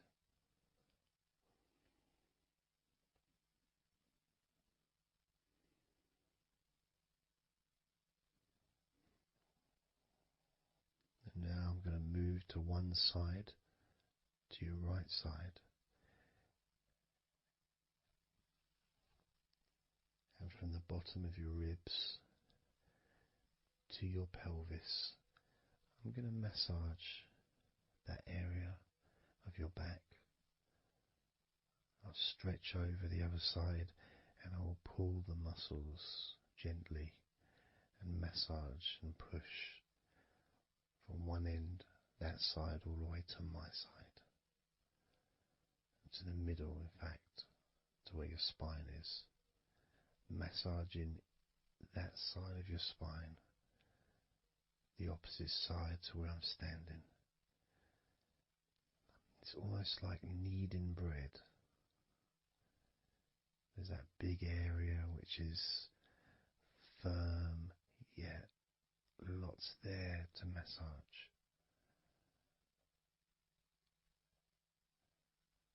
Potentially one of the most important places to actually have a massage, because you really feel it. You really feel the release and the pleasure of having your lower back massaged.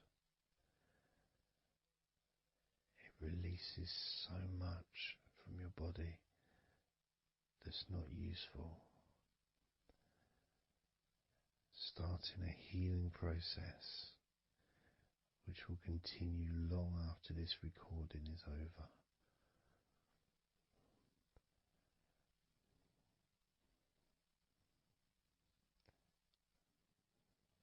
And massaging this part of your body not only feels really good for you, but it's actually fun to do, because it is, as I said, like kneading bread. It's a part that you can really get a hold of and really massage deeply, if that's your choice.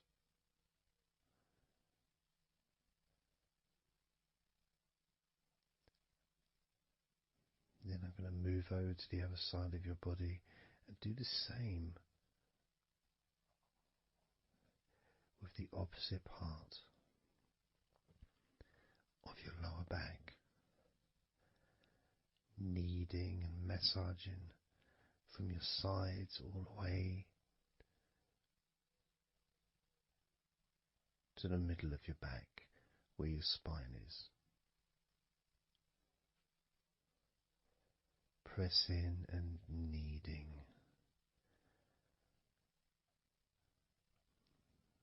firm and gentle at the same time. It feels so releasing. This mixture of pleasure, comfort, release, calmness, relaxation, all mixed together.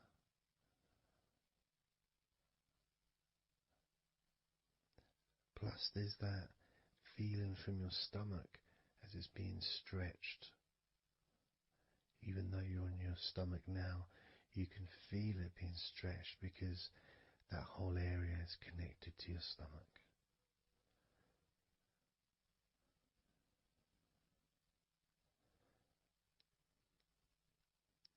Now we're going to move further up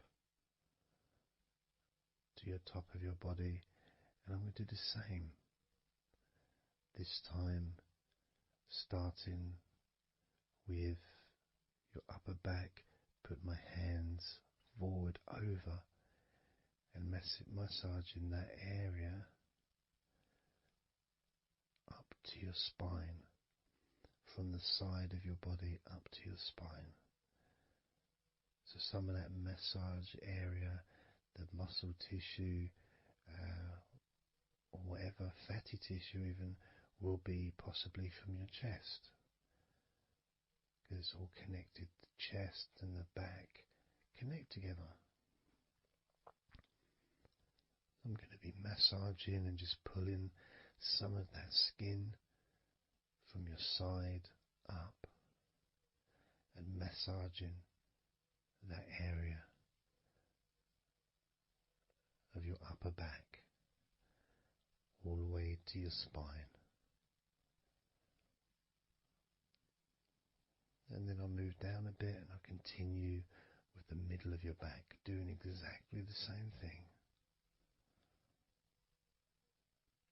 As gentle or as deep as you choose.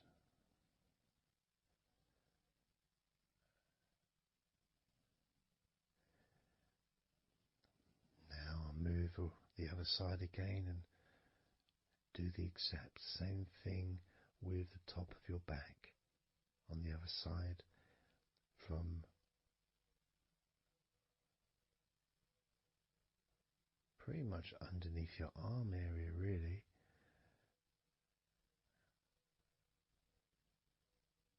to your spine.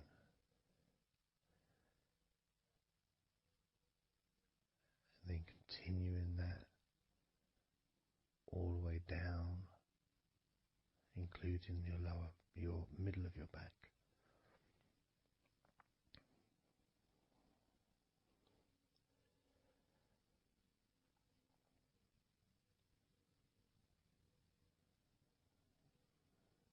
Now I'm going to go to your thighs, the backs of your thighs, and the sides of your thighs. Starting with your right leg, massaging the back and the sides of your thighs, gently and firmly. There's a lot of muscles there. It's an area that can be very tense at times and maybe needs a little bit more pressure than the rest of the body. But that's up to you. You can gently stroke the back of your legs where, opposite your knee joint or underneath your knee joint. It's a very sensitive, gentle area.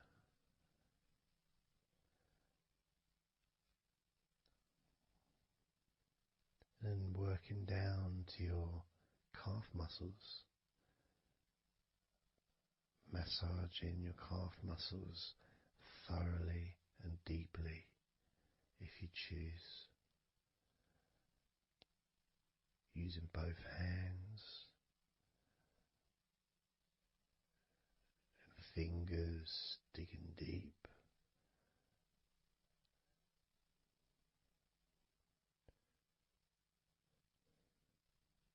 To your ankles and the back of your ankles, just gently massaging that area.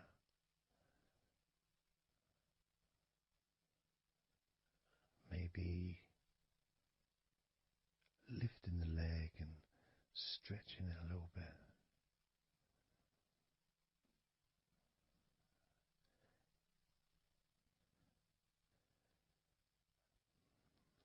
Moving to the right foot.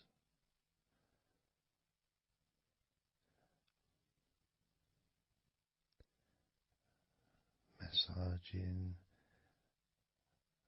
the bottom of your feet and the sides of your feet.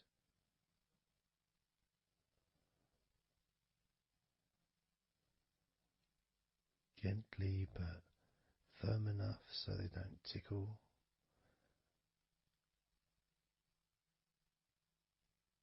And just allow the pleasure that you get from having your feet massaged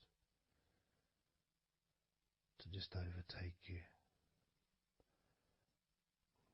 As I continue to massage your feet, the bottoms of your feet, the sides, your arches, your heel. You can put a lot of pressure into your heel and it feels amazing. Yet the arches need to be a bit more gentle. Stretching your toes gently and massaging the bottoms of your toes with my fingers, each one individually.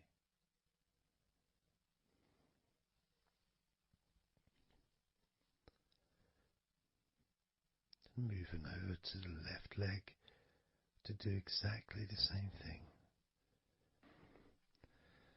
Starting at the top of the thighs, working the back of the thighs and the sides, massaging deeply and gently that whole area, working all the way down,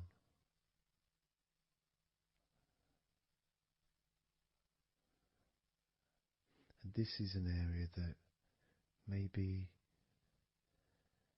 you could like to spend more time relaxing and massaging.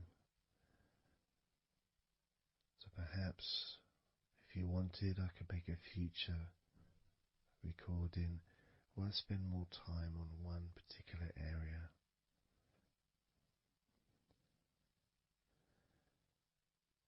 As you move down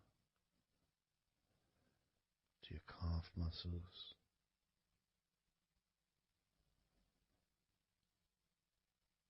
massaging your calf muscles firmly and gently.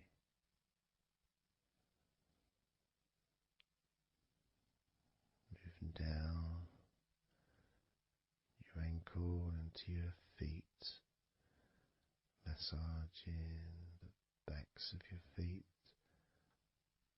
the bottoms of your feet, stretching your toes and massaging each toe individually. And that feeling of pleasure and release that you experience when you're having your feet massaged feels really good.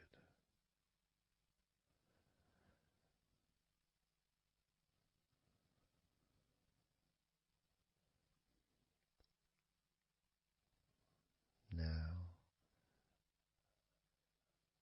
as you turn over in your mind, laying on your back,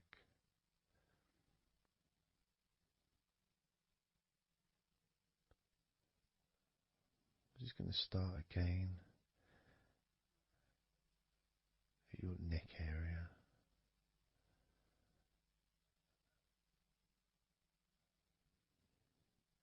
In your shoulders, just to get back in touch with that area.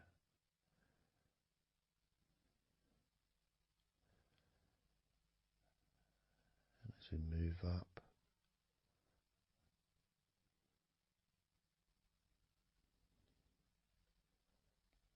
I can clean my hands, make them all fresh, because now I'm going to massage your face gently. Starting off with your forehead,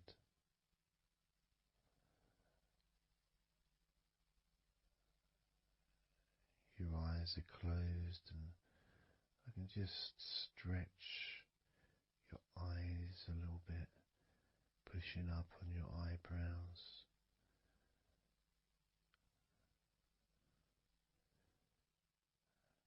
Just massaging around your scalp.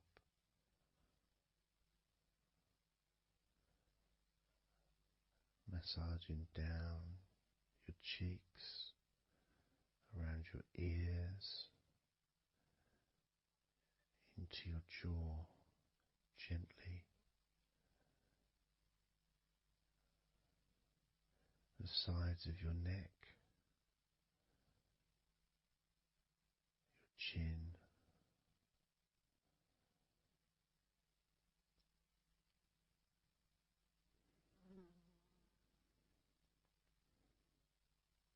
then just moving down from your neck down to your chest, starting by massaging the very top of your chest, where the collarbone is,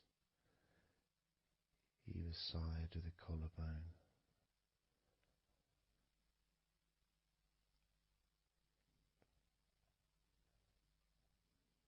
And then just massaging the whole of the chest.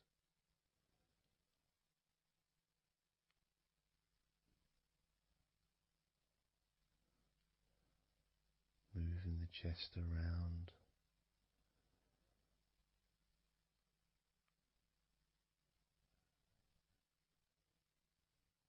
Because it's quite a large area, you can move from one side to the next, moving my hands from underneath pretty much where your arms are, stretching up, stretching some of the muscles of your back in the process. Moving up over your chest, and then moving down again.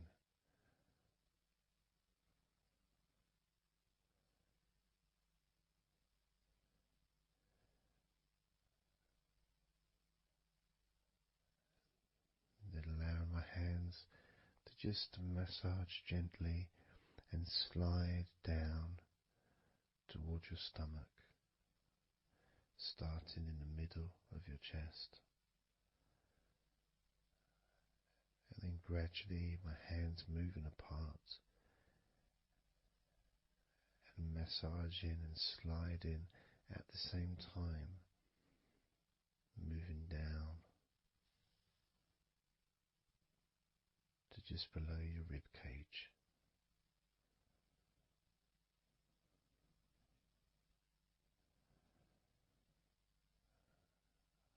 Moving down, then massaging up again, giving your chest all the attention that it needs to feel completely relaxed.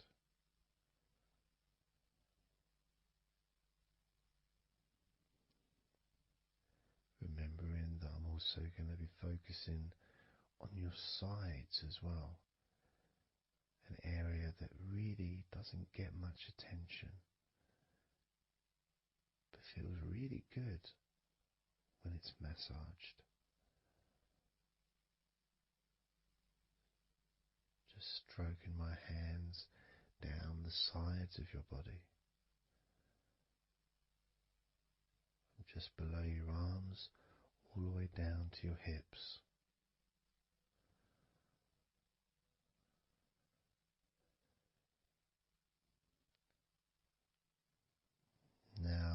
move into your stomach area. I'm going to stand one side of you like I did when I did your lower back.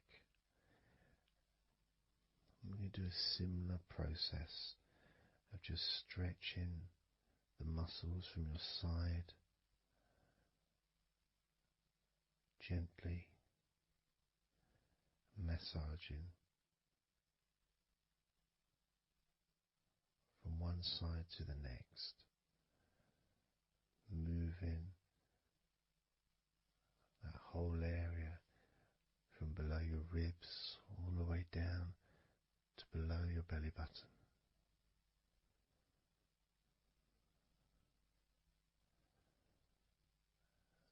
And then I move round to the other side of you and repeat that.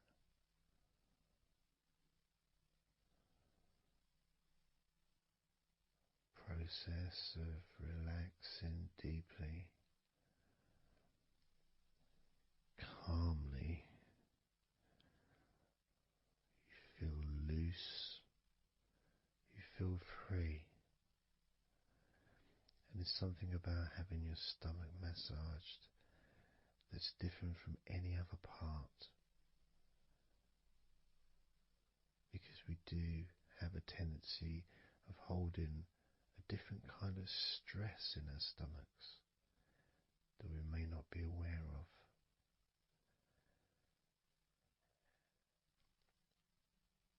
As I now massage your stomach, the front of your stomach, making circles around your belly button,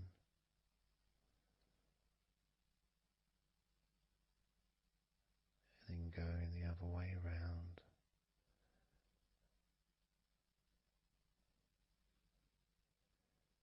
There's a gentleness and a freedom that comes from feeling how you're feeling.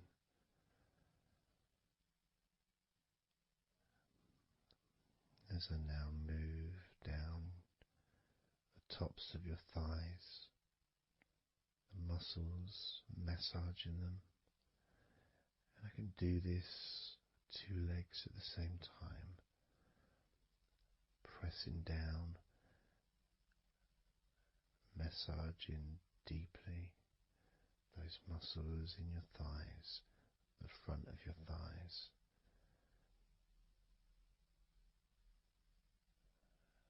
And moving down to your knees, gently massaging your knees. Sliding down your shins, putting pressure on either side of your shin, gently, softly but firmly. Moving down to your ankles,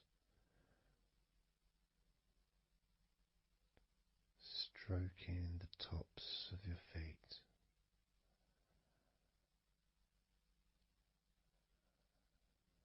And then with each foot in each hand, just gently massaging the whole of the foot. The top, the bottom, your heel, your ankle, your toes. Massaging every part of your feet. It feels so good just to let go and enjoy the process.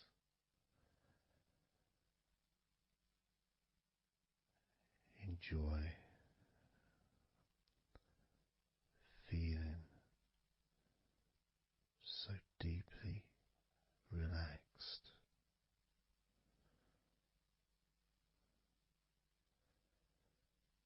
So much comfort and so many feelings that come just from touching your skin.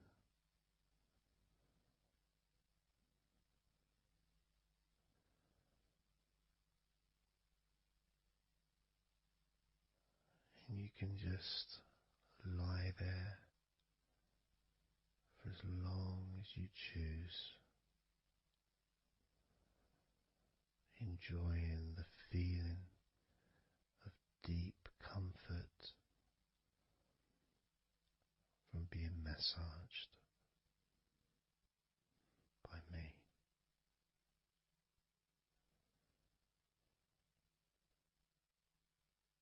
Enjoy feeling deeply relaxed.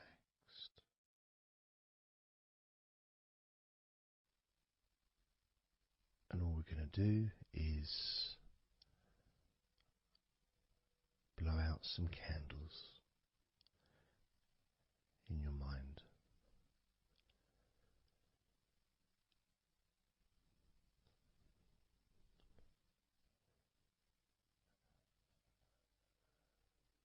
There are going to be 100 candles.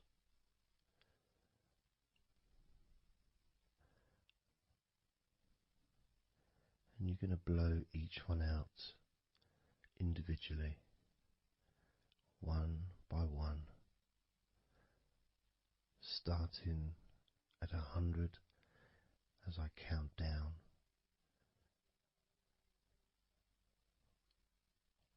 all the way down to 1. And each time I say a number,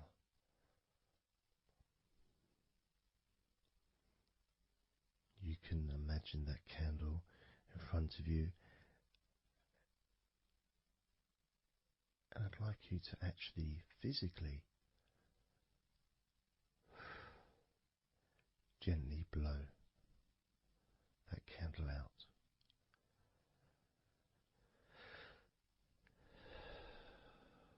Just so it's not a big blow, it's just a gentle, and that candle will extinguish. And then I'll say the next number as we move down, and you can just blow that one out as well.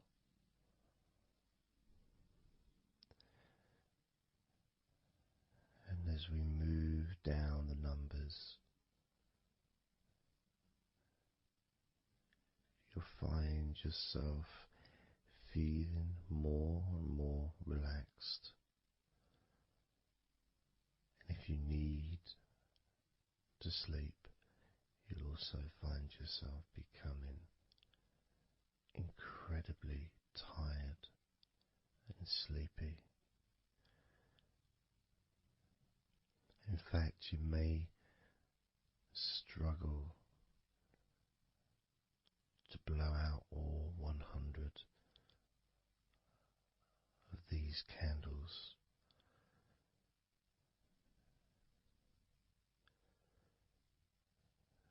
As you feel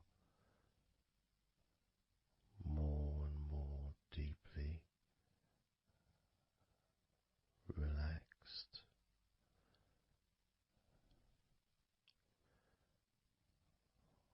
more and more deeply tired, and the further you go down, the more your mind starts to drift.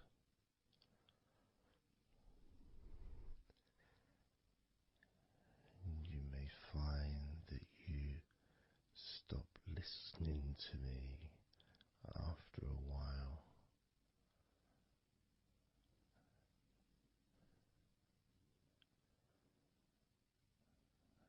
And even though there may be background sounds where you are, you'll be aware of those sounds at the moment.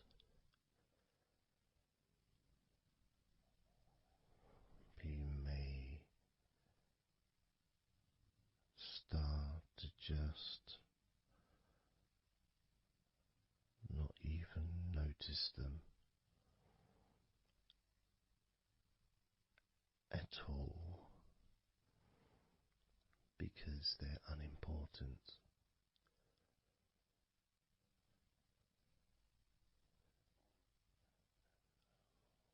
Where I am, I've got the sounds of the birds.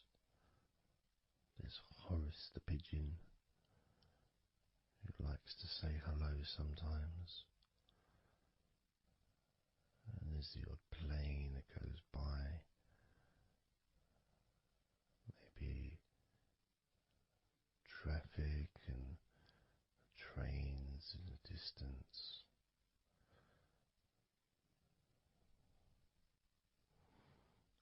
But none of that seems important whatsoever. The more candles you blow out, the less important anything is. The more candles you blow out, the further you seem to move away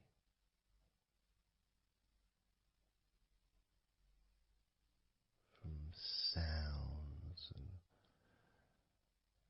from general day-to-day stuff. Seems to just move away on its own as you feel more calmer with every candle you blow out.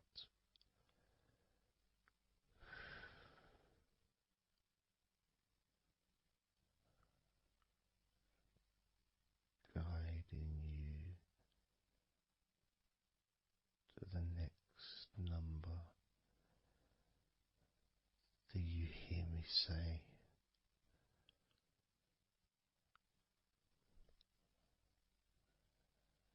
and then you blow that candle out too.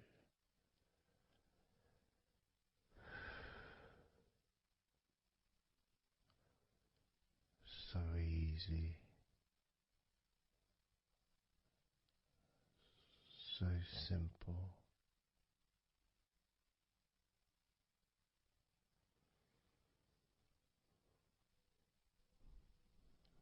I'm going to start by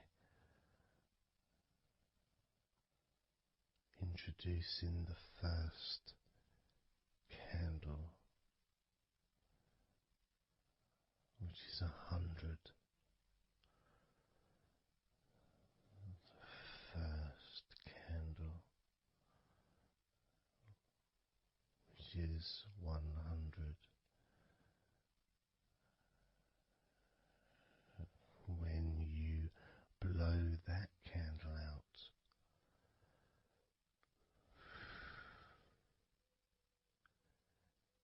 you'll find immediately a slight change in how you feel,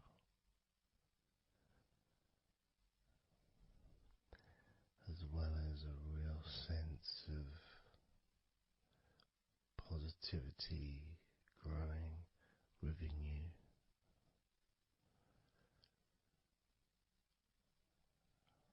Relaxation and sleepiness expanding.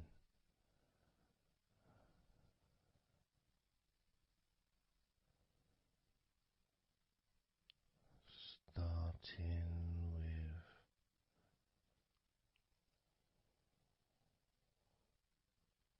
100. Blow out that candle now.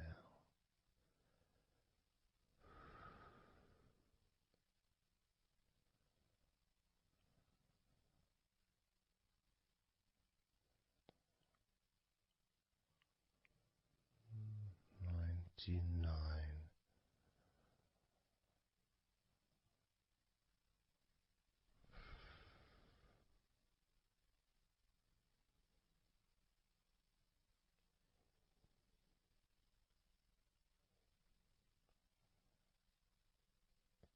Candle 98.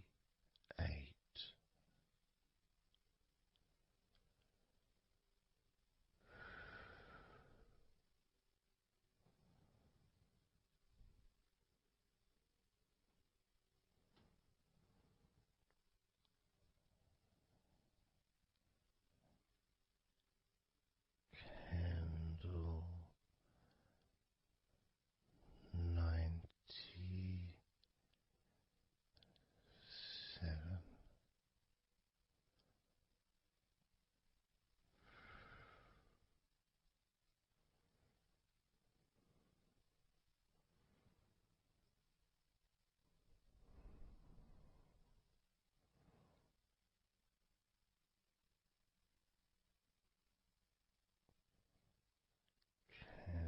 Candle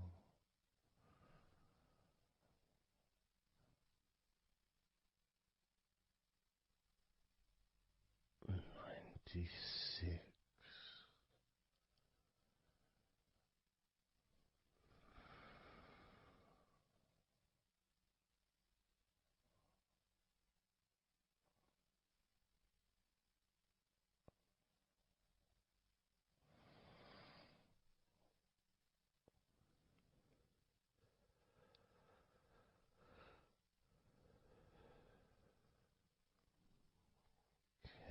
Candle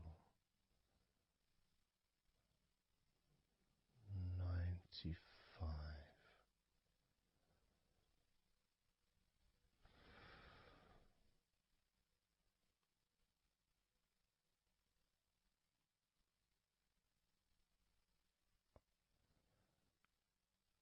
Candle 94.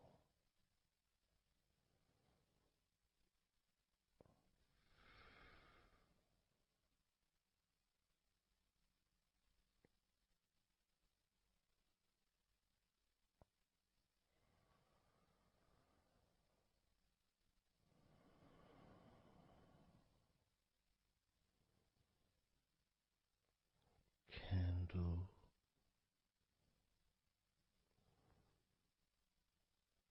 93.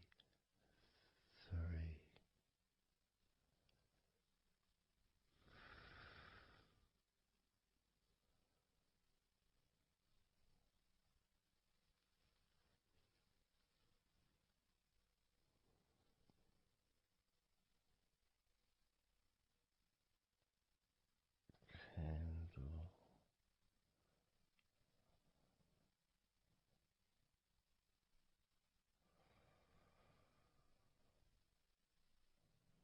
92.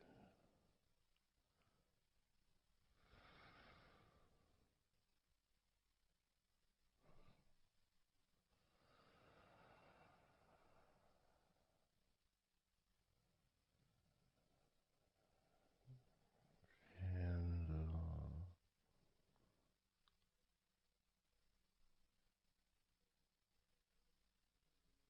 91.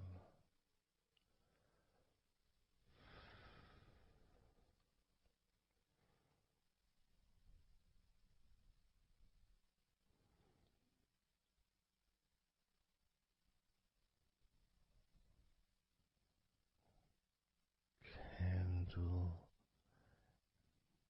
90.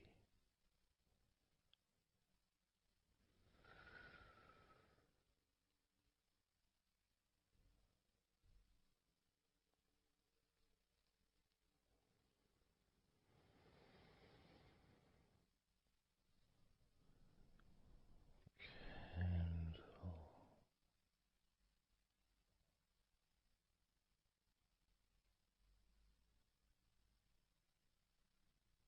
89.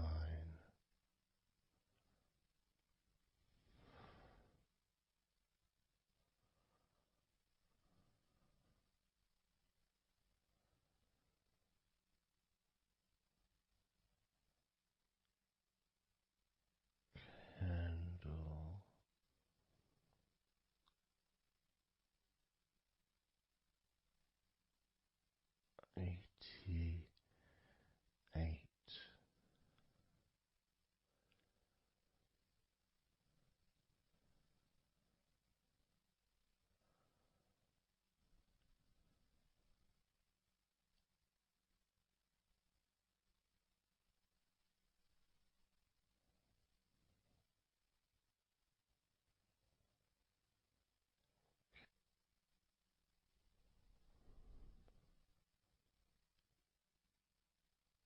candle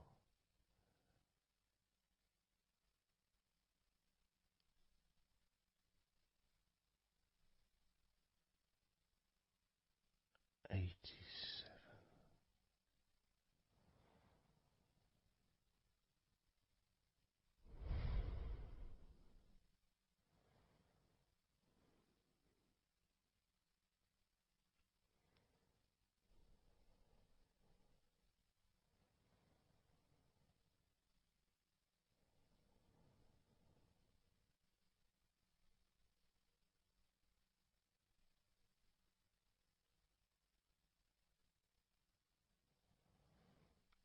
candle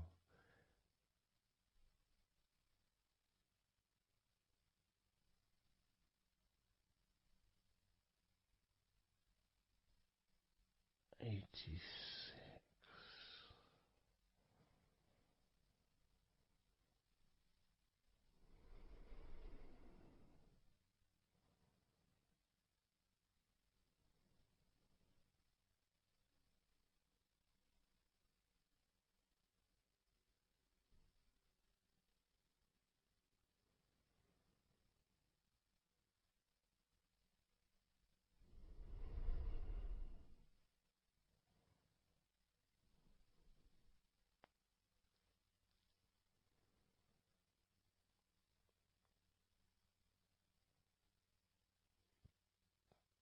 candle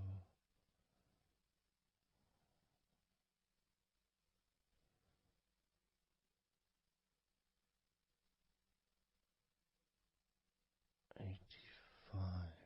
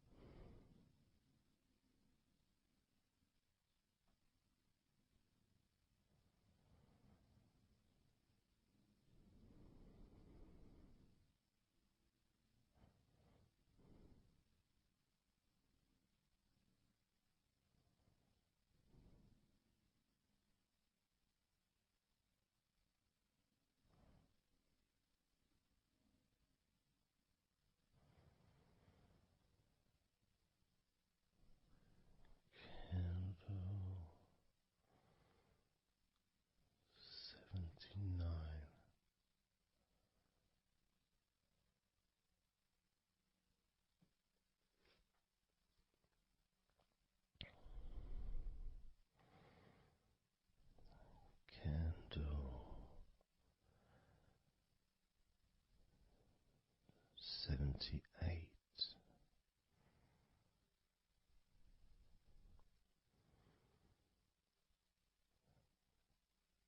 Candle 77.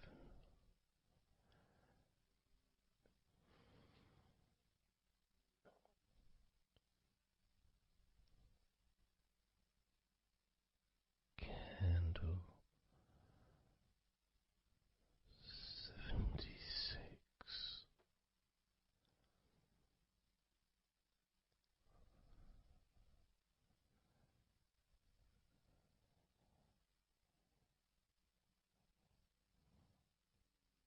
Candle 75.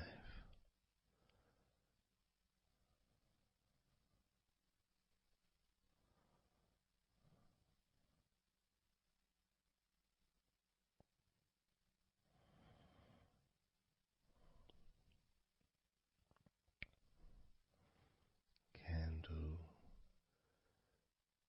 74.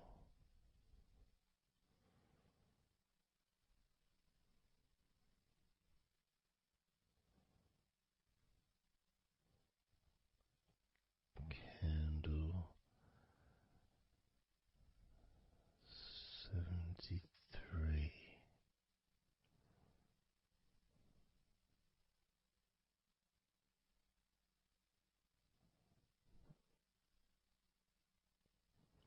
Candle 72.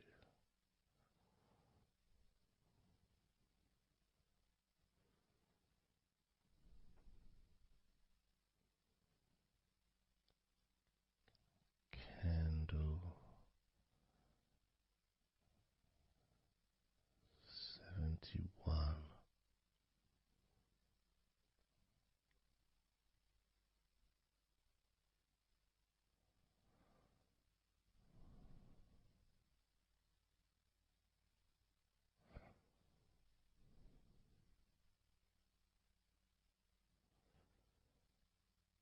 Candle 71.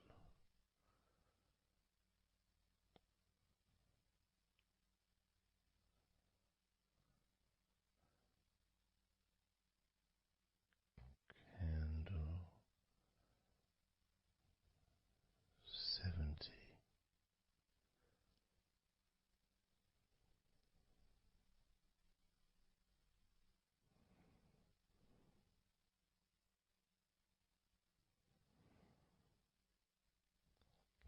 Candle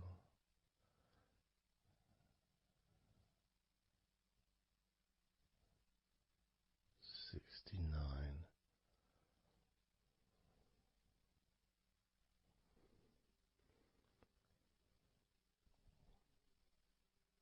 Candle 68.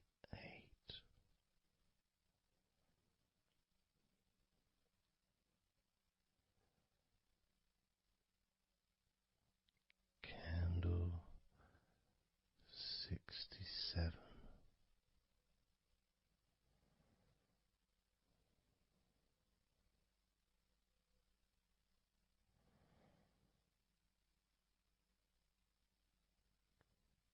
Candle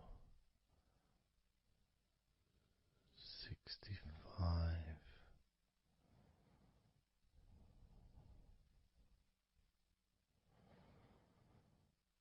Candle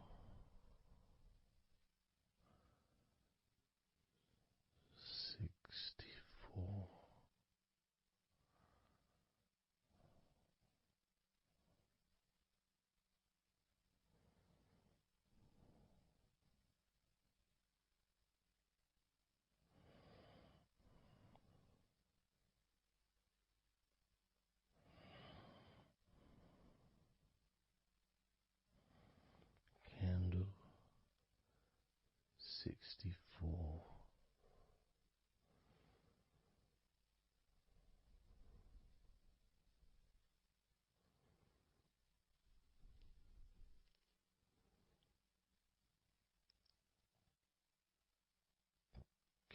Candle 63.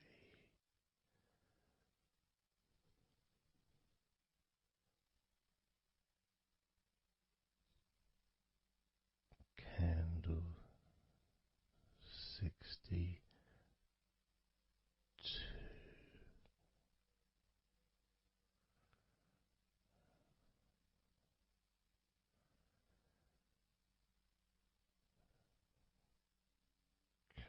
Candle 61.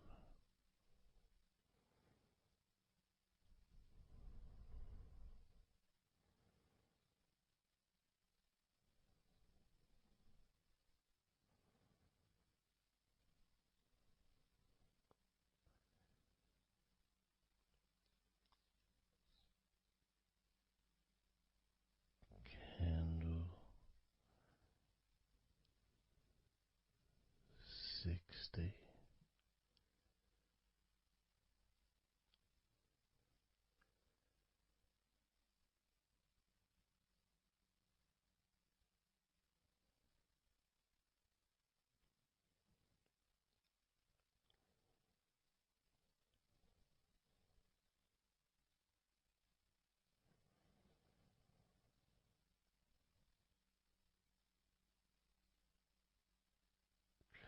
Candle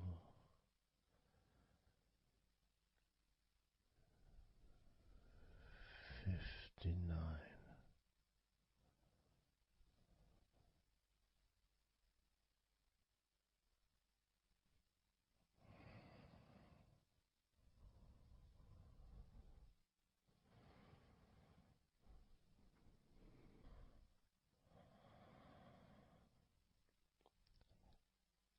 Candle 58.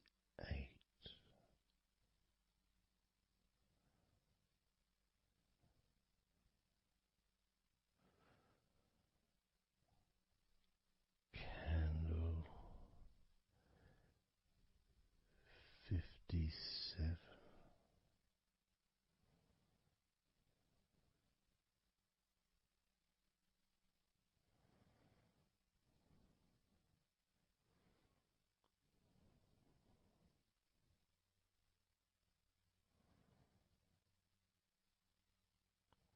Candle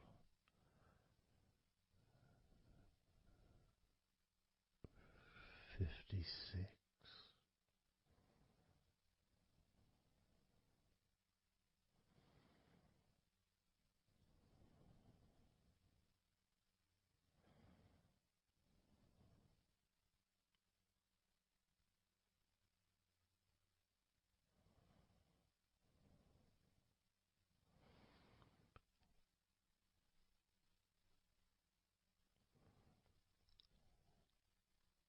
Candle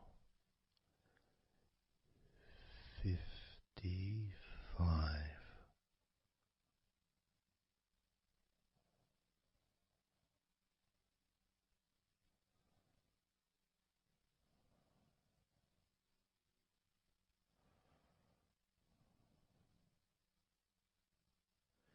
Candle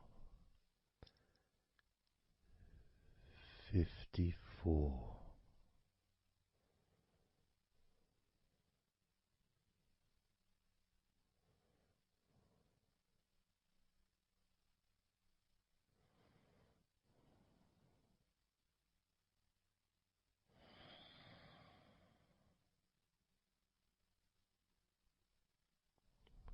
Candle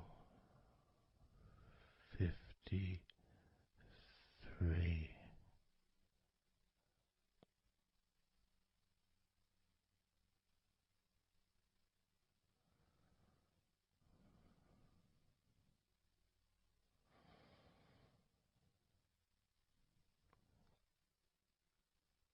Candle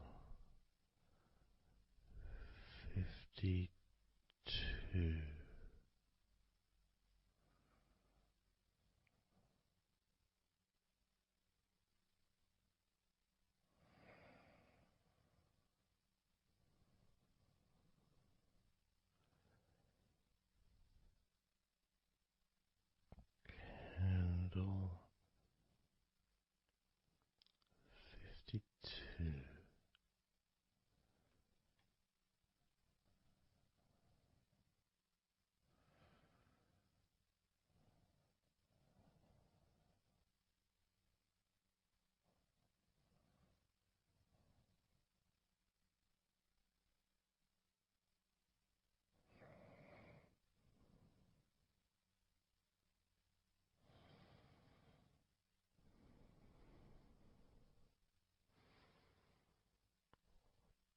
Candle 52.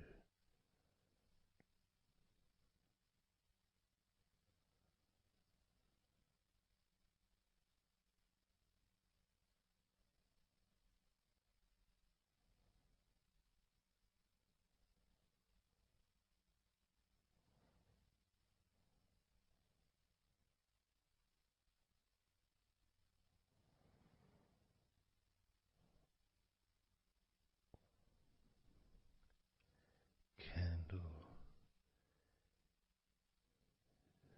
51.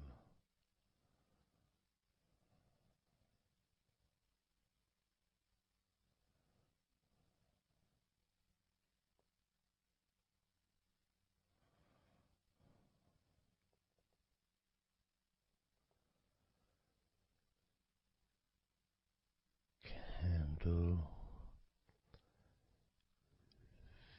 50.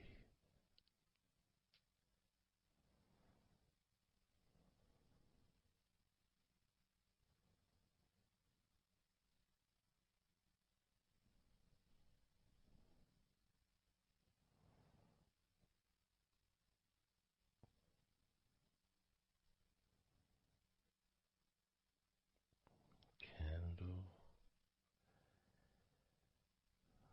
49.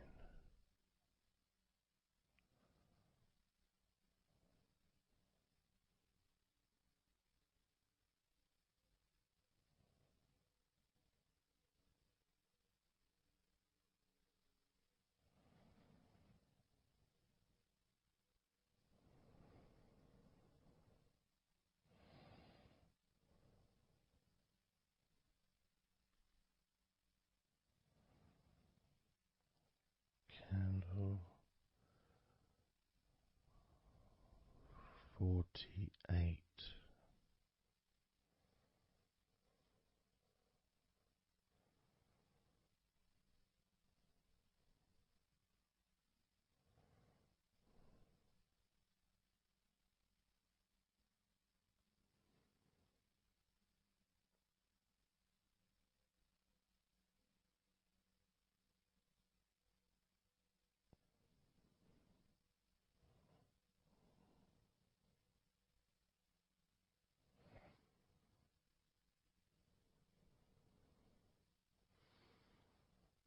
Candle 47.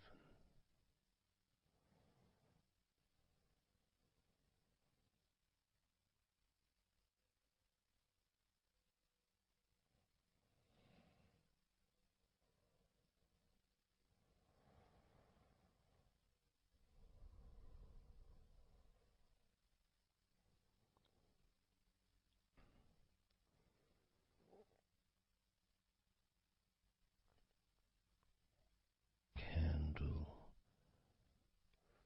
46.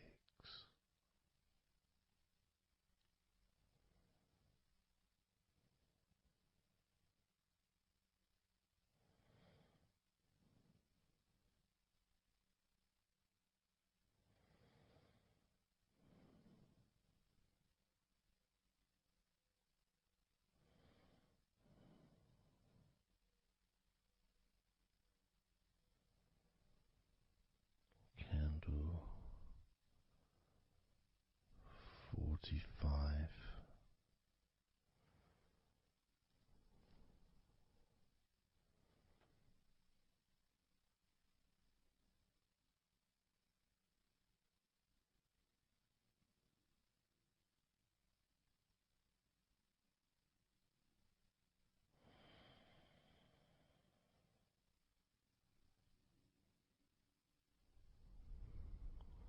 Candle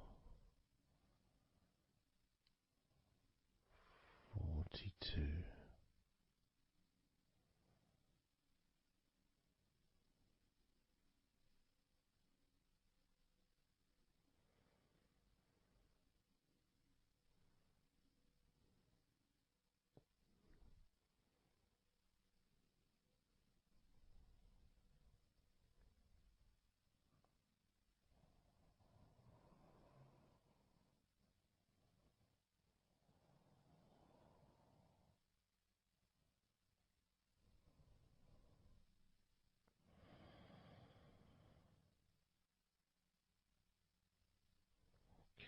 candle 41.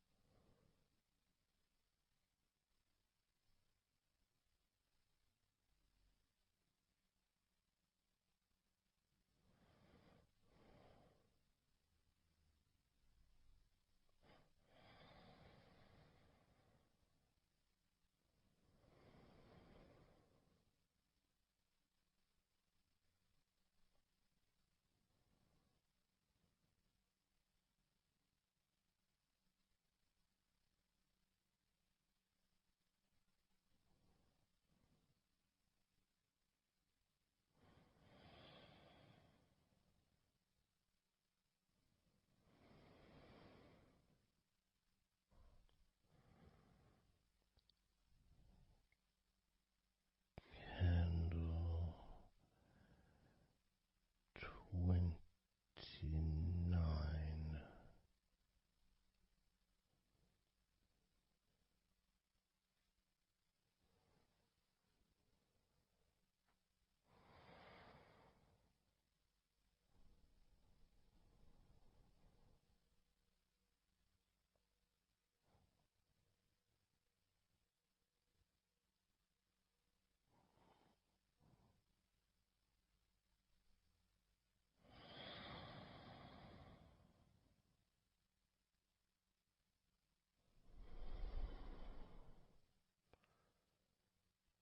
Candle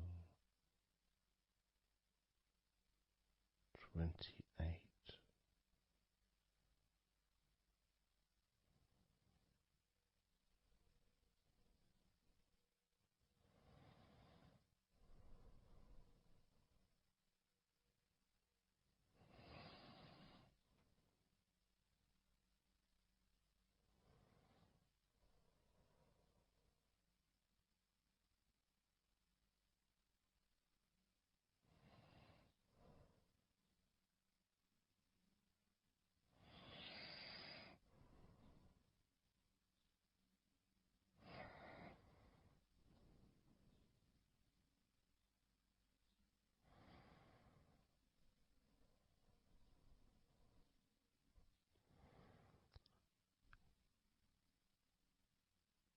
Candle 27.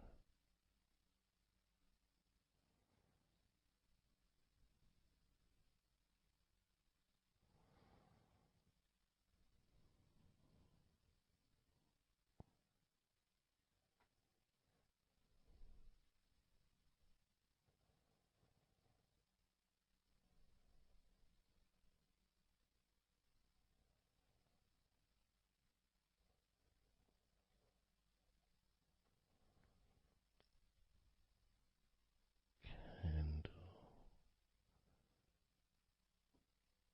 26.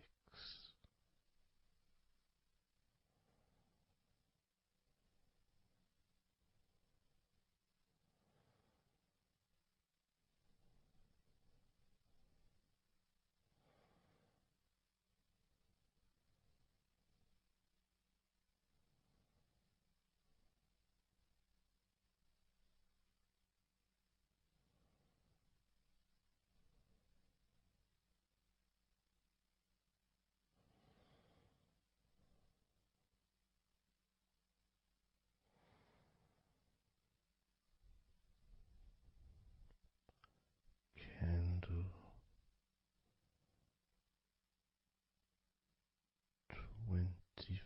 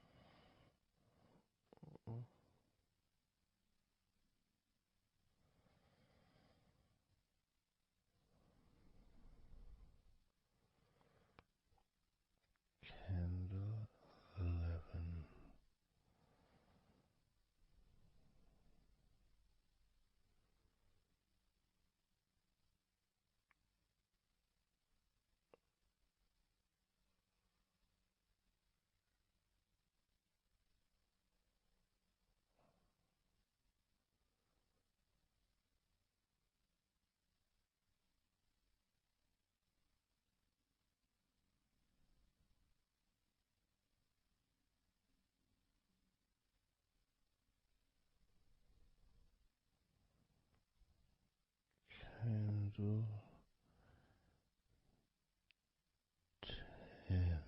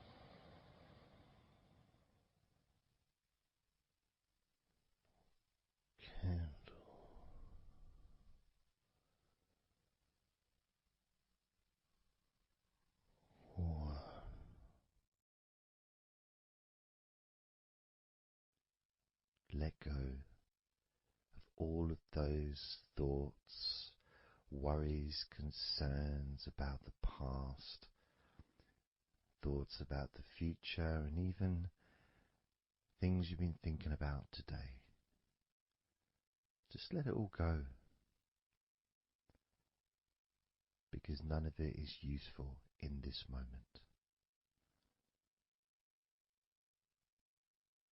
This is your opportunity to just focus on feeling relaxed, allowing yourself to get in touch with that natural sense of peace that we all have within us. It's available for everyone. It just sometimes takes a little bit of effort to set up the right time and place in order for you to just let go. Because when you do decide to let go and relax, that's what your body starts to do. Because you've chosen to just allow your body to unwind, and your mind starts to slow down. And it's a nice feeling.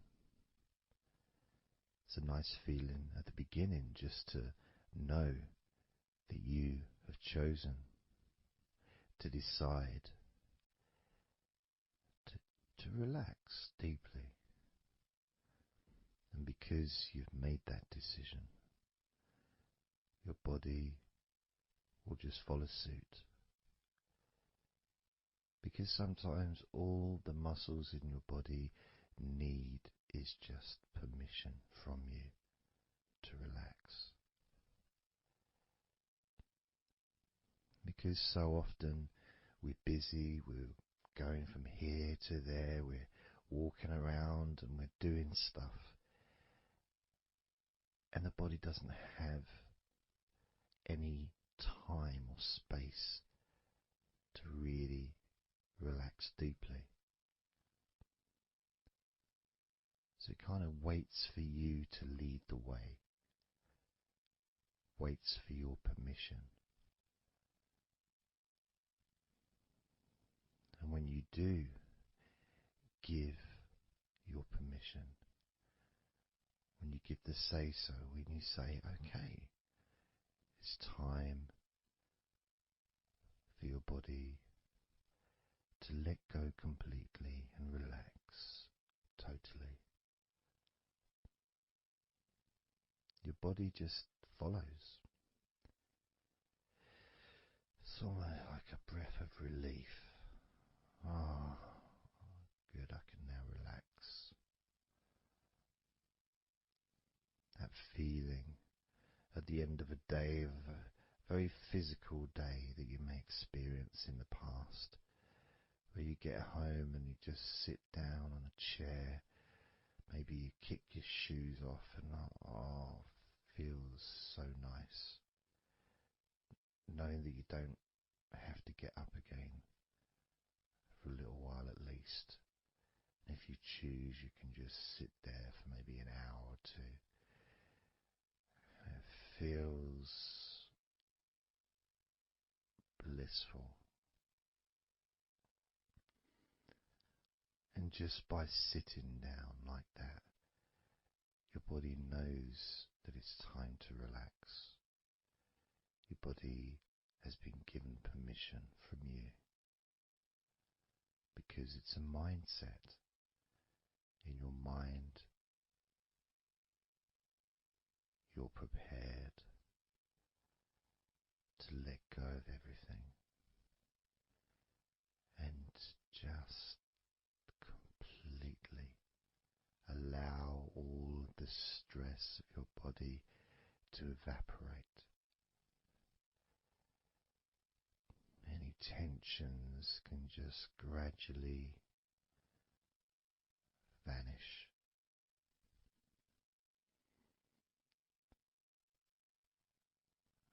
It's almost like magic, really,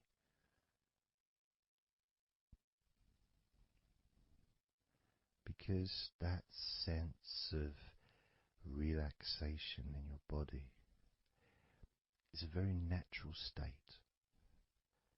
It's not something unusual.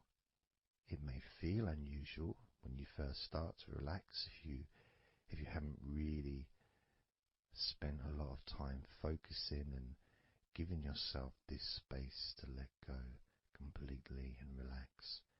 It may seem almost alien, but it isn't. It's actually the most natural thing in the world to let go completely, to relax totally. The most natural thing in the world to allow yourself to feel really calm in your mind. And it is almost like a literal unwinding. It's like you press a button and all the tension just releases. And it's like a wheel, like a cog, like the inside of a clock just unwinding. And it's almost like you could see the little wind up knob that's used just going the opposite way that you would use to wind it up. And the energy, that frenetic, stressful energy, gradually winding down, losing its power, losing its strength,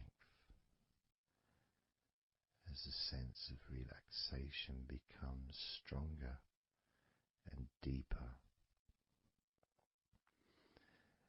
And you may find that the more relaxed you feel, that your mind starts to wander. Maybe you seem to stop listening to me for a while and your mind goes somewhere else, and then you realize you're listening to me again. And that was just your mind drifting to sleep,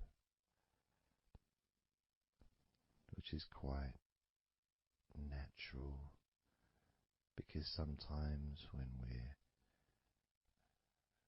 stressed and tense, we may not actually be aware of what we need, what we physically or emotionally need in this moment. But when you allow your body and mind to relax completely, and you let go of all thoughts, concerns, worries, ideas, all letting them go, allowing them to drop onto the floor,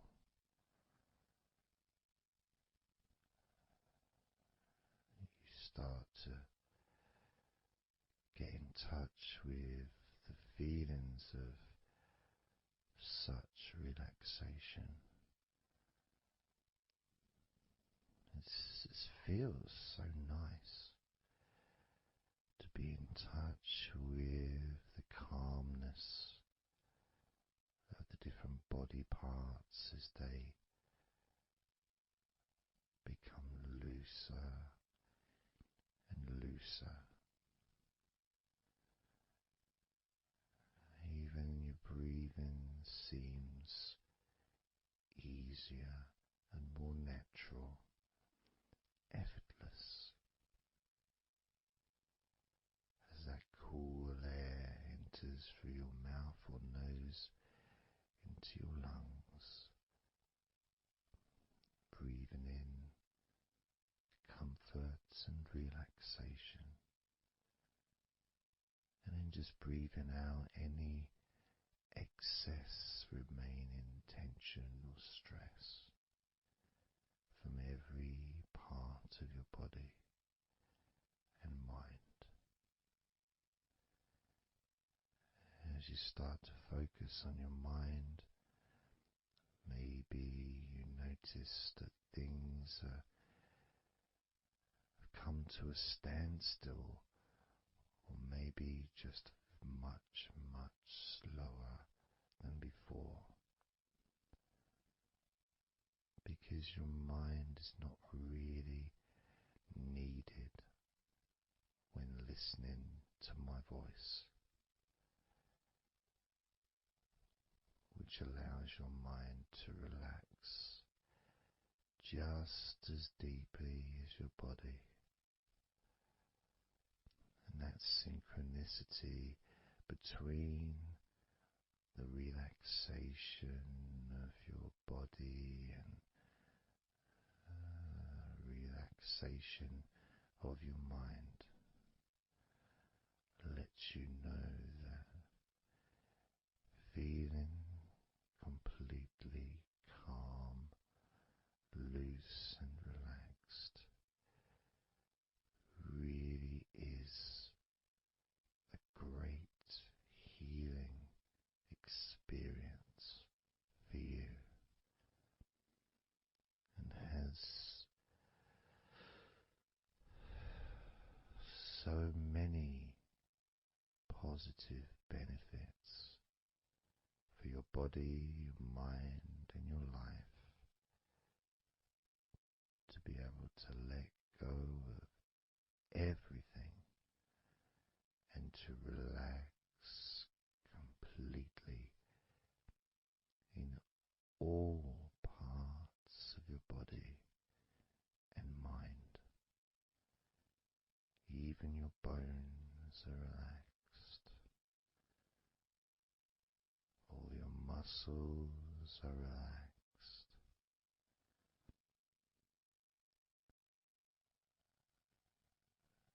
Even the skin that covers your body is relaxed. Every hair that you have is also deeply relaxed.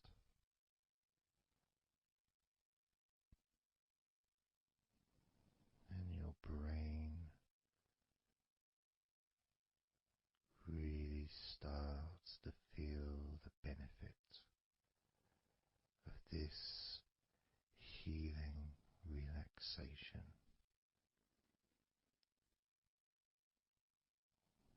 And as you focus on the inside of your scalp, where your brain is, you can start to realize and notice the benefits of your brain relaxing deeply.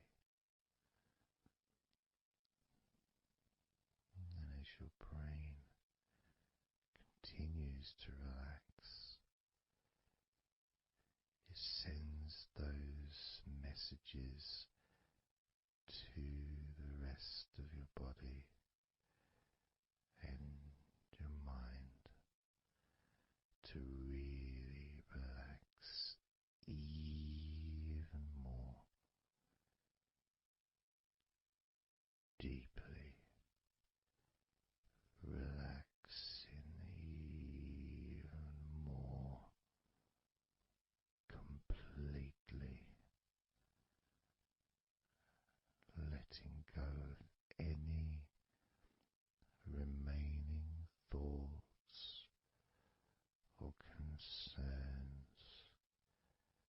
Allow them just to drop onto the floor, because they're no longer necessary in this moment,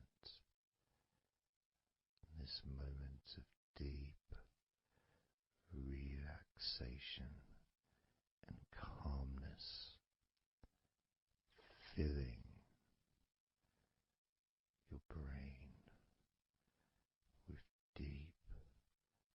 concentrated healing,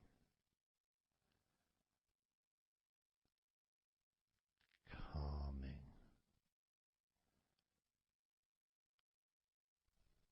relaxing every part of your brain, feeling so loose and comfortable, so relaxed and peaceful. Your brain feels so light and so healthy. And that sense of deep, deep comfort really does allow you to enjoy those ever increasing sensations of comfort that are spreading throughout your body,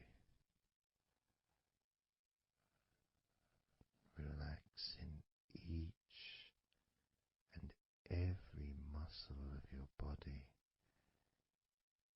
even deeper,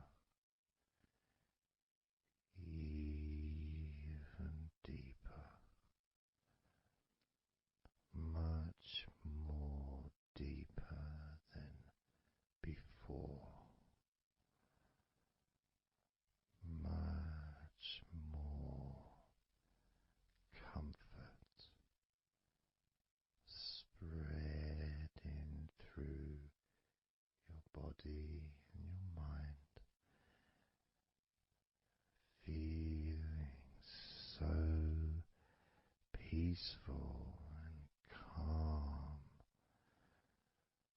so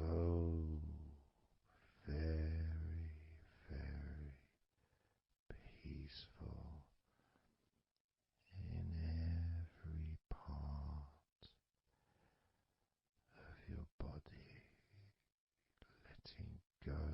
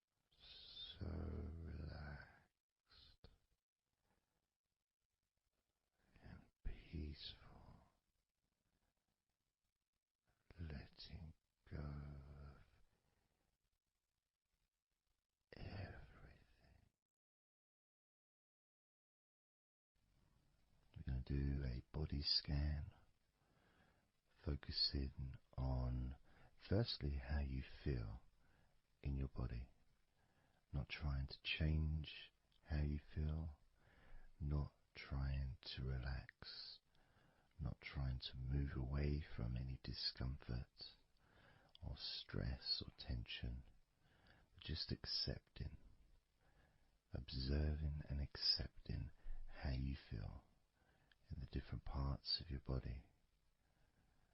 Just allowing yourself to be exactly as you are, to notice, to get in touch with how you actually feel in this moment. So we're going to start off by focusing on your hands. Just be aware of your hands.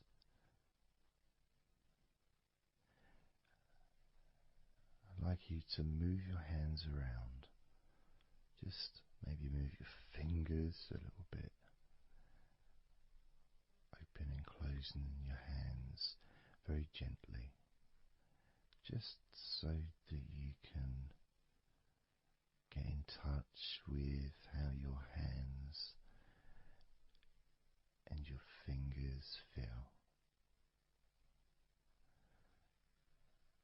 with very, very slow movements.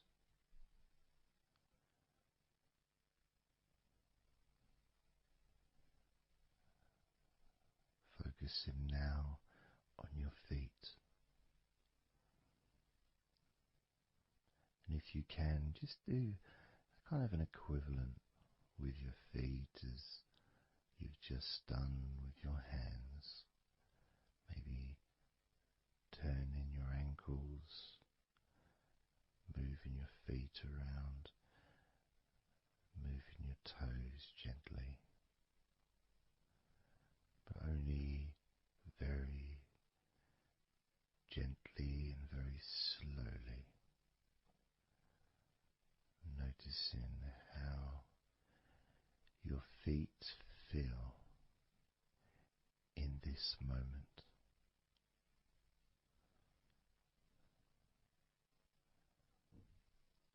Focusing now on your eyes.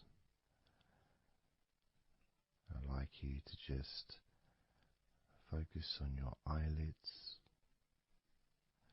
Maybe you can open and close your eyes a couple of times to really get in touch with how you feel when you do close your eyes. The muscle changes in your eyes when you do close them.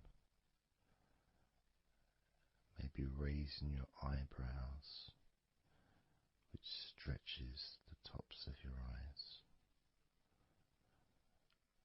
Perhaps squinting your eyes, scrunching up your eyes, just so you can really get in touch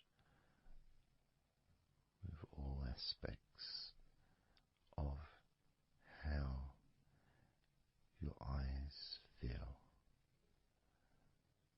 right now.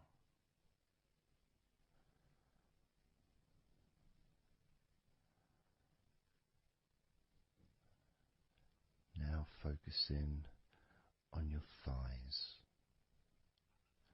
and I'm going to just ask you to gently tense your thighs, just very, very gently,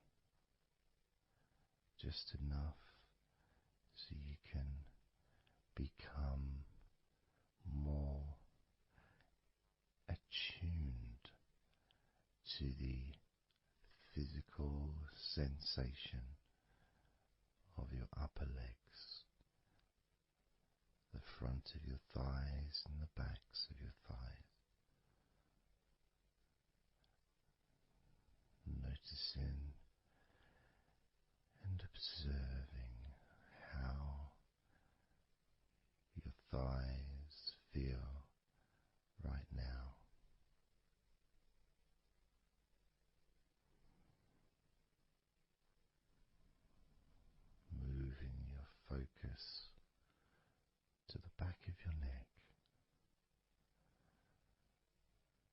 just noticing the back of your neck, the muscles. Of course, they lead to the side of your neck. They also lead to the top of your back, which lead to your shoulders. So as you focus on the back of your neck, maybe you can move your head gently upwards as if you were looking up. Maybe moving your head down as if you were looking down.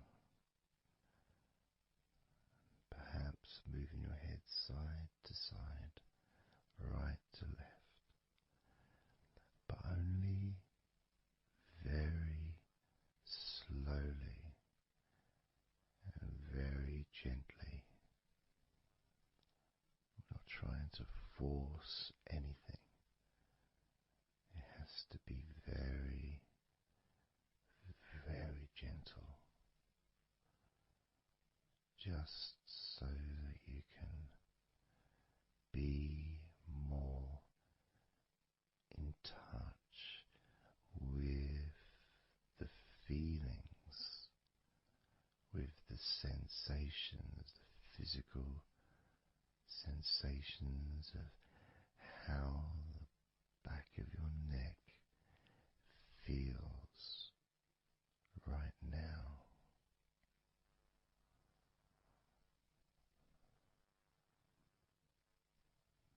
As we now focus on the tops of your arms, the parts where your biceps and your triceps are, between your elbow and your shoulders. As you focus on those parts, the tops of your arms, you may like to just tense them, but very, very gently and slowly, so you're not straining or putting any pressure whatsoever on your arms. It's just so that you can gain more of a sense of how your upper arms are feeling in this moment, and just noticing as you gently, very gently and slowly tighten the muscles and then let go. Notice how the tops of your arms feel right now.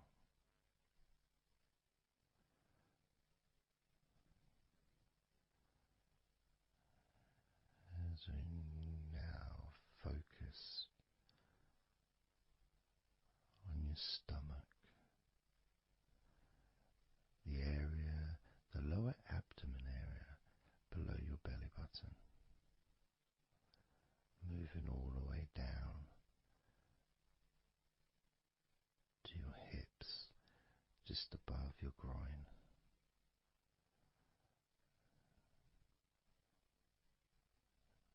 Maybe you're able to tense these muscles in that area very, very gently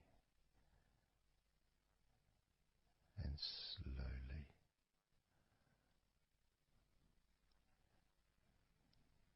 If that's a difficult thing to do, then maybe you can just move your body, pushing your stomach up, maybe moving a little bit to the side, using your hips, just so that you can get more in tune with how your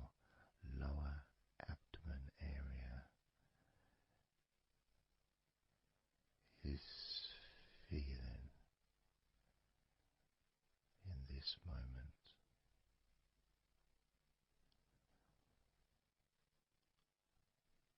Just noticing the physical sensations of your lower abdomen.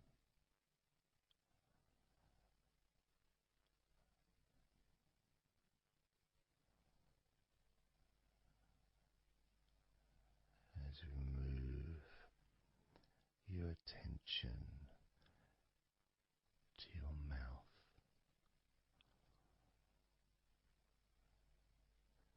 noticing your lips and inside your mouth, your teeth, your gums, your tongue.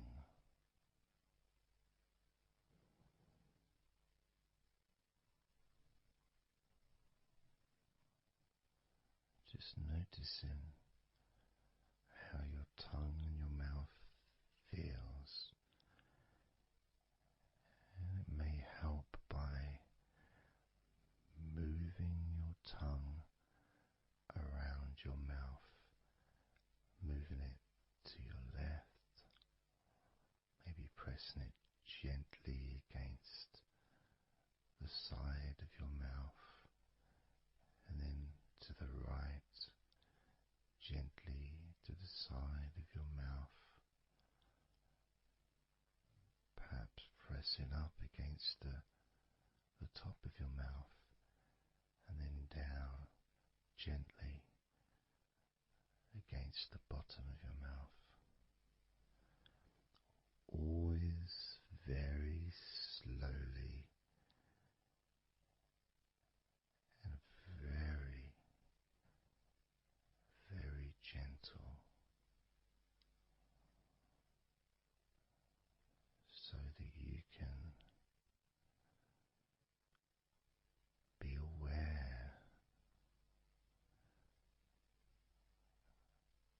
of how you feel in your mouth area.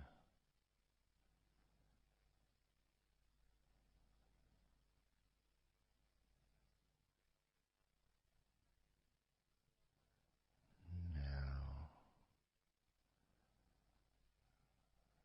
we're going to focus on your wrists.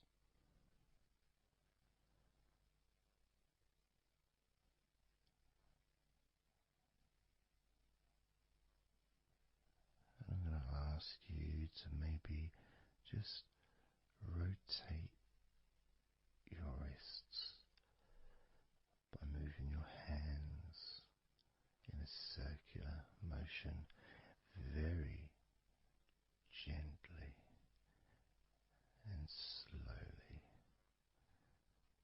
just so that you can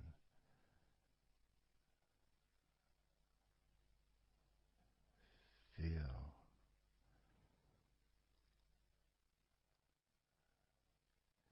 the sensations that you are currently experiencing in your wrists. Perhaps moving your hands up and down, again very, very gently.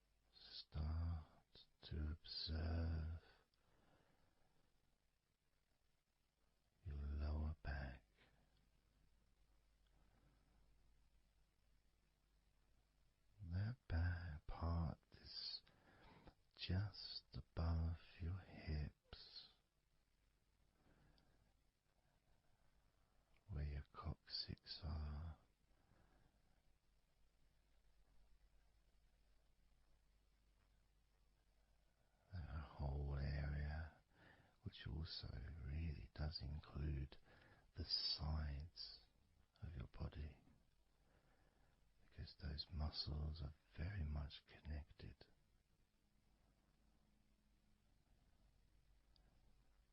As those muscles also move into your hip area, connecting to your buttocks, the sides of your hips,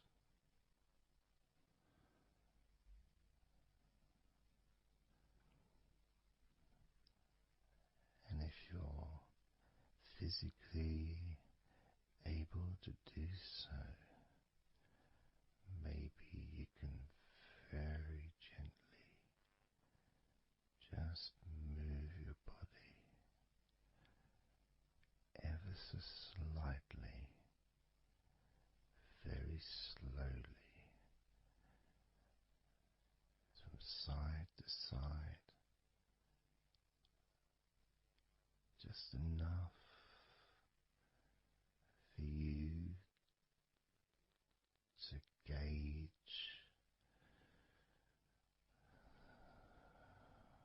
how you feel in your lower back.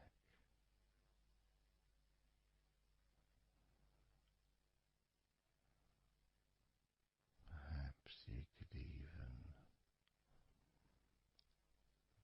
move your hips gently up and down,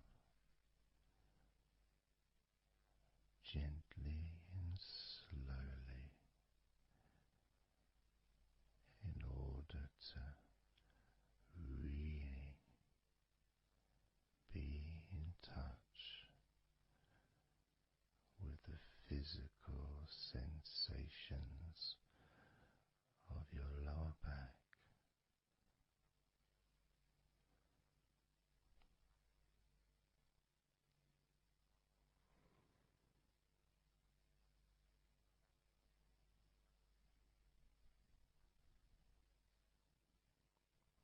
As we now move your attention to your jaw, that area from your chin all the way up to near where your ears are, the whole of your jaw.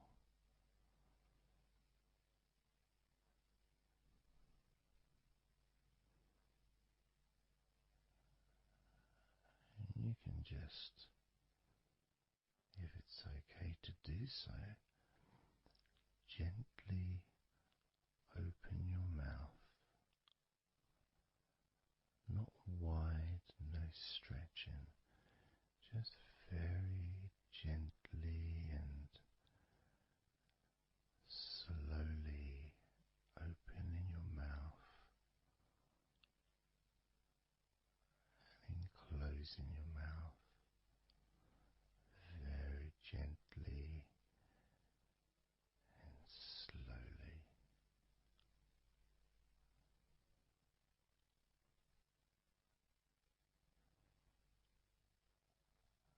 So you can be in touch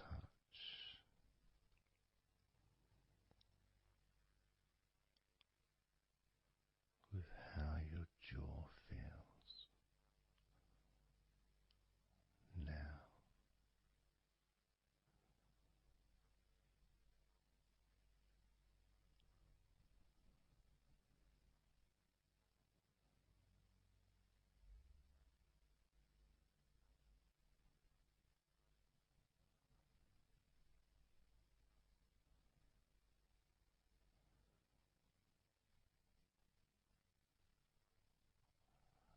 Noticing now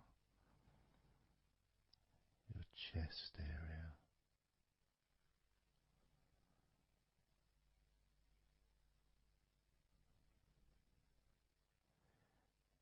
and you don't need to do anything to move your chest, because it moves every time you breathe.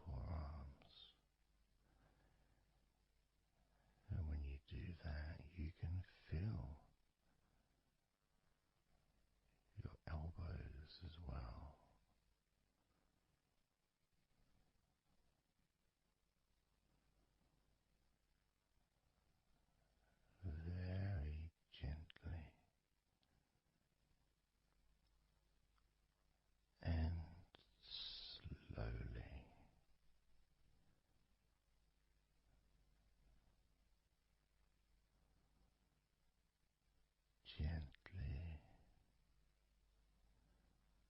and softly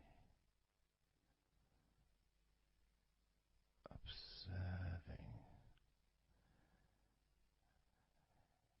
your forearms and elbows.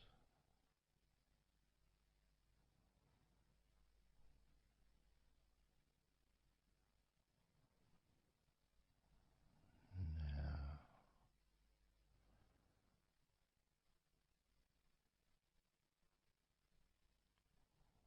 you can focus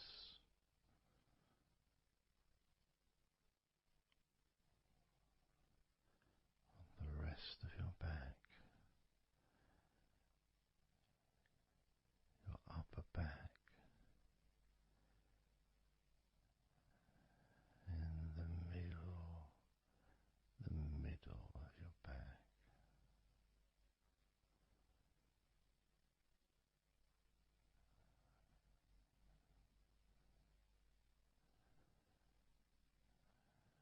Again, this part of your body moves also every time you breathe. You may not notice that usually,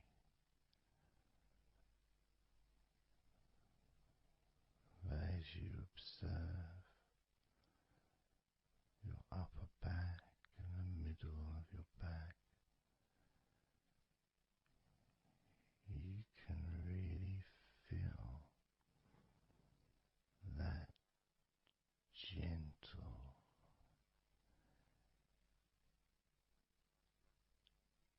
and slow movement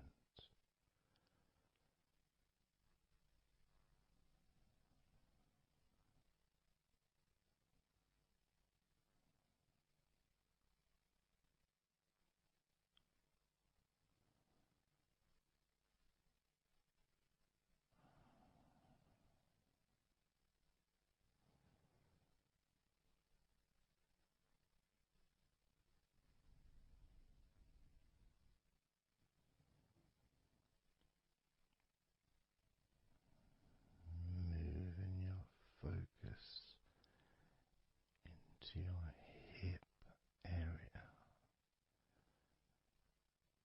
your buttocks, your groin, those muscles and those bones in your midsection.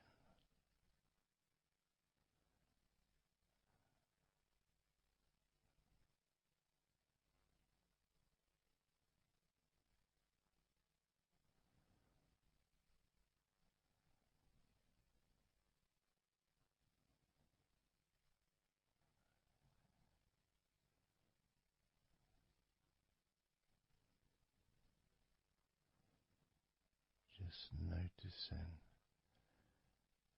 how your hips feel right now.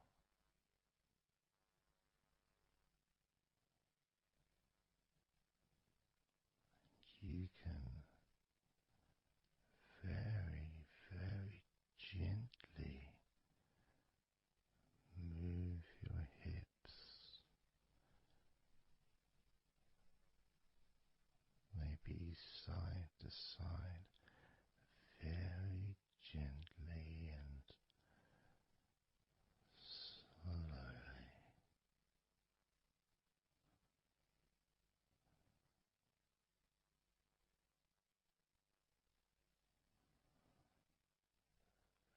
Very, very gently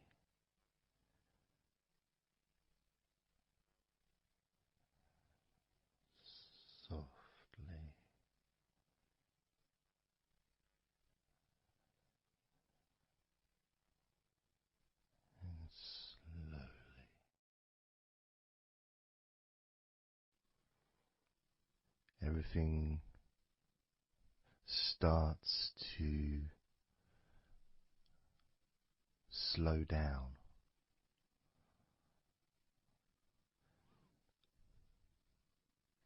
Including the thoughts in your mind, and your mind itself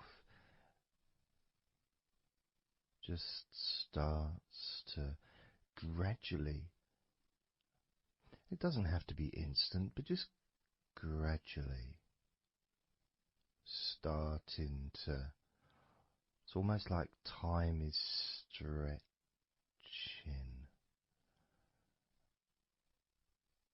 It's a slower pace to maybe what you're used to in your day-to-day life. It's a slower movement of energy.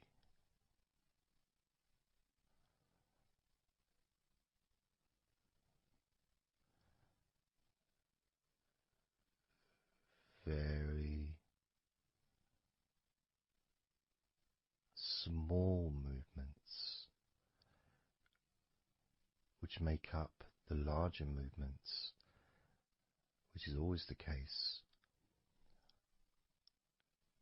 You know, when you move your hand, it might seem like it's one movement, but it's lots of minute different muscles moving in accordance with each other, and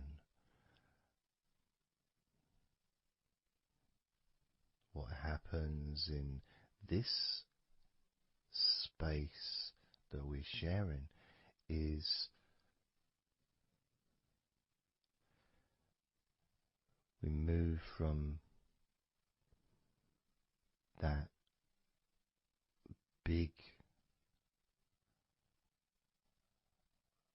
movement into those smaller movements.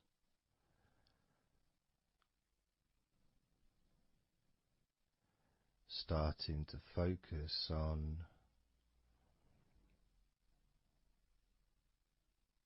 how your body feels, but not just as a whole, not just, oh, I feel in this way, I'm feeling stressed or tense, or I'm feeling relaxed and calm, I'm feeling this way, I'm feeling that way. Starting to notice that your body begins to present to you small feelings around your body.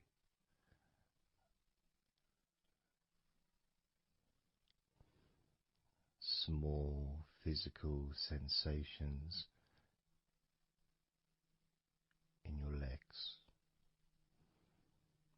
whether pleasurable or not. Maybe resisting the temptation to label them or to judge them, those feelings, just thinking about them as just being neutral, just feelings.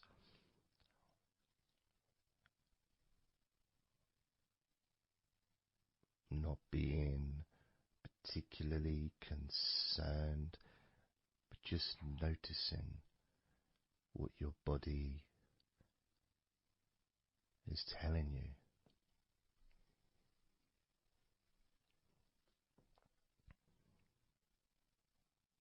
The feelings in your arms.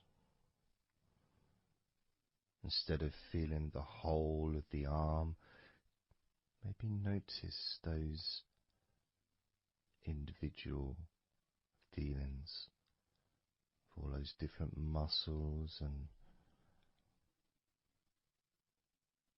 the skin, the hairs of your arms, all the internal parts of your arms, the veins,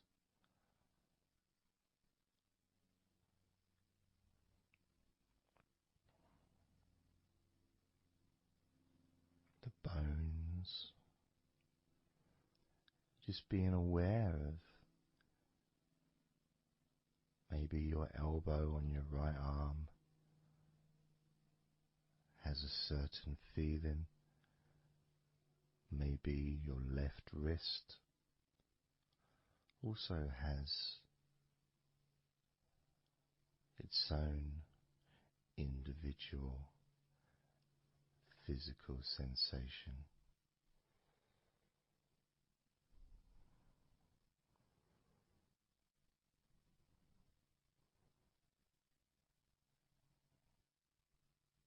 What about your forearm on your right arm? Your right forearm.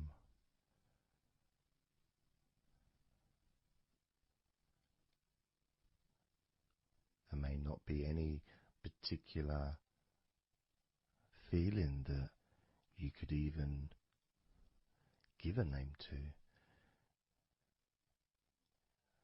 May not feel like anything other than just a feeling. You know, it's there.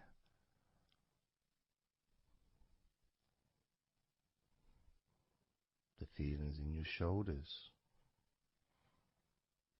Perhaps your shoulders, when you think about them, kind of almost like they're the same, you know, the same feeling. Almost like both of your shoulders are just one thing. But of course they're not.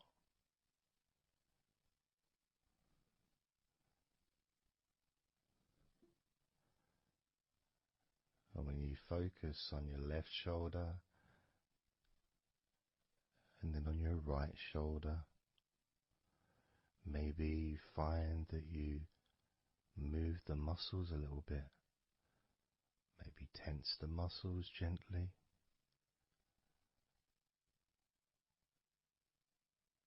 Noticing the difference in each shoulder.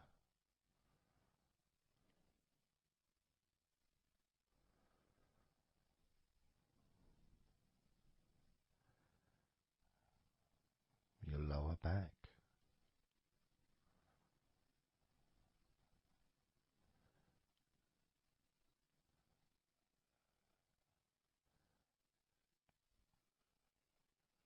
The left side of your lower back and the right side of your lower back.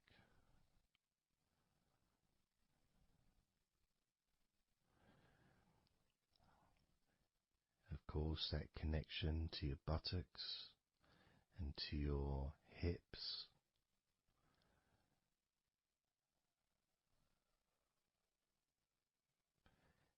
And also moving up into the middle of your back.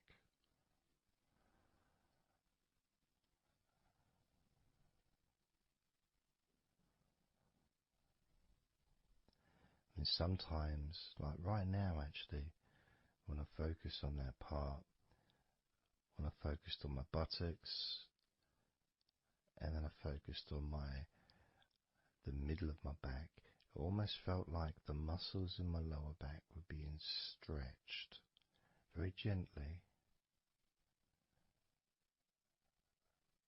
but just stretched a little bit, even though I wasn't doing anything to try to stretch your lower back. It just seemed to happen. The feeling of very gently stretching your lower back.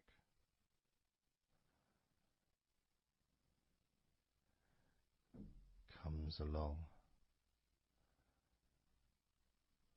that feeling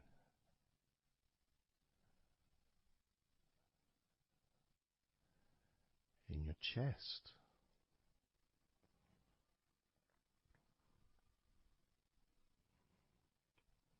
Just noticing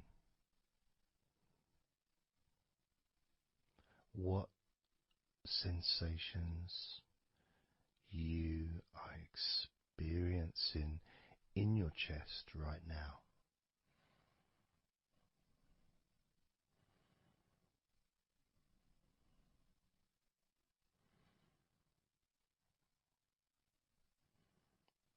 there's so much of the chest.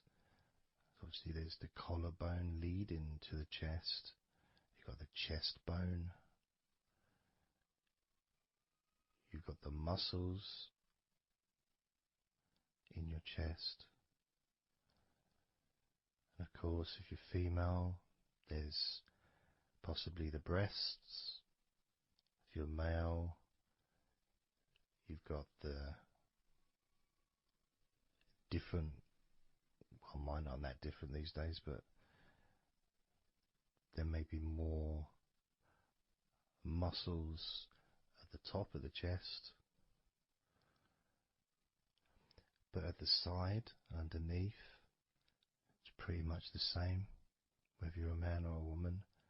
There's muscles there, muscles that stretch out to your back, as well as breast tissue which stretches and moves into your back.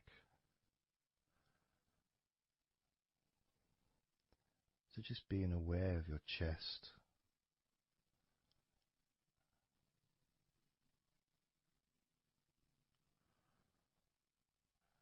being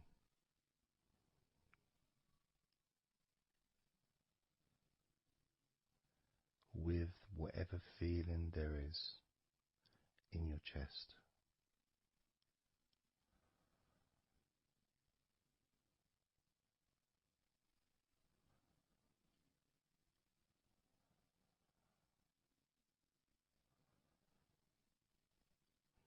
And when I notice that I focus on my chest, I feel it in my back, my upper back. I mean, I guess the obvious reason would be because, I'm breathing in and it stretches my chest and my back at the same time.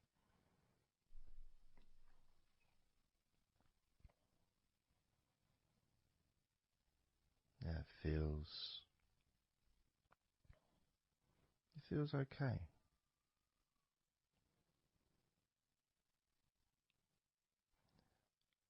Doesn't feel.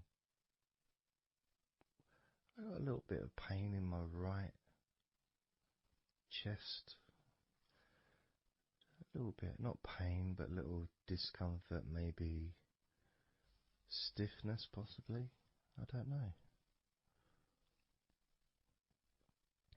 I notice my shoulders are also wanting to flex for some reason. I think that's probably part of my upper back.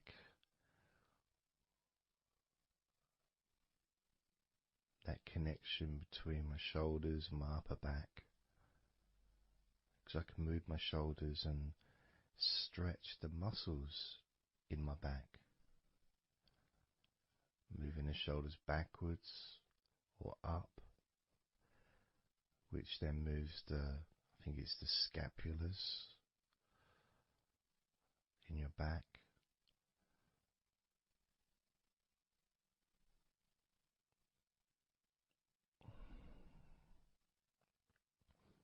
It feels quite nice actually.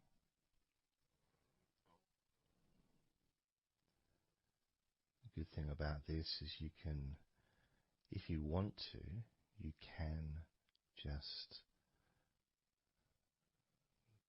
flex or stimulate the various muscles in your body gently in order to get more of a sense of how they feel.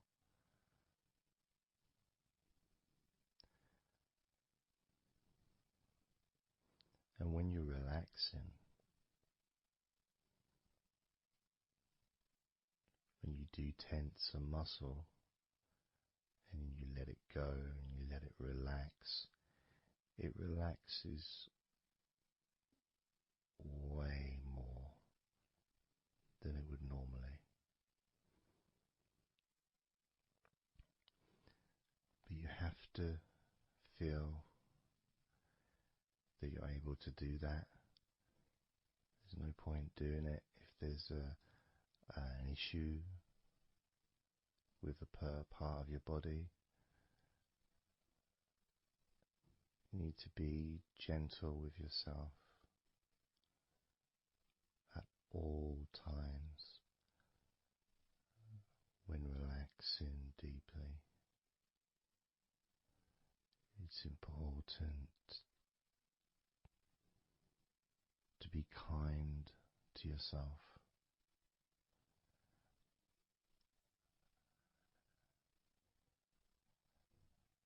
As you notice your mind,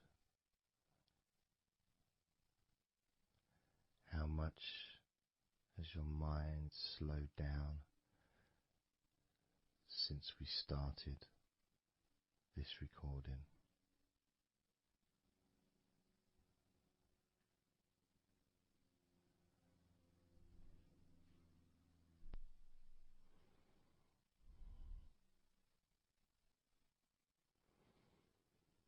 How calm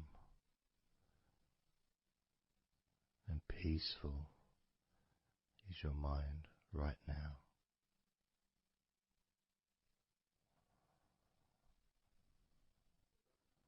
With nothing to think about and just my voice to listen to, because you know the intention behind this recording is relaxation. At the very least, for you to feel more relaxed at the end of the recording than you did at the beginning.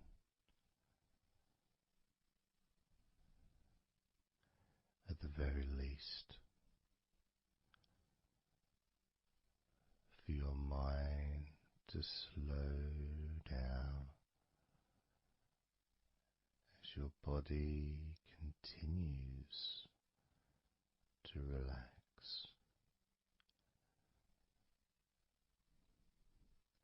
Because that's what you want to happen. That's what you expect to happen.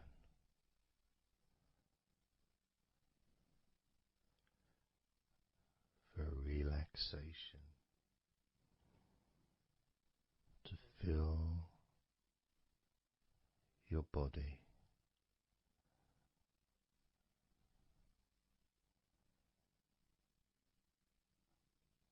Maybe calming your mind to the point of boredom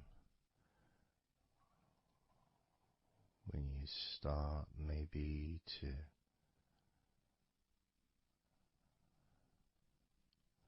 drift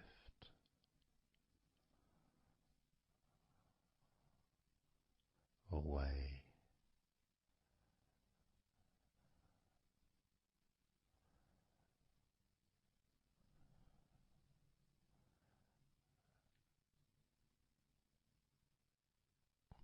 Drifting.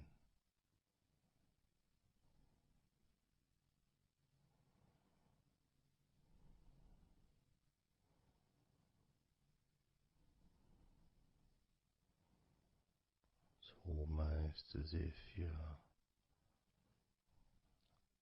moving further away from your body and your mind, just leaving that there.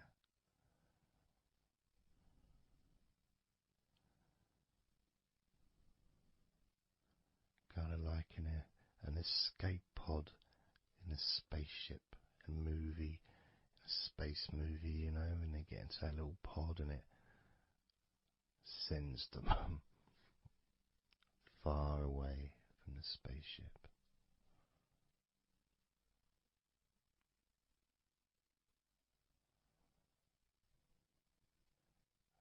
Safe to dream.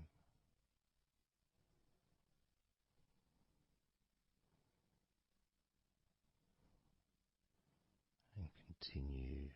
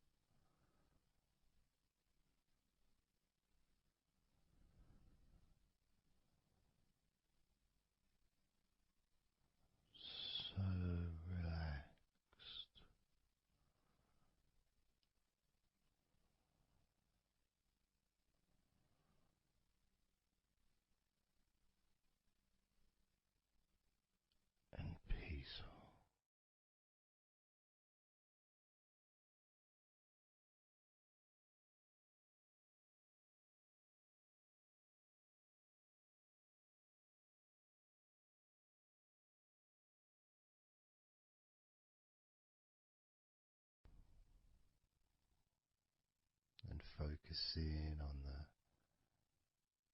feeling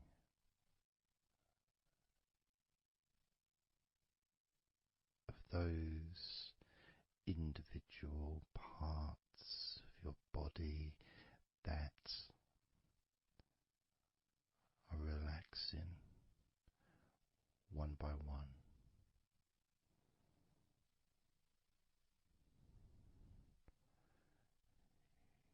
You may find that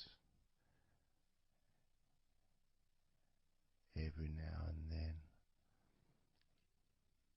you realize that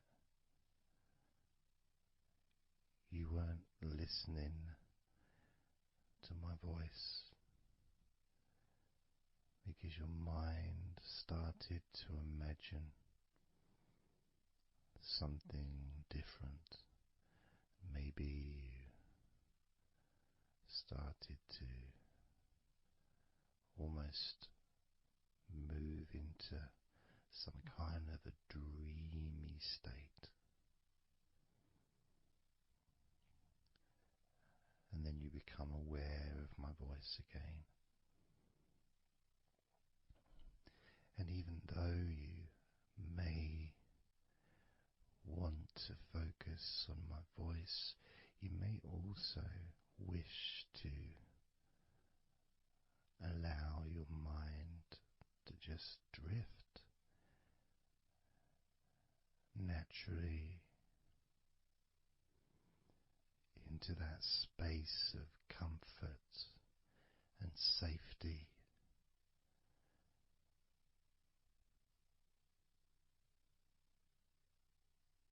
As you feel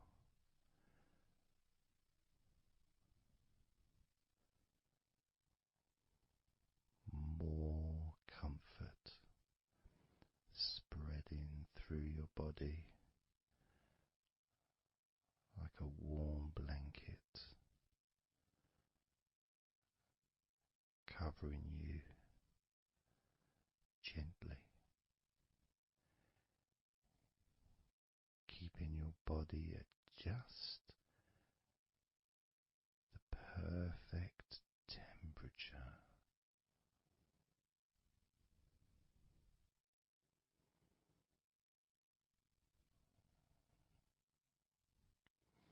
And even if you can hear background sounds,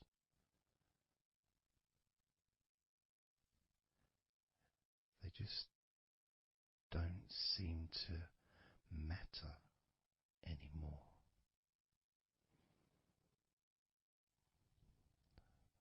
As that sense of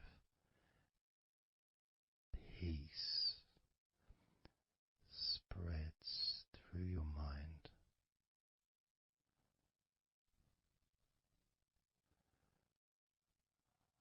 like a gentle breeze,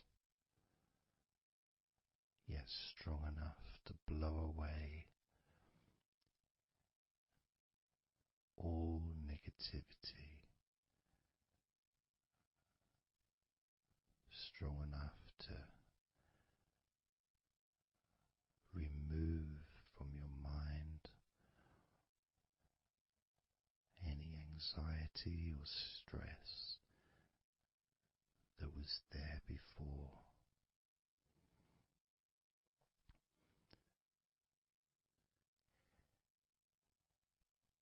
And blow away any other thoughts or feelings that just don't fit with the sense of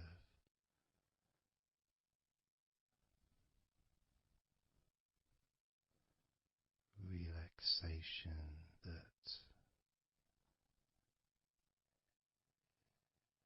is filling your body and your mind.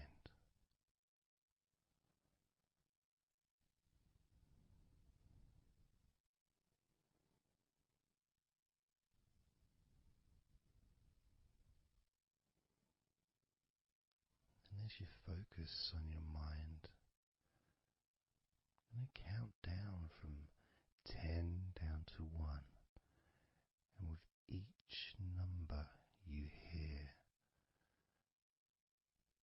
your mind will become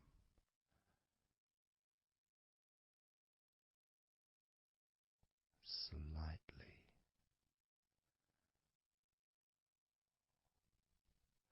more relaxed, just slightly. So from 10 down to 9, just a slight movement. From 9 down to 8, just another small change in how you feel.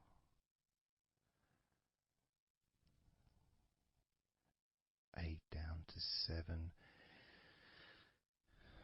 that feeling is a gap, almost like a gap that starts to get wider, the gap between those feelings that you used to have in your mind compared to the feelings you have that are growing now. Feelings of comfort and security and confidence. And that gap becomes wider. 8 down to 7, 7 down to 6. And when you get to 5, your mind will start to have a certain physical sensation, almost like there's a magnet outside of your head sucking the tension and the stress and any remaining feelings that you don't want, sucking them out through your skull.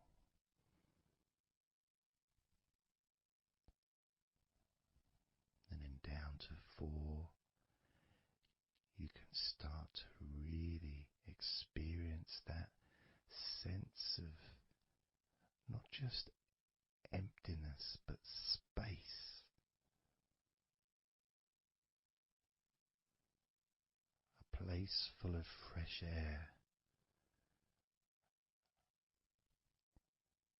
A place where you can stretch.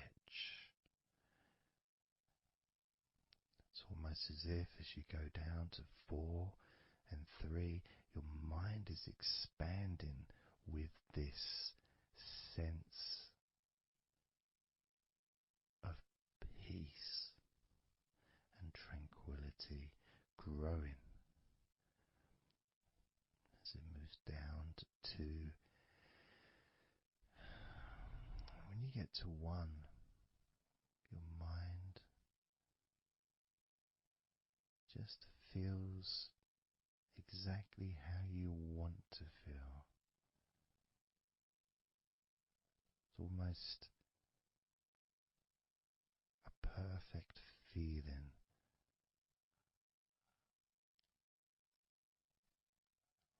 Maybe a sensation that you'd like to keep. A place that's safe where nothing can affect you at all.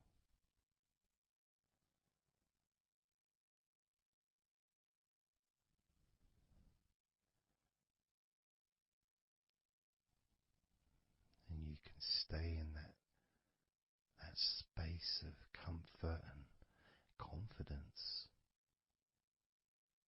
Confident in your own ability to create this space and this feeling of comfort within your own mind. just by counting from 10 down to 1. And this is something that you can do yourself when you're on your own. A time when you can maybe sit down, maybe just for a few minutes. Close your eyes and just count slowly from 10 down to 1. And re-experience these feelings in your mind.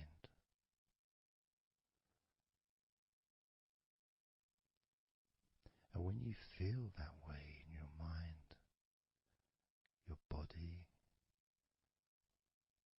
copies your mind.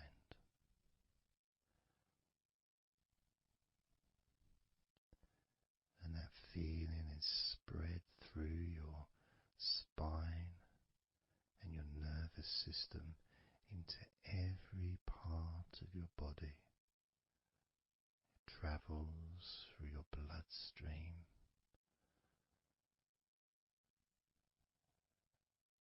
healing and relaxing every particle of your existence.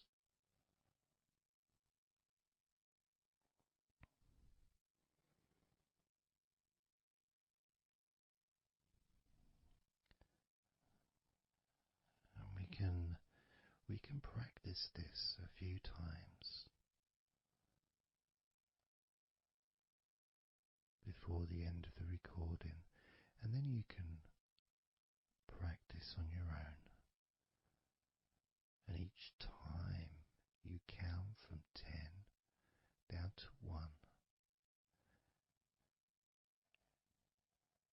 the feelings of comfort, calmness, and deep, deep relaxation become stronger and deeper.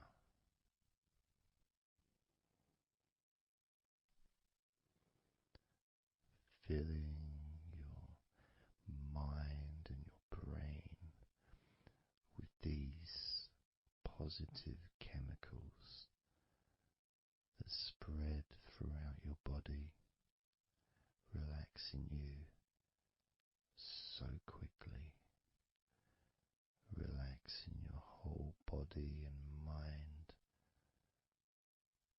so very, very easily,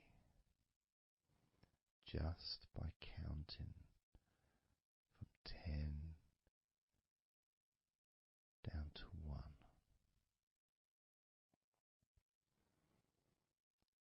So we're going to do it now. I'm going to count from 10 down to 1, and I'd like you to repeat the number after me. So when I say 10, you can just repeat to yourself 10.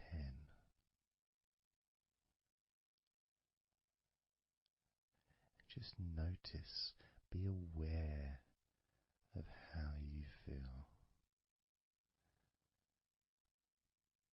in your mind and your body.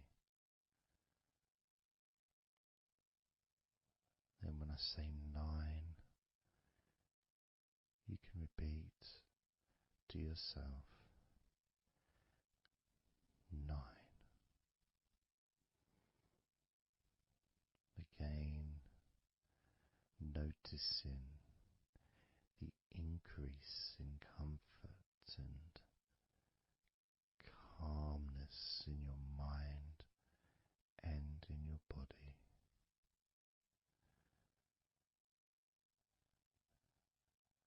The same when I say 8, when I say 7, 6, when I say 5, 4, say 3, 2,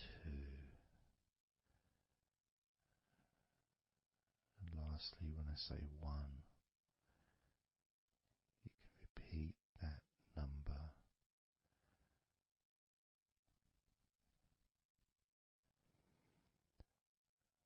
Now, of course, when you do this on your own, without listening to me, you can say the numbers at whatever speed that you feel is necessary for you, so you can adapt.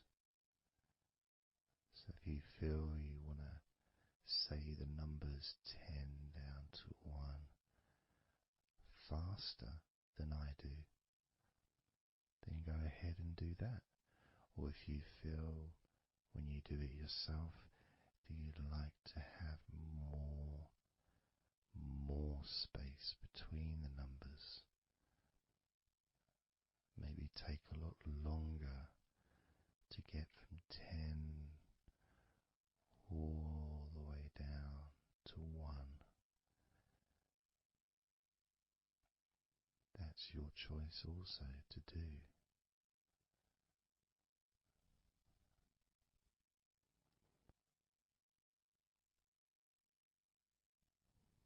So I'm going to count from 10 down to 1.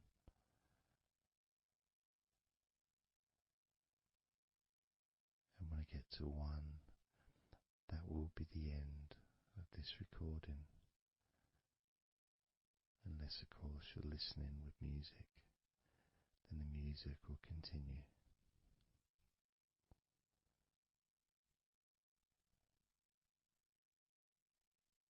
10.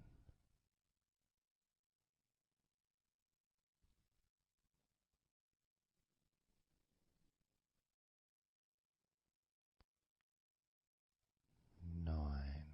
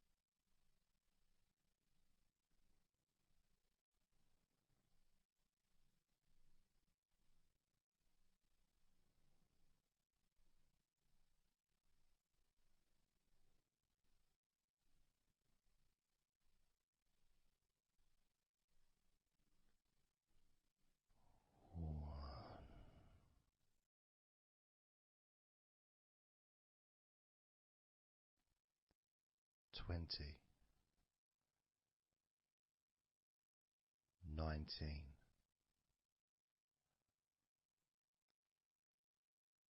18, 17, 16, 15, 14, 13, 12, 11, 10, 9, 8, 7, 6,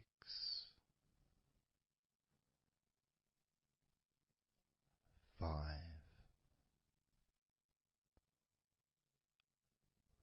4, 3, 2,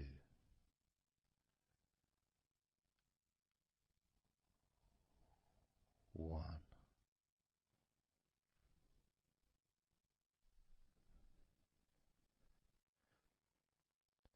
Now open your eyes, noticing how you physically feel, having counted down from 20 to 1, allowing stress and tension to leave through your fingertips and your toes. And as you focus on your fingertips, maybe they feel a little bit tingly, which is, I suppose, quite understanding considering the tension has been exiting your body through your fingertips.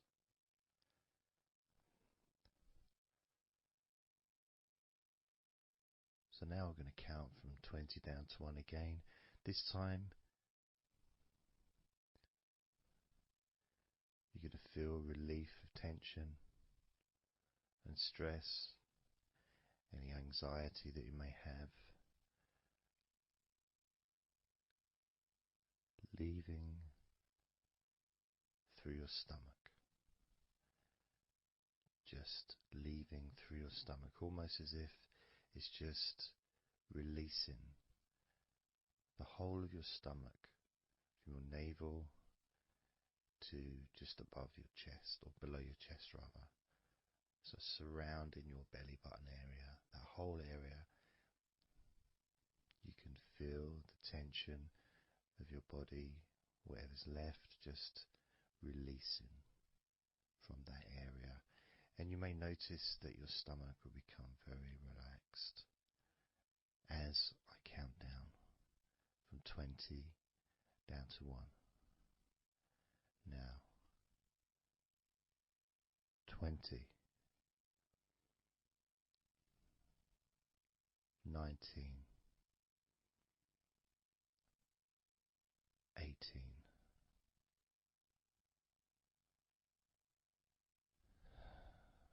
17,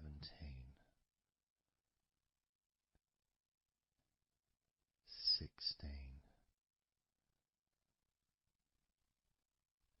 15, 14, 13, 12, 11, 10, 9,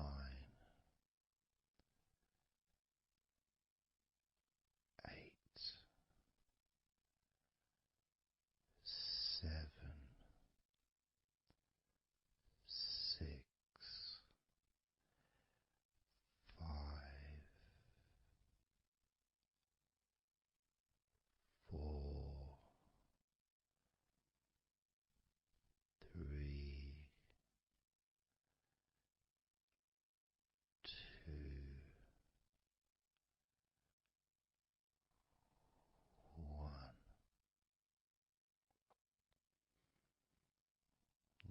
open your eyes again if you choose, or you can just keep them closed because it feels relaxing. Just notice how your stomach feels. And notice as you focus, just do a little scan of your body. Just notice how your body feels. Focusing on your upper body, your back, chest, stomach, legs, arms, hands, feet. Just noticing. And you may start to feel more of a sense of tiredness, which may be the reason you're listening to this recording, because you would like to let go completely of everything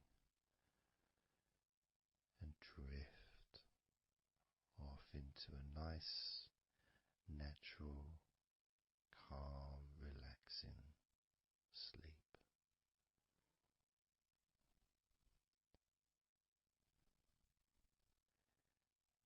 So now we're going to focus on your forehead. And if you choose, you can incorporate your eyes in this focus as well. So your forehead and your eyes. Just that whole area, basically.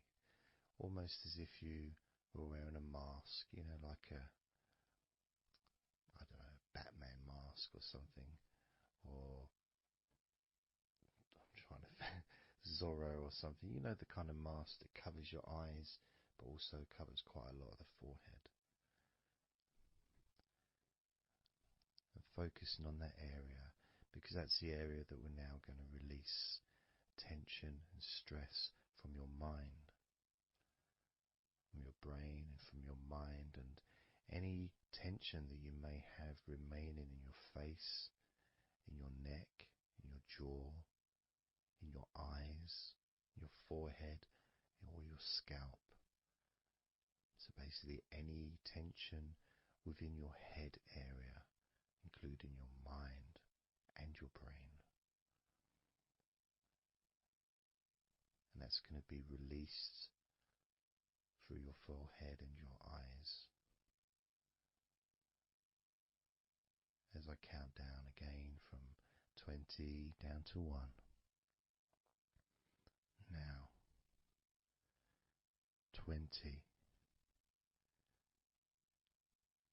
19, 18, 17, 16, 15, 14, 13,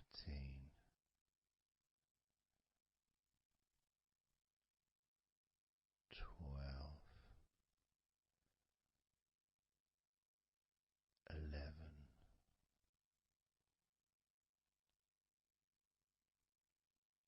10,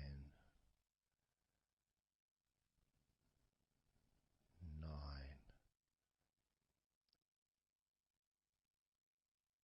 8, 7, 6, 5,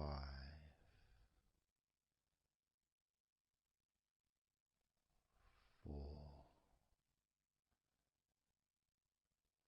3,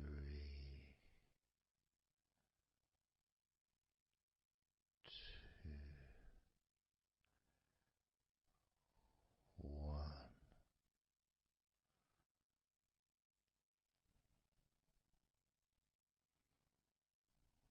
Noticing as you scan your face, your jaw, your eyes, your cheekbones, your ears, your forehead, your scalp, and your neck,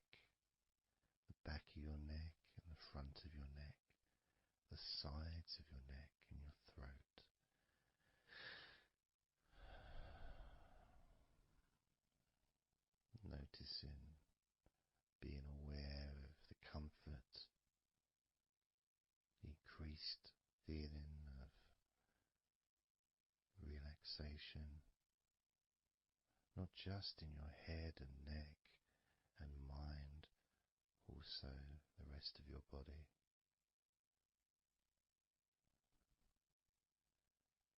Just notice how loose and calm you feel, and how easily it is to just let go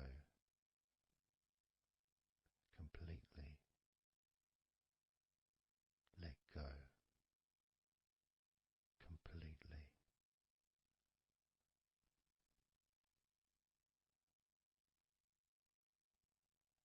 How easily.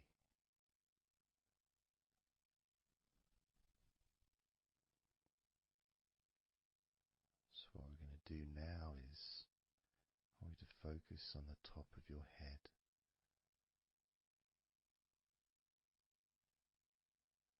And we're going to allow every last piece of tension or stress that might be lingering or hiding in your body or mind or head to just be sucked out at the top of your head and released into the air, almost sucked out into the clouds. Imagine a big cloud above your head, almost like a whirlpool, and it's just going to suck that tension out of the top of your head and just take it away for good. As you focus, imagine an opening in the top of your head where that tension and stress and any remaining issues, maybe worries or concerns that are of no use to you now, can all be sucked out of the top of your head and taken away. As I count down again from 20 down to 1. Now, 20, 19,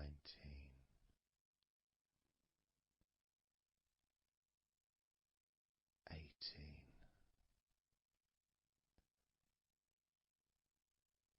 17,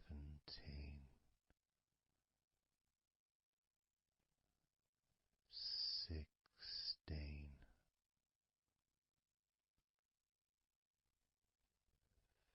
15,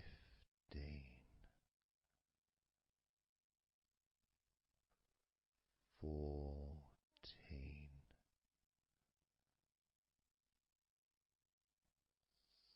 13,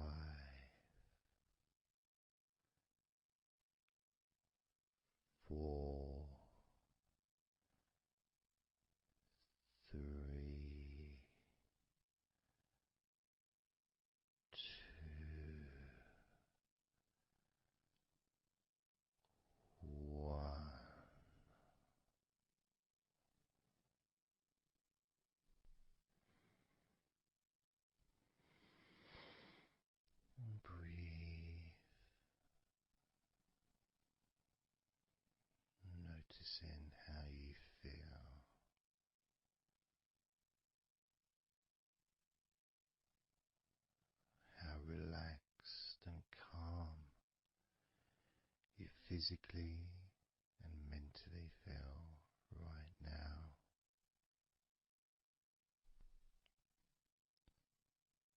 How peaceful your mind feels. It feels so nice to just let go, to give yourself some space to breathe easily, to think calmly, and just to take a break from all that pointless worry and concerns about things that you don't need to think about right now, because this is your time to let go. This is your space to enjoy feeling deeply relaxed, peaceful in your mind, relaxed in your body. It can feel so good, so nice to just not have to do anything, to be able to really enjoy that serenity that comes with letting go completely, that peacefulness that comes with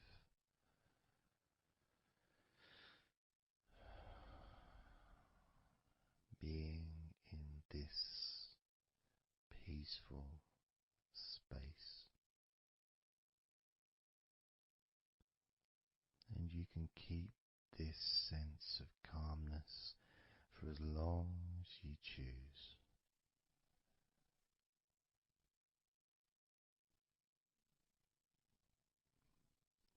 If you choose to drift off into a deep, healing, natural sleep, then you can do that. It's completely up to you.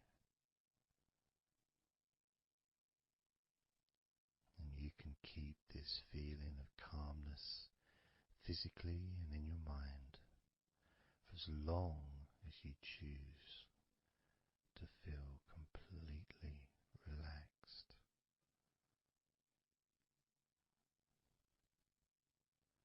Completely relaxed. And I'd like you to make up your mind that you're going to relax.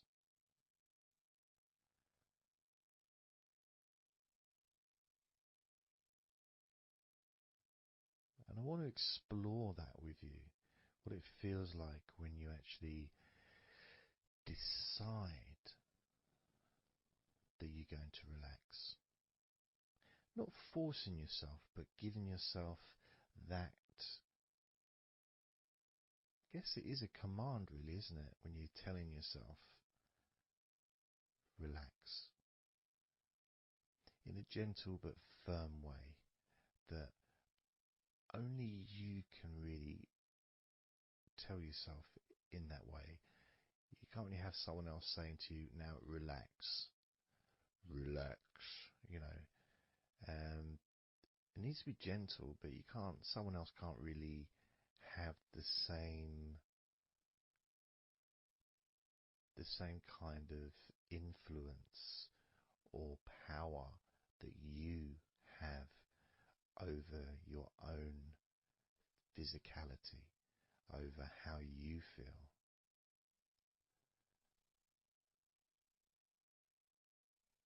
Because when you say it to yourself, it means more. It's personal, and your brain and your unconscious mind and your body listens to what you say. So, for example, we'll test it out. We'll do a little test, a few little tests along the way, and you can get more of an idea of the force the positive force that you can have in creating a sense of comfort and relaxation in your body and your mind quite quickly, just by you telling yourself to relax. So I'm going to start by, let's focus on your hands. So focus on your hands and just tell your hands to relax. So just say relax as you focus on your hands. You could say, my hands are relaxed, or I want my hands to relax. But I think if you actually do it directly, by focusing and imagining that your hands can hear what you're saying, like they've got little ears, which is a bit weird. So talking to your hands and just say, relax.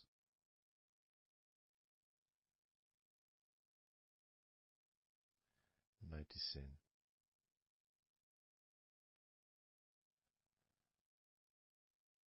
how your hands start to relax.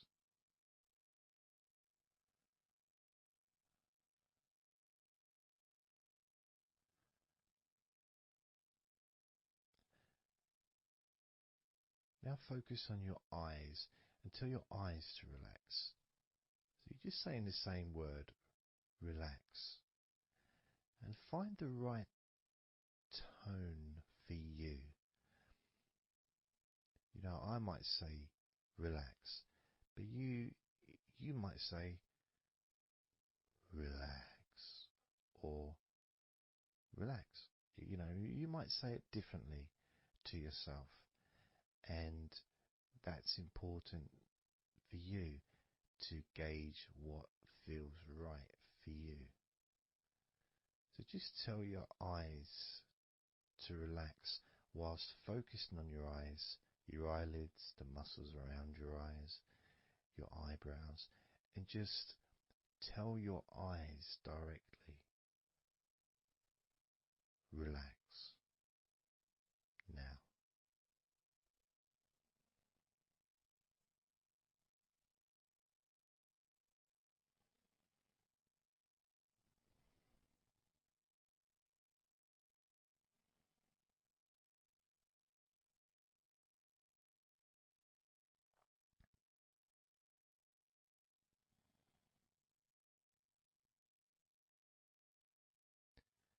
Now I just did that myself, and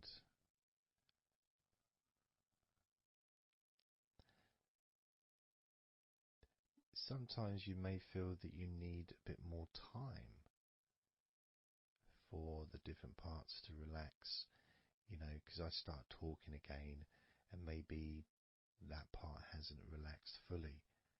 But what will happen is it will just continue to relax even though I'm talking. And that's happening with my eyes. Something else I noticed is when I started focusing on my eyes, they actually almost they got worse before they got better in a way. Sort of I felt a degree of tension growing in my eyes and then disappearing.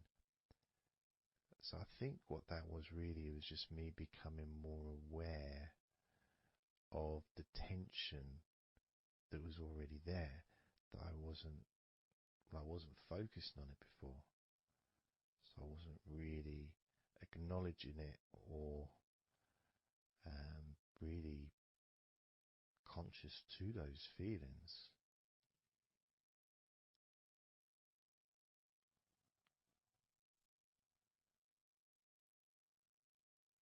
Yeah, my eyes are still continuing to relax, as well as my hands actually.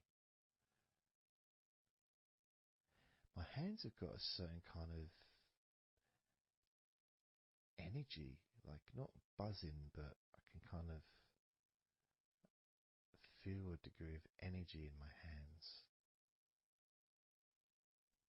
Maybe that's where the tension's being released. Maybe that's causing that.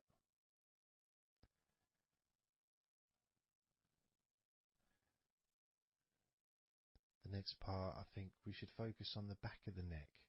That's a part which quite often, well, for me, holds tension. I don't know about for yourself, but I think it's quite a standard place where tension is sometimes held. So, and I'm doing exactly what you're doing as you do it as well. So I'm telling my body parts to relax as well. So if you tell your neck, the back of your neck, focus on the back of your neck and just say, relax, in your own words, in your own tone, in your own voice. You can say out loud or you can just say it to yourself internally. But you're focusing and you're saying it literally to the back of your neck, as if the back of your neck can actually hear what you're saying. So do that now. Just say relax to the back of your neck. And I'll do the same.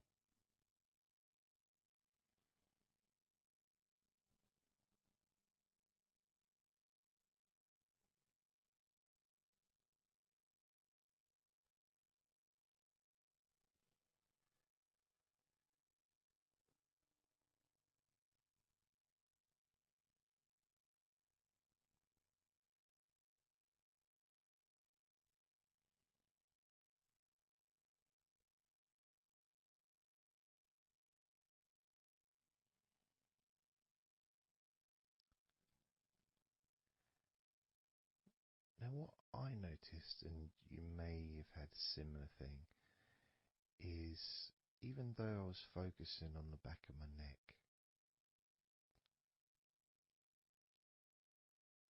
other parts started to, I don't know, show themselves to me, or maybe because they want to be relaxed as well, but I started noticing the feelings in my shoulders, the tension in my shoulders and in my upper back. Whether that was because my back of my neck was saying, well, I'm pretty much okay. It's the other parts that need attention.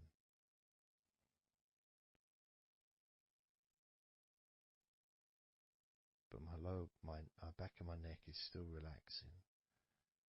But I just became more aware of other parts that needed attention. Now this might happen, and it's not, it doesn't mean that it's going wrong. It just means you're being notified of more places that also want to feel relaxed. So I'm going to focus on my upper back.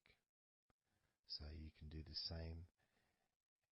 Even if you don't have any feelings of tension that are obvious in your upper back, if you just focus on your back and the whole area from your shoulder blades down to the middle of your back, down your spine. I mean, with me, it's more the shoulder blades that are more, yeah, that's the parts that are really sort of giving me the nod that it needs relaxing. So I'm just going to ask that part to relax. And you can do the same now.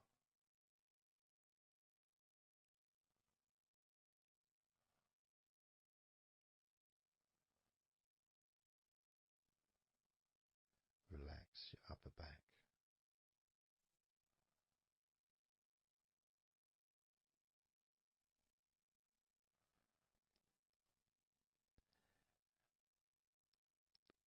Something strange happened there, and this often happens. I've been doing this for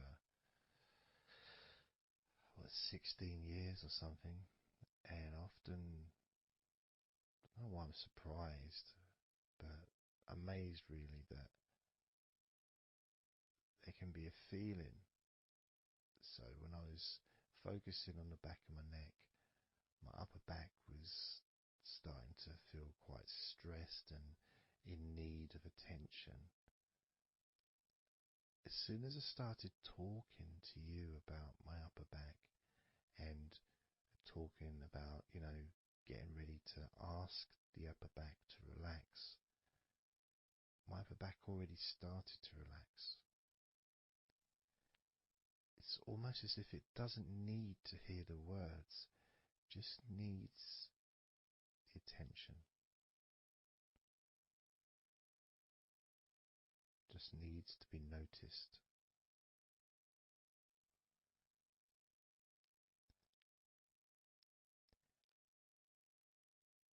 That is something that often happens in this type of situation, is when you start to relax a couple of parts of your body, as we've done with our hands, our eyes and our eyelids, and now back of the neck, top of the back, upper back. The rest of the body seems to just take notice and decide in its own way to start relaxing. Other parts of your body start to just become looser. I suppose it's kind of like a bit of an avalanche, The little ball starts rolling, and before you know it, the whole of your body is completely relaxed and calm.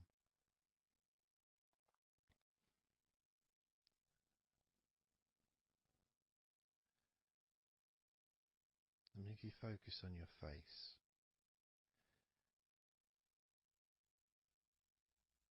you focus on your eyes,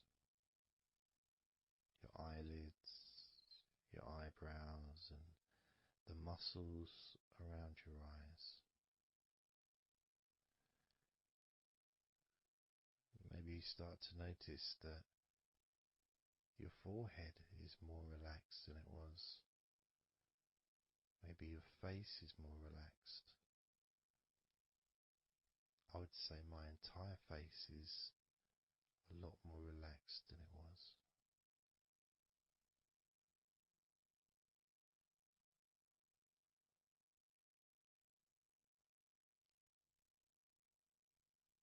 So we're going to focus now on your shoulders.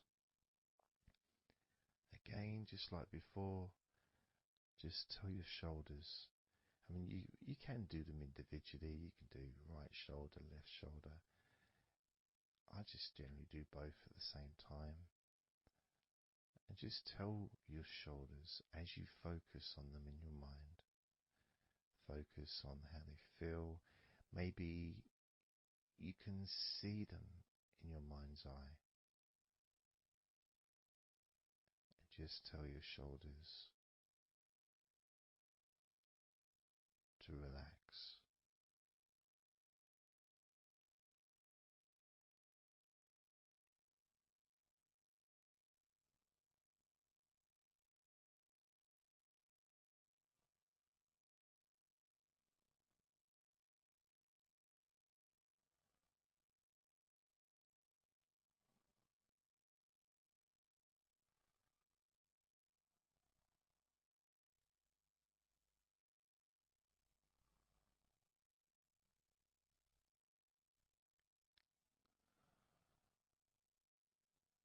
It feels nice as they relax.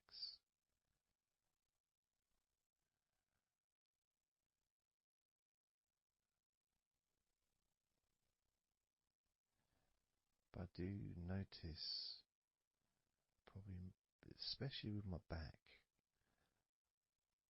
is the connection between the different parts. The back, the shoulders, the neck.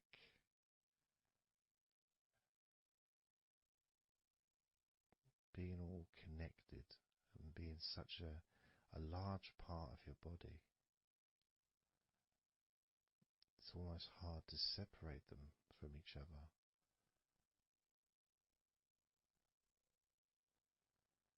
I mean, my lower back has started to relax on its own.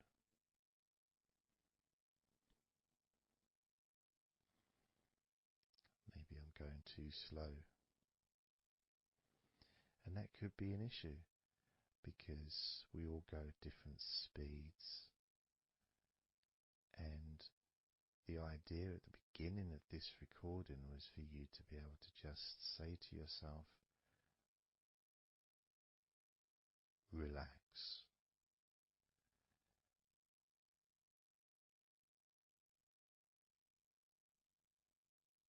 Without focusing on any particular part of your body. Because when you know that telling your hands to relax and your hands relax, you tell your eyelids and your eyes, the muscles around your eyes and your eyebrows to relax, and they relax.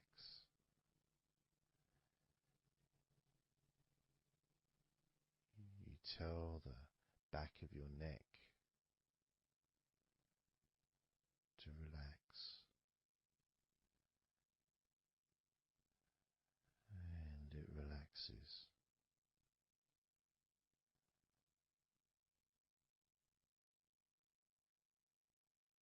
You tell your upper back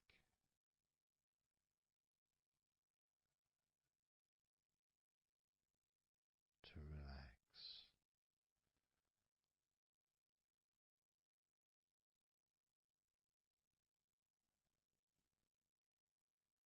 and it relaxes.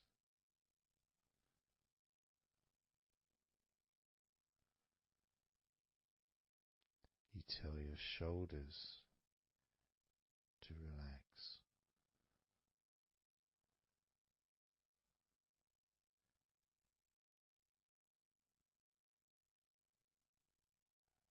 and they relax.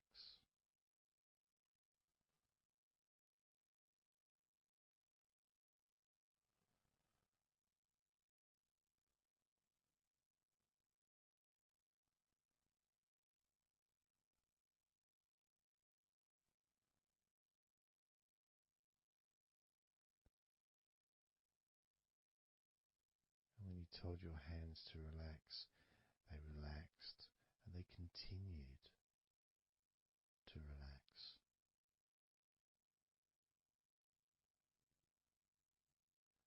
When you told your eyelids, the muscles around your eyes, your eyebrows to relax, they relaxed and continue to relax.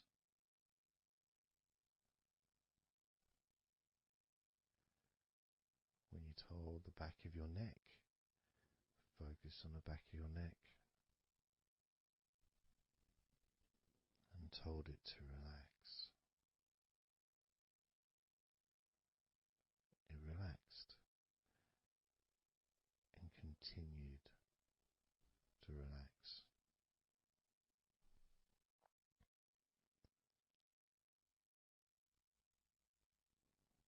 When you told your upper back to relax, it relaxed and continued to relax.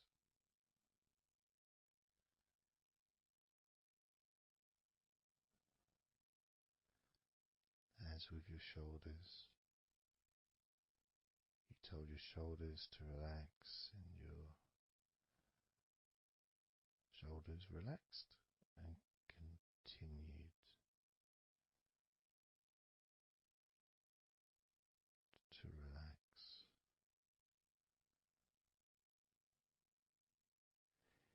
And it's not just that,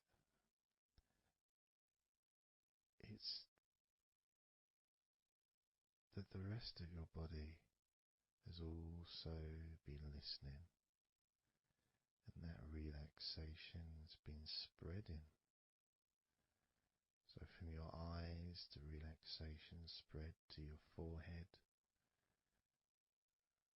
around your face, into your skin, into your jaw,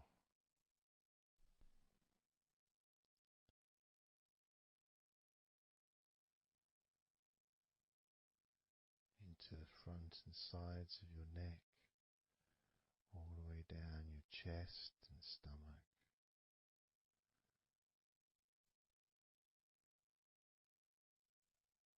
Your relaxed hands and shoulders meet up through your arms, relaxing. Your forearms, your upper arms, your elbows, your wrists, letting go.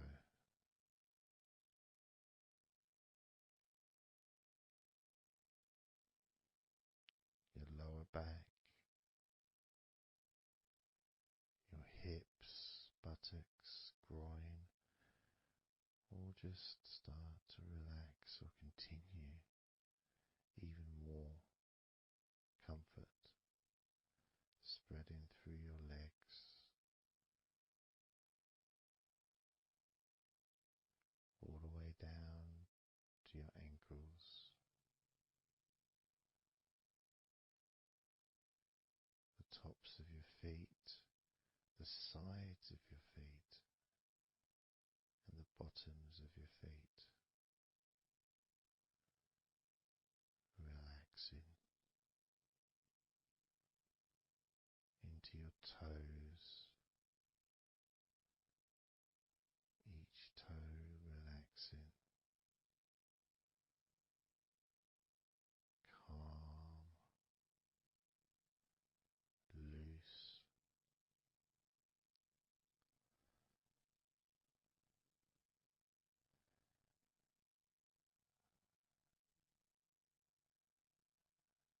And as your body relaxes more, your mind becomes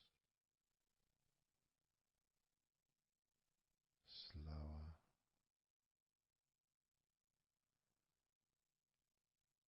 more peaceful,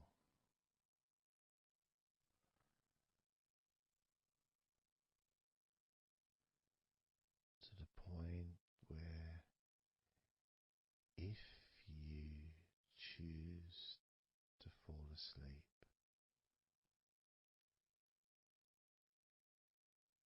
you can easily do that.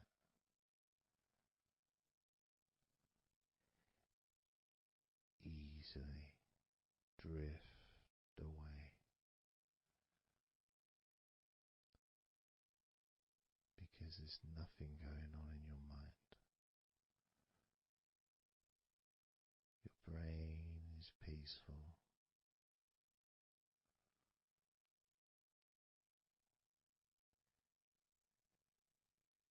Your body continues to relax.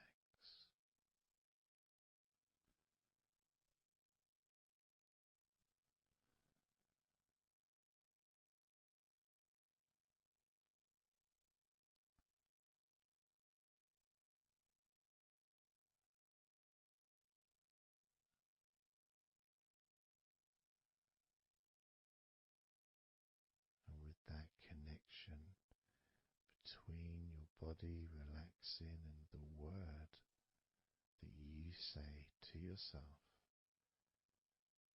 relax,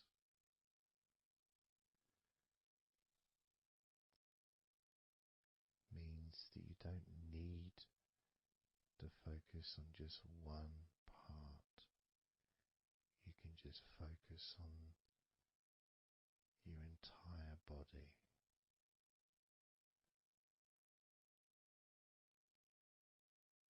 Saying the powerful word, relax.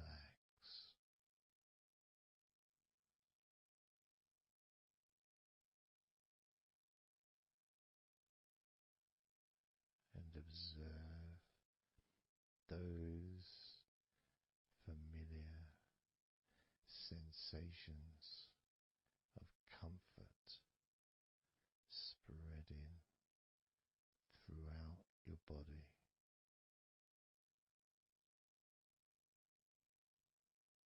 loosening and calming and healing every part of your body,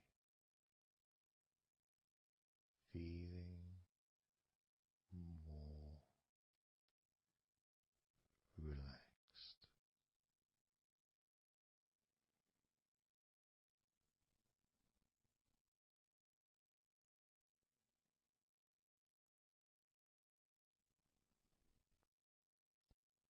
So that all you need to do from now on is just tell yourself,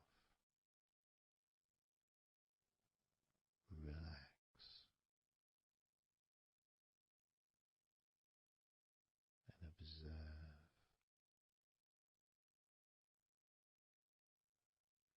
feeling completely comfortable and calm.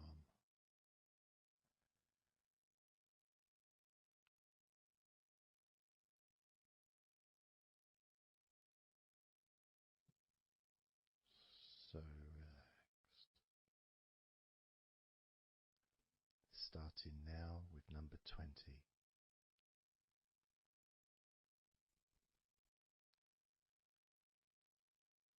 19.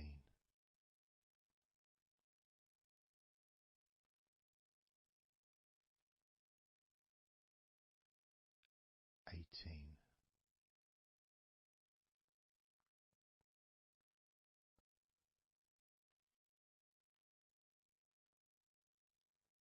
17.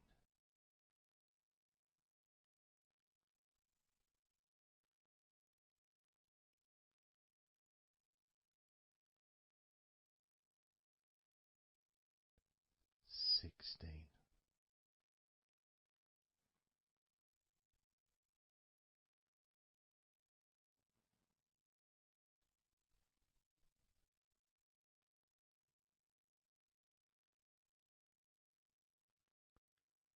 15.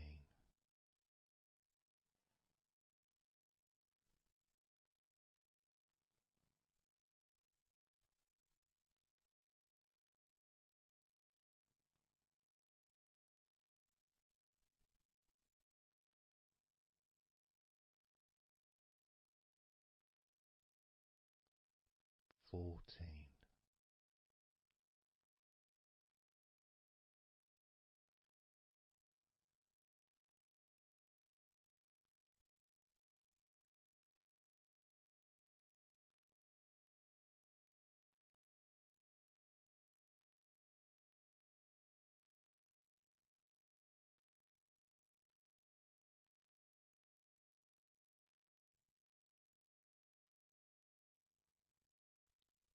13.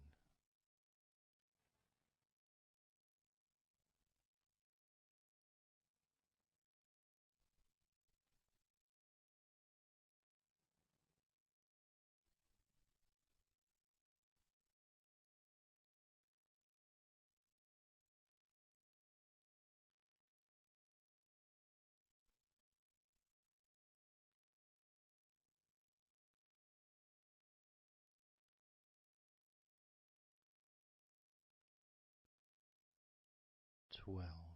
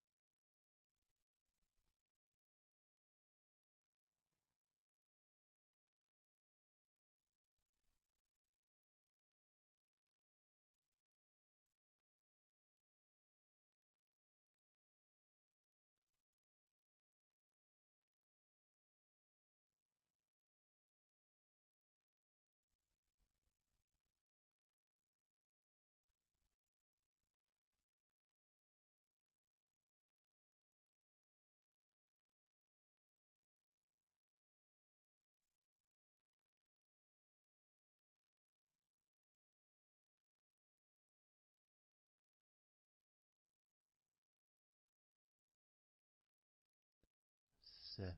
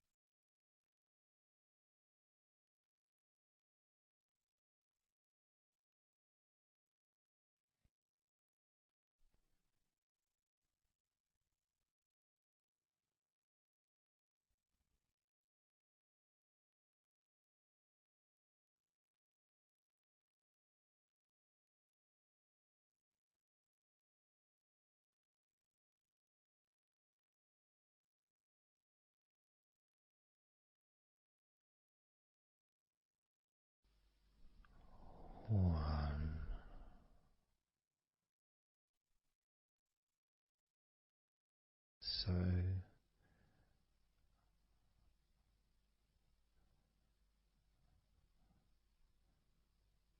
counting down from 10 to 1. 10, 9, 8, 7, 6, 5, 4, 3, 2, 1.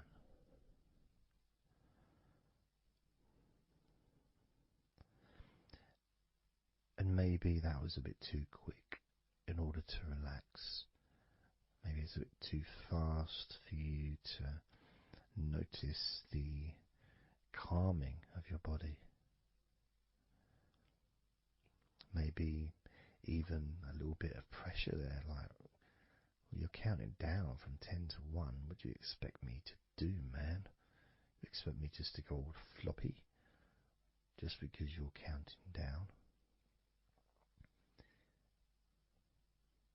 2. We could try again, but this time I'll go a bit slower. This time, as you focus on the whole of your body before we focus on your legs, just notice how your body does start to feel more relaxed with every number that I count down. 10,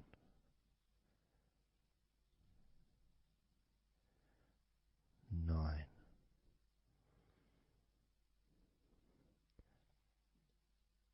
8,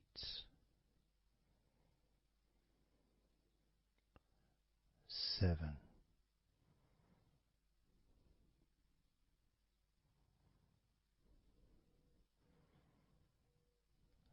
6,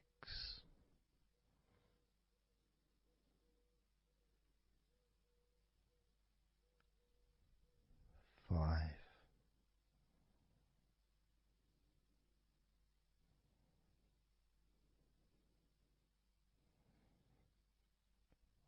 4,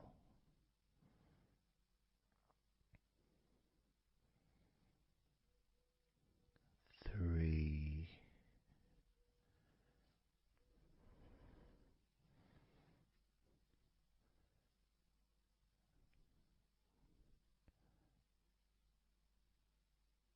2,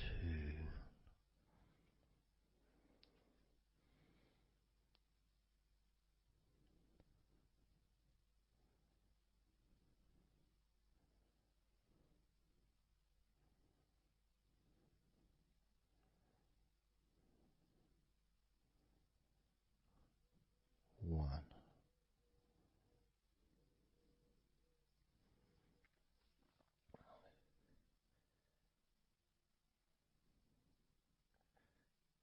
And just notice how you feel generally, how your body feels.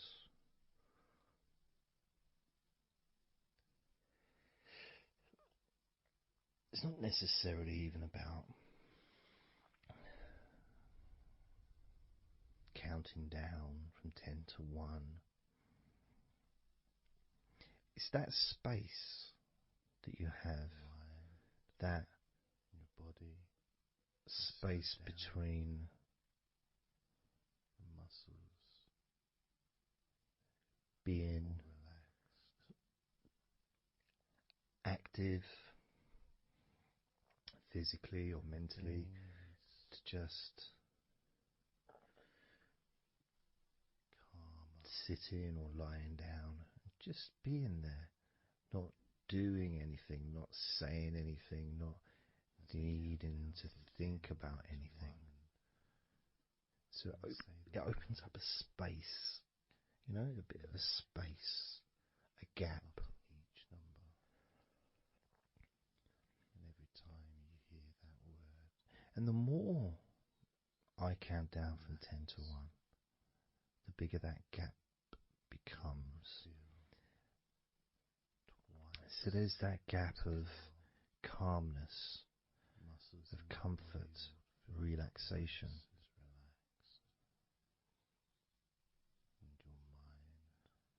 It's a nice feeling.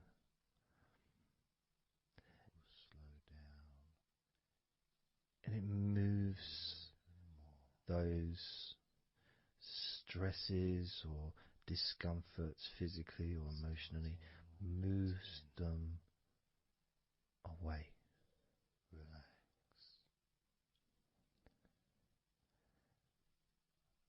Allows you to just slow down.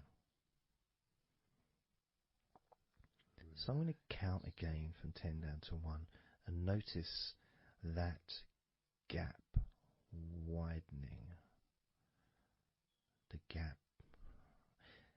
And as it widens, it's almost like the stress and attention falls into the gap.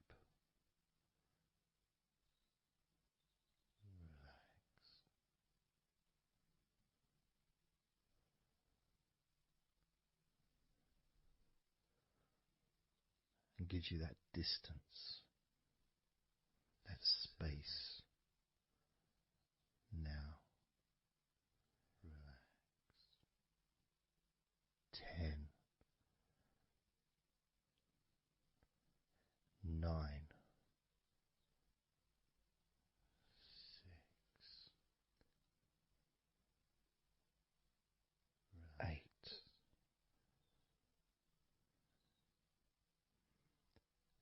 7,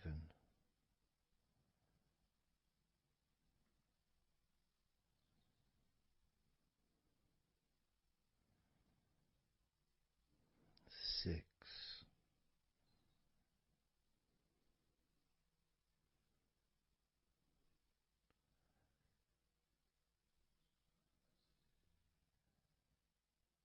5,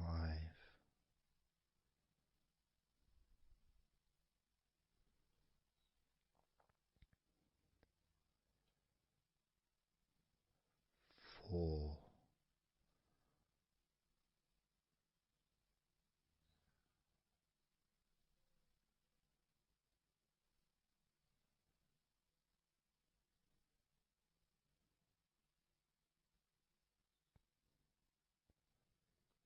3,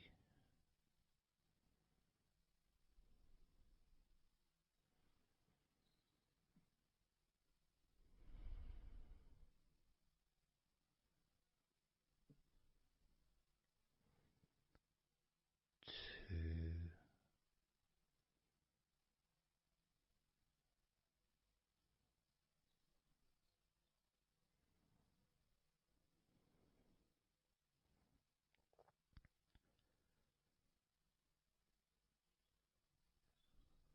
1.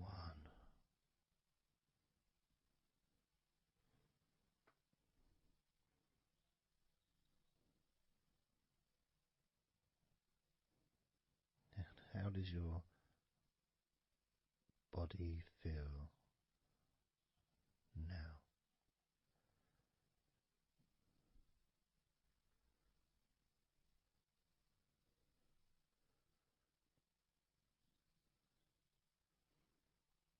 Can you notice that you're feeling calmer?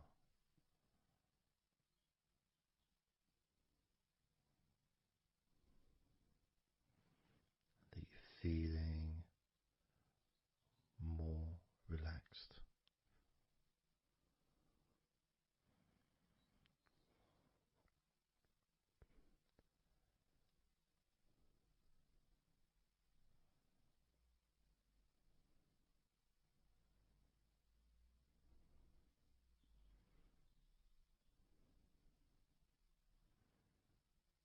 As we now focus on your legs, just your legs.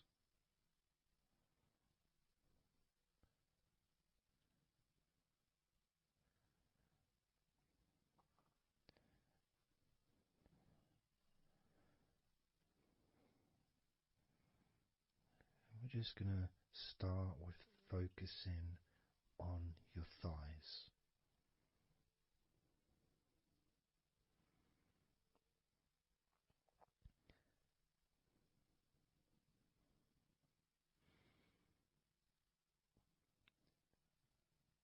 Of course, it's not the most exciting thing to be doing because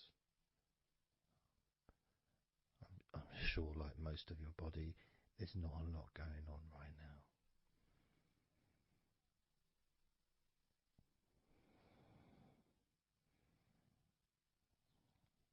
Just focusing on the whole of your thighs, the tops of your thighs, the sides of your thighs, the bottoms of your thighs, your outer thighs and your inner thighs. Basically, the whole of your thigh that leads into your hip and then goes down to your knee joint.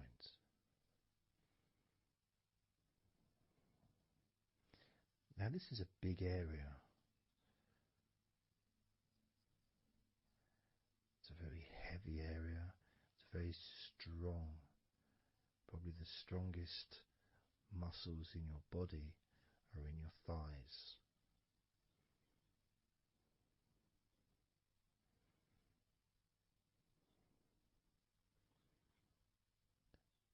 But I don't think we perhaps give enough attention to our thighs.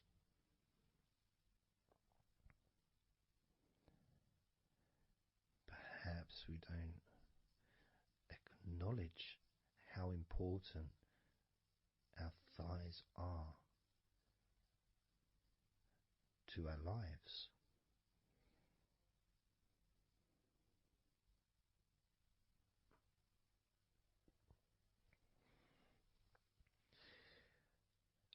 How much they actually do for us all through our lives.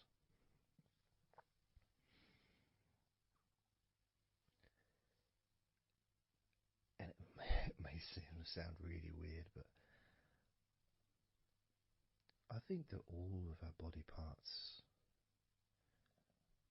especially our thighs, need some TLC. A bit of love shown, a bit of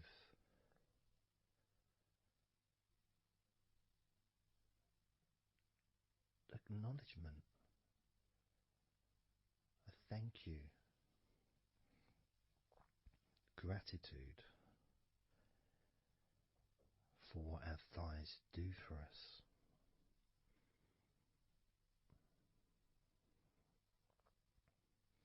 And I know this may sound a bit strange. Maybe you think, why am I?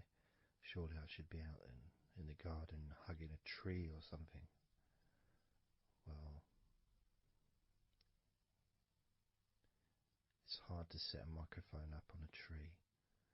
That's why I'm doing this indoors. Otherwise I would be outside hugging a tree. No, I can't see the television from the tree.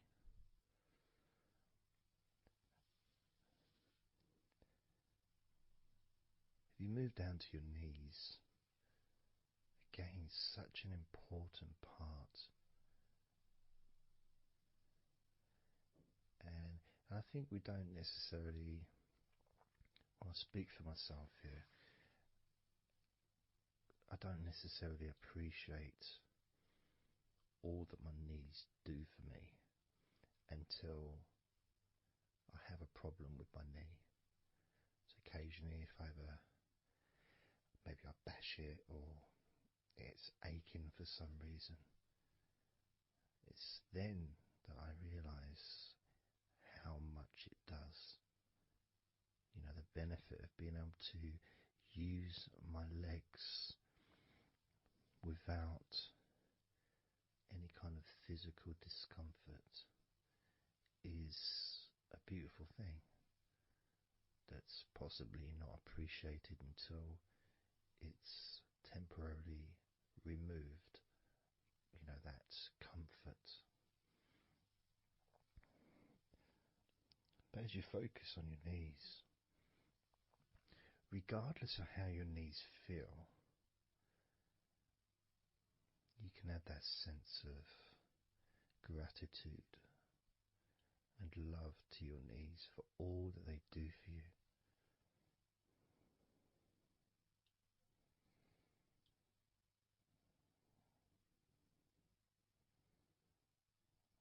And you can still have that attention on your thighs, and maybe notice how your thighs feel. Maybe you've noticed that they are relaxing more deeply.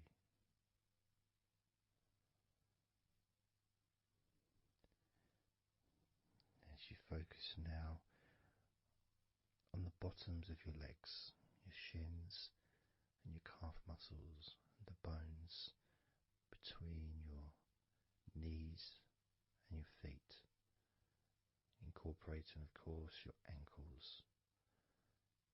So important.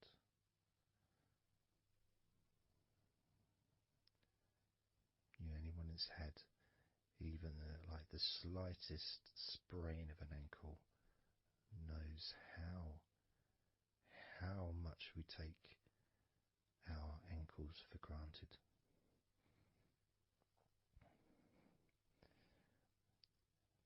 And it's kind of strange in a way when you think that, logically our wrists are a lot thinner than the rest of our arms, which is okay, can't see any problem with that because we're just picking stuff up. But our ankles are so much thinner than the rest of our legs.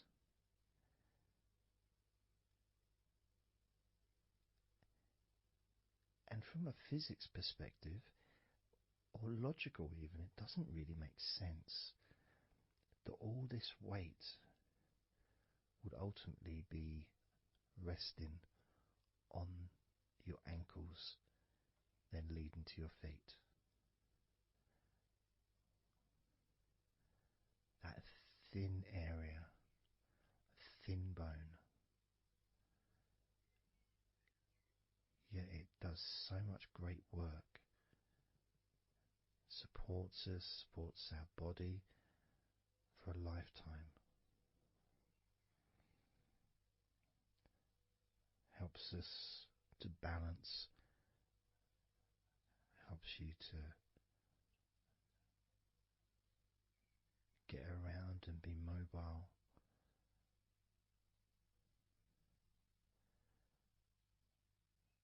And there's the calf muscles, of course. When I was younger, I couldn't see the point in calf muscles.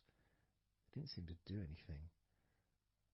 Okay, if I walked around on tiptoes, then my calf muscles get some work. But of course that's not true. The calf muscles are being used whenever we use our legs.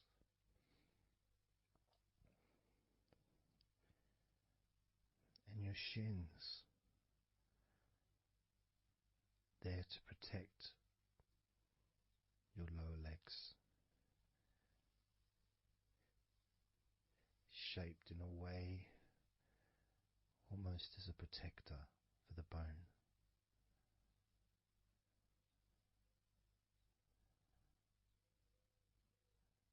Leading, of course, to your ankles and your feet. But we're not going to focus on your feet, we're just going to focus on the legs.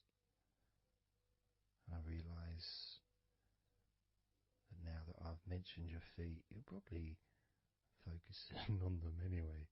So maybe I should focus on your feet a little bit. You can have them in your awareness, the same as you have your thighs in your awareness, even though we haven't been focusing on your thighs for a few minutes. We've been focusing on your ankles.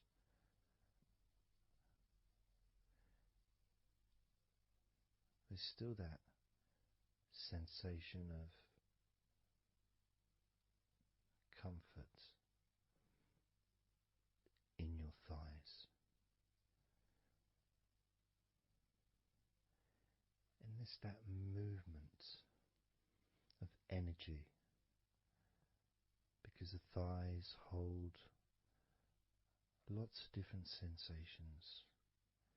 Of course, there's the muscles, the big, strong muscles that we have in our thighs.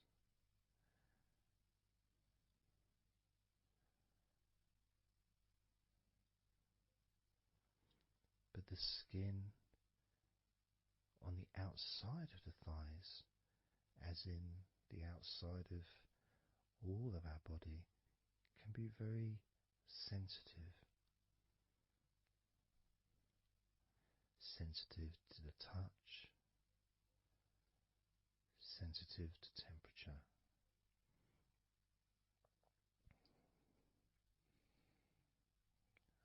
And inside your thighs, the bones, there's the muscle, there's the blood vessels, the arteries. So all this stuff, it's inside your thighs. And I guess sometimes it'd be nice if you could actually put your fingers inside your thighs and massage. So you can massage on the outside, of course, but to be able to get deep into the muscles, and to be able to just massage inside your thighs, massaging the bones of your leg, massaging all the veins, and just gently healing your thighs. And you could move down, massaging inside your knees, just massaging those bones, but with healing fingertips, spreading that healing energy deep into the joints of your knees. And of course, there's the back of your knee, you know, the inside crease where your knee is. It's a very sensitive area. Feels very nice when you stroke it. That might be because it's an area that's not really touched very often. It's almost like a hidden part, that crease in your legs. It's almost like a part that has a sensitivity which is a little bit different.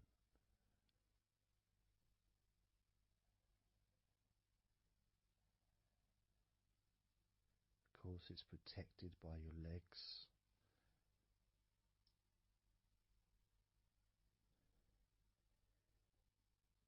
So you can imagine putting your fingers into that crease in your legs.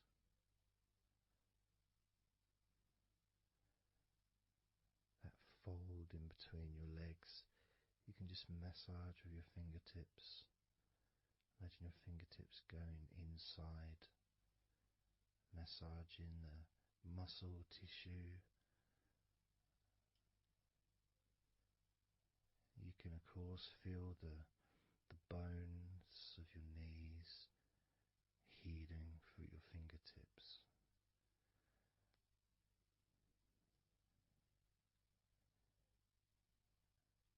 And then as you go down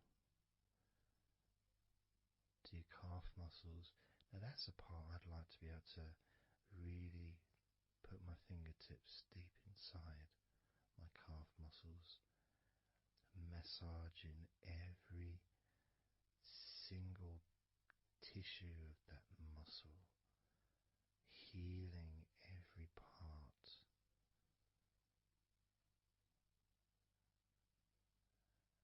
And then doing the my shins, massaging and gently stroking the bones, gently stroking them, healing in a loving way, because they deserve to be treated as the precious bones that they are. Because our legs are so precious, as in all the other parts of our body. They're more precious than any jewel on the planet.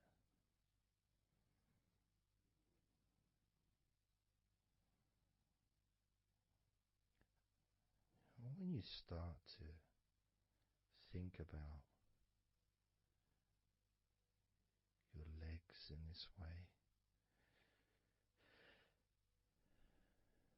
it can change your perspective.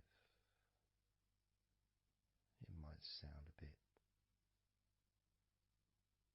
bit silly to start with, the idea of having love for your legs, showing appreciation for your thighs,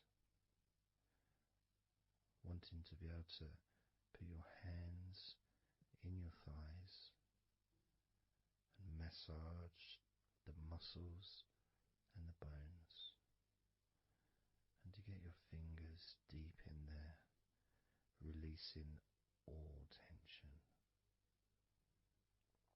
just to show how much you care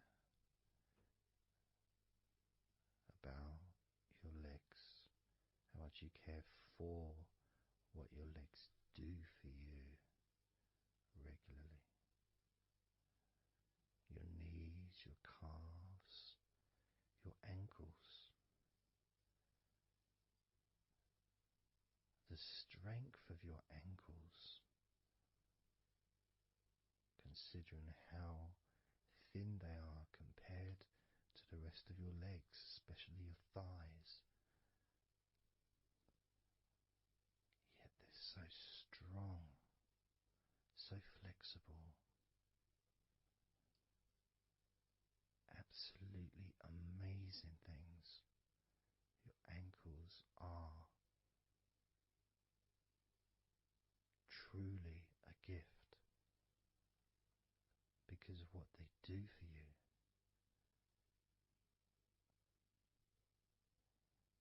Supporting all that weight, regardless of what weight you are, even if you're only 8 stone, it's still a lot of weight for these little ankles. Now I'm a lot heavier than 8 stone, double that. Yet my ankles support my body all the time. Although they do give off a sigh of relief when I sit down. In fact, my whole legs do. My feet also go whew, and my toes clap. They're so happy.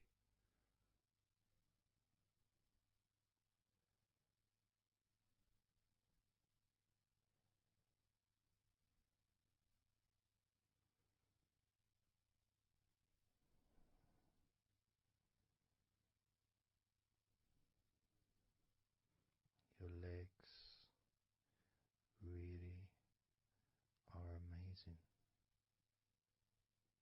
And I know that talking about your legs is possibly among the most boring things you've ever heard anyone say, possibly. But boring or not, everything I said is true. Your legs are amazing.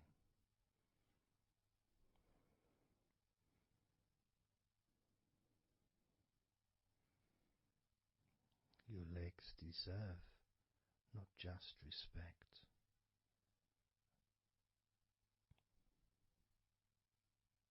they deserve to relax deeply.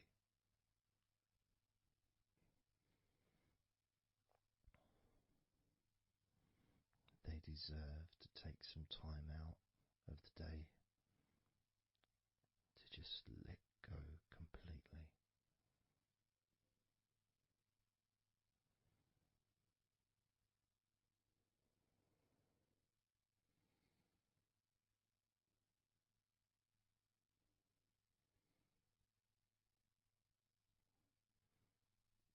Your legs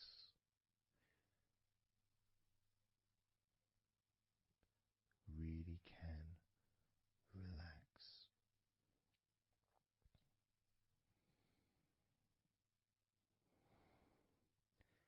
And because the legs are such a very important part of your body, when you relax your legs, the rest of your body also naturally follows in that journey of comfort.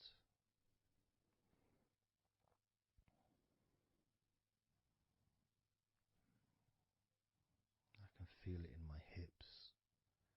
My hips feel really loose.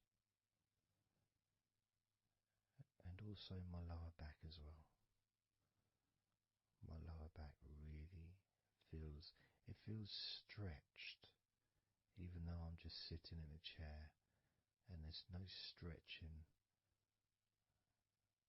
as far as I'm aware that I'm doing. But it's almost as if the muscles are just relaxed so much that there is a natural stretch as the tension has reduced a lot.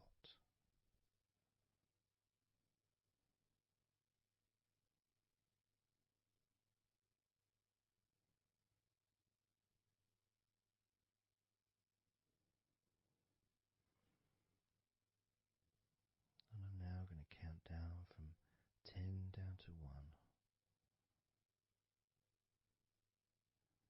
And you can continue to feel wonderfully relaxed. 10, 9, 8, 7, 6, 5, 4, 3, 2, 1.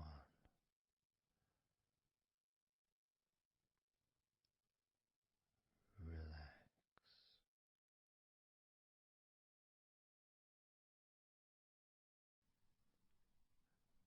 So I'm just going to count down from 5 down to 1. And as I count down, if you just focus on the numbers, just the numbers, counting down, and notice how you feel in this moment as you hear the numbers counting down, knowing that those numbers counting down represent you feeling calmer, not just in your body but also relaxing your mind. And just notice how you feel. There's nothing to do, there's nothing to say, there's nothing to think about. Starting with number 5.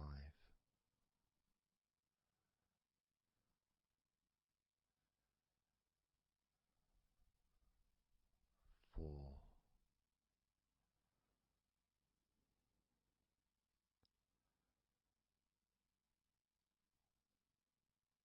3.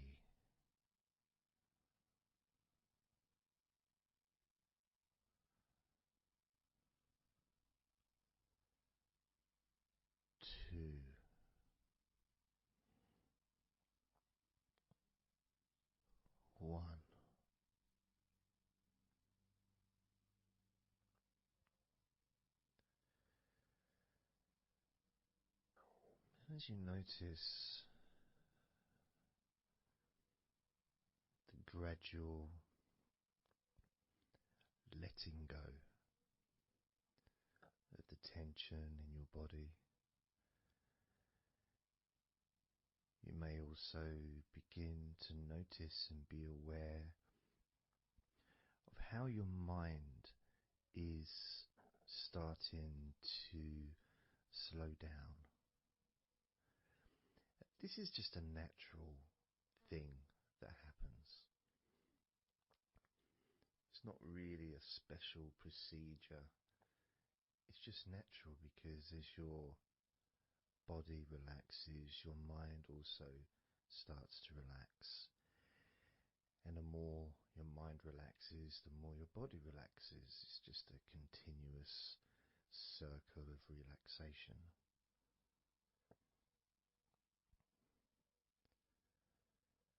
And there's that calmness that comes from relative quietness. You know, even if there's background sounds, either your side or mine, it's still going to be quite calm. You know, you haven't got the television on, there's no music in the background unless you're listening to the recording with music, of course. You're very likely not going to be sitting in a room with other people. Of course you might be, but generally it's more ideal if you can do this on your own. So no distractions.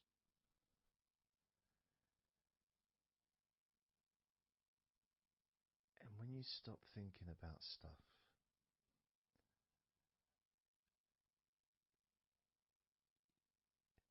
relaxation automatically rises.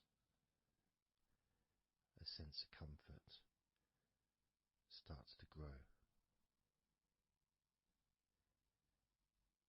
And without trying to build it up into something fantastical or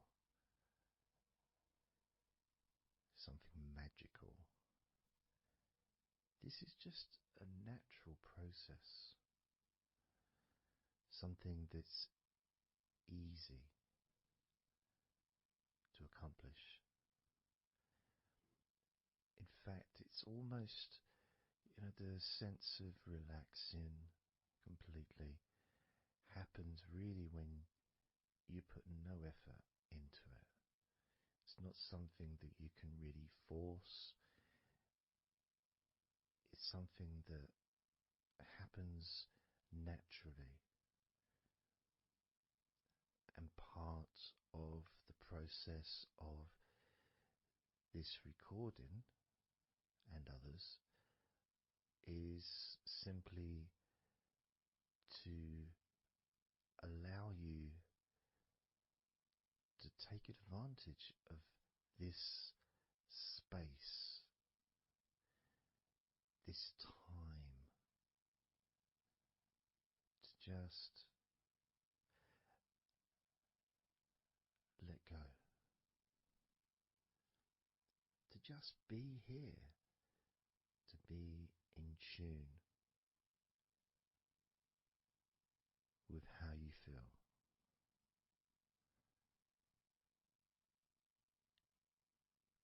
Yet with the intention of wanting to relax deeply. And maybe even to fall asleep, depending on what it is that you wish for yourself in this moment.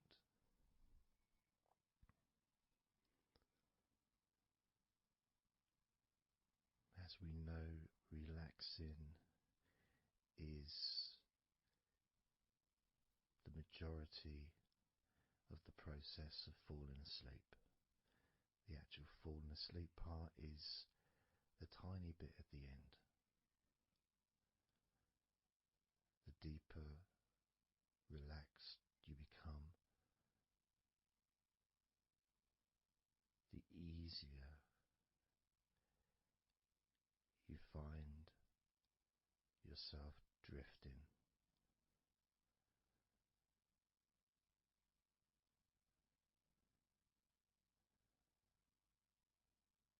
You can also, if you choose, stay focused on my voice and really enjoy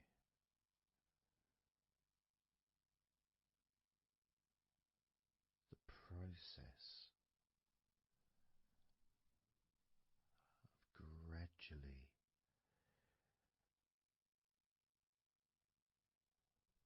relaxing each muscle in your body effortlessly,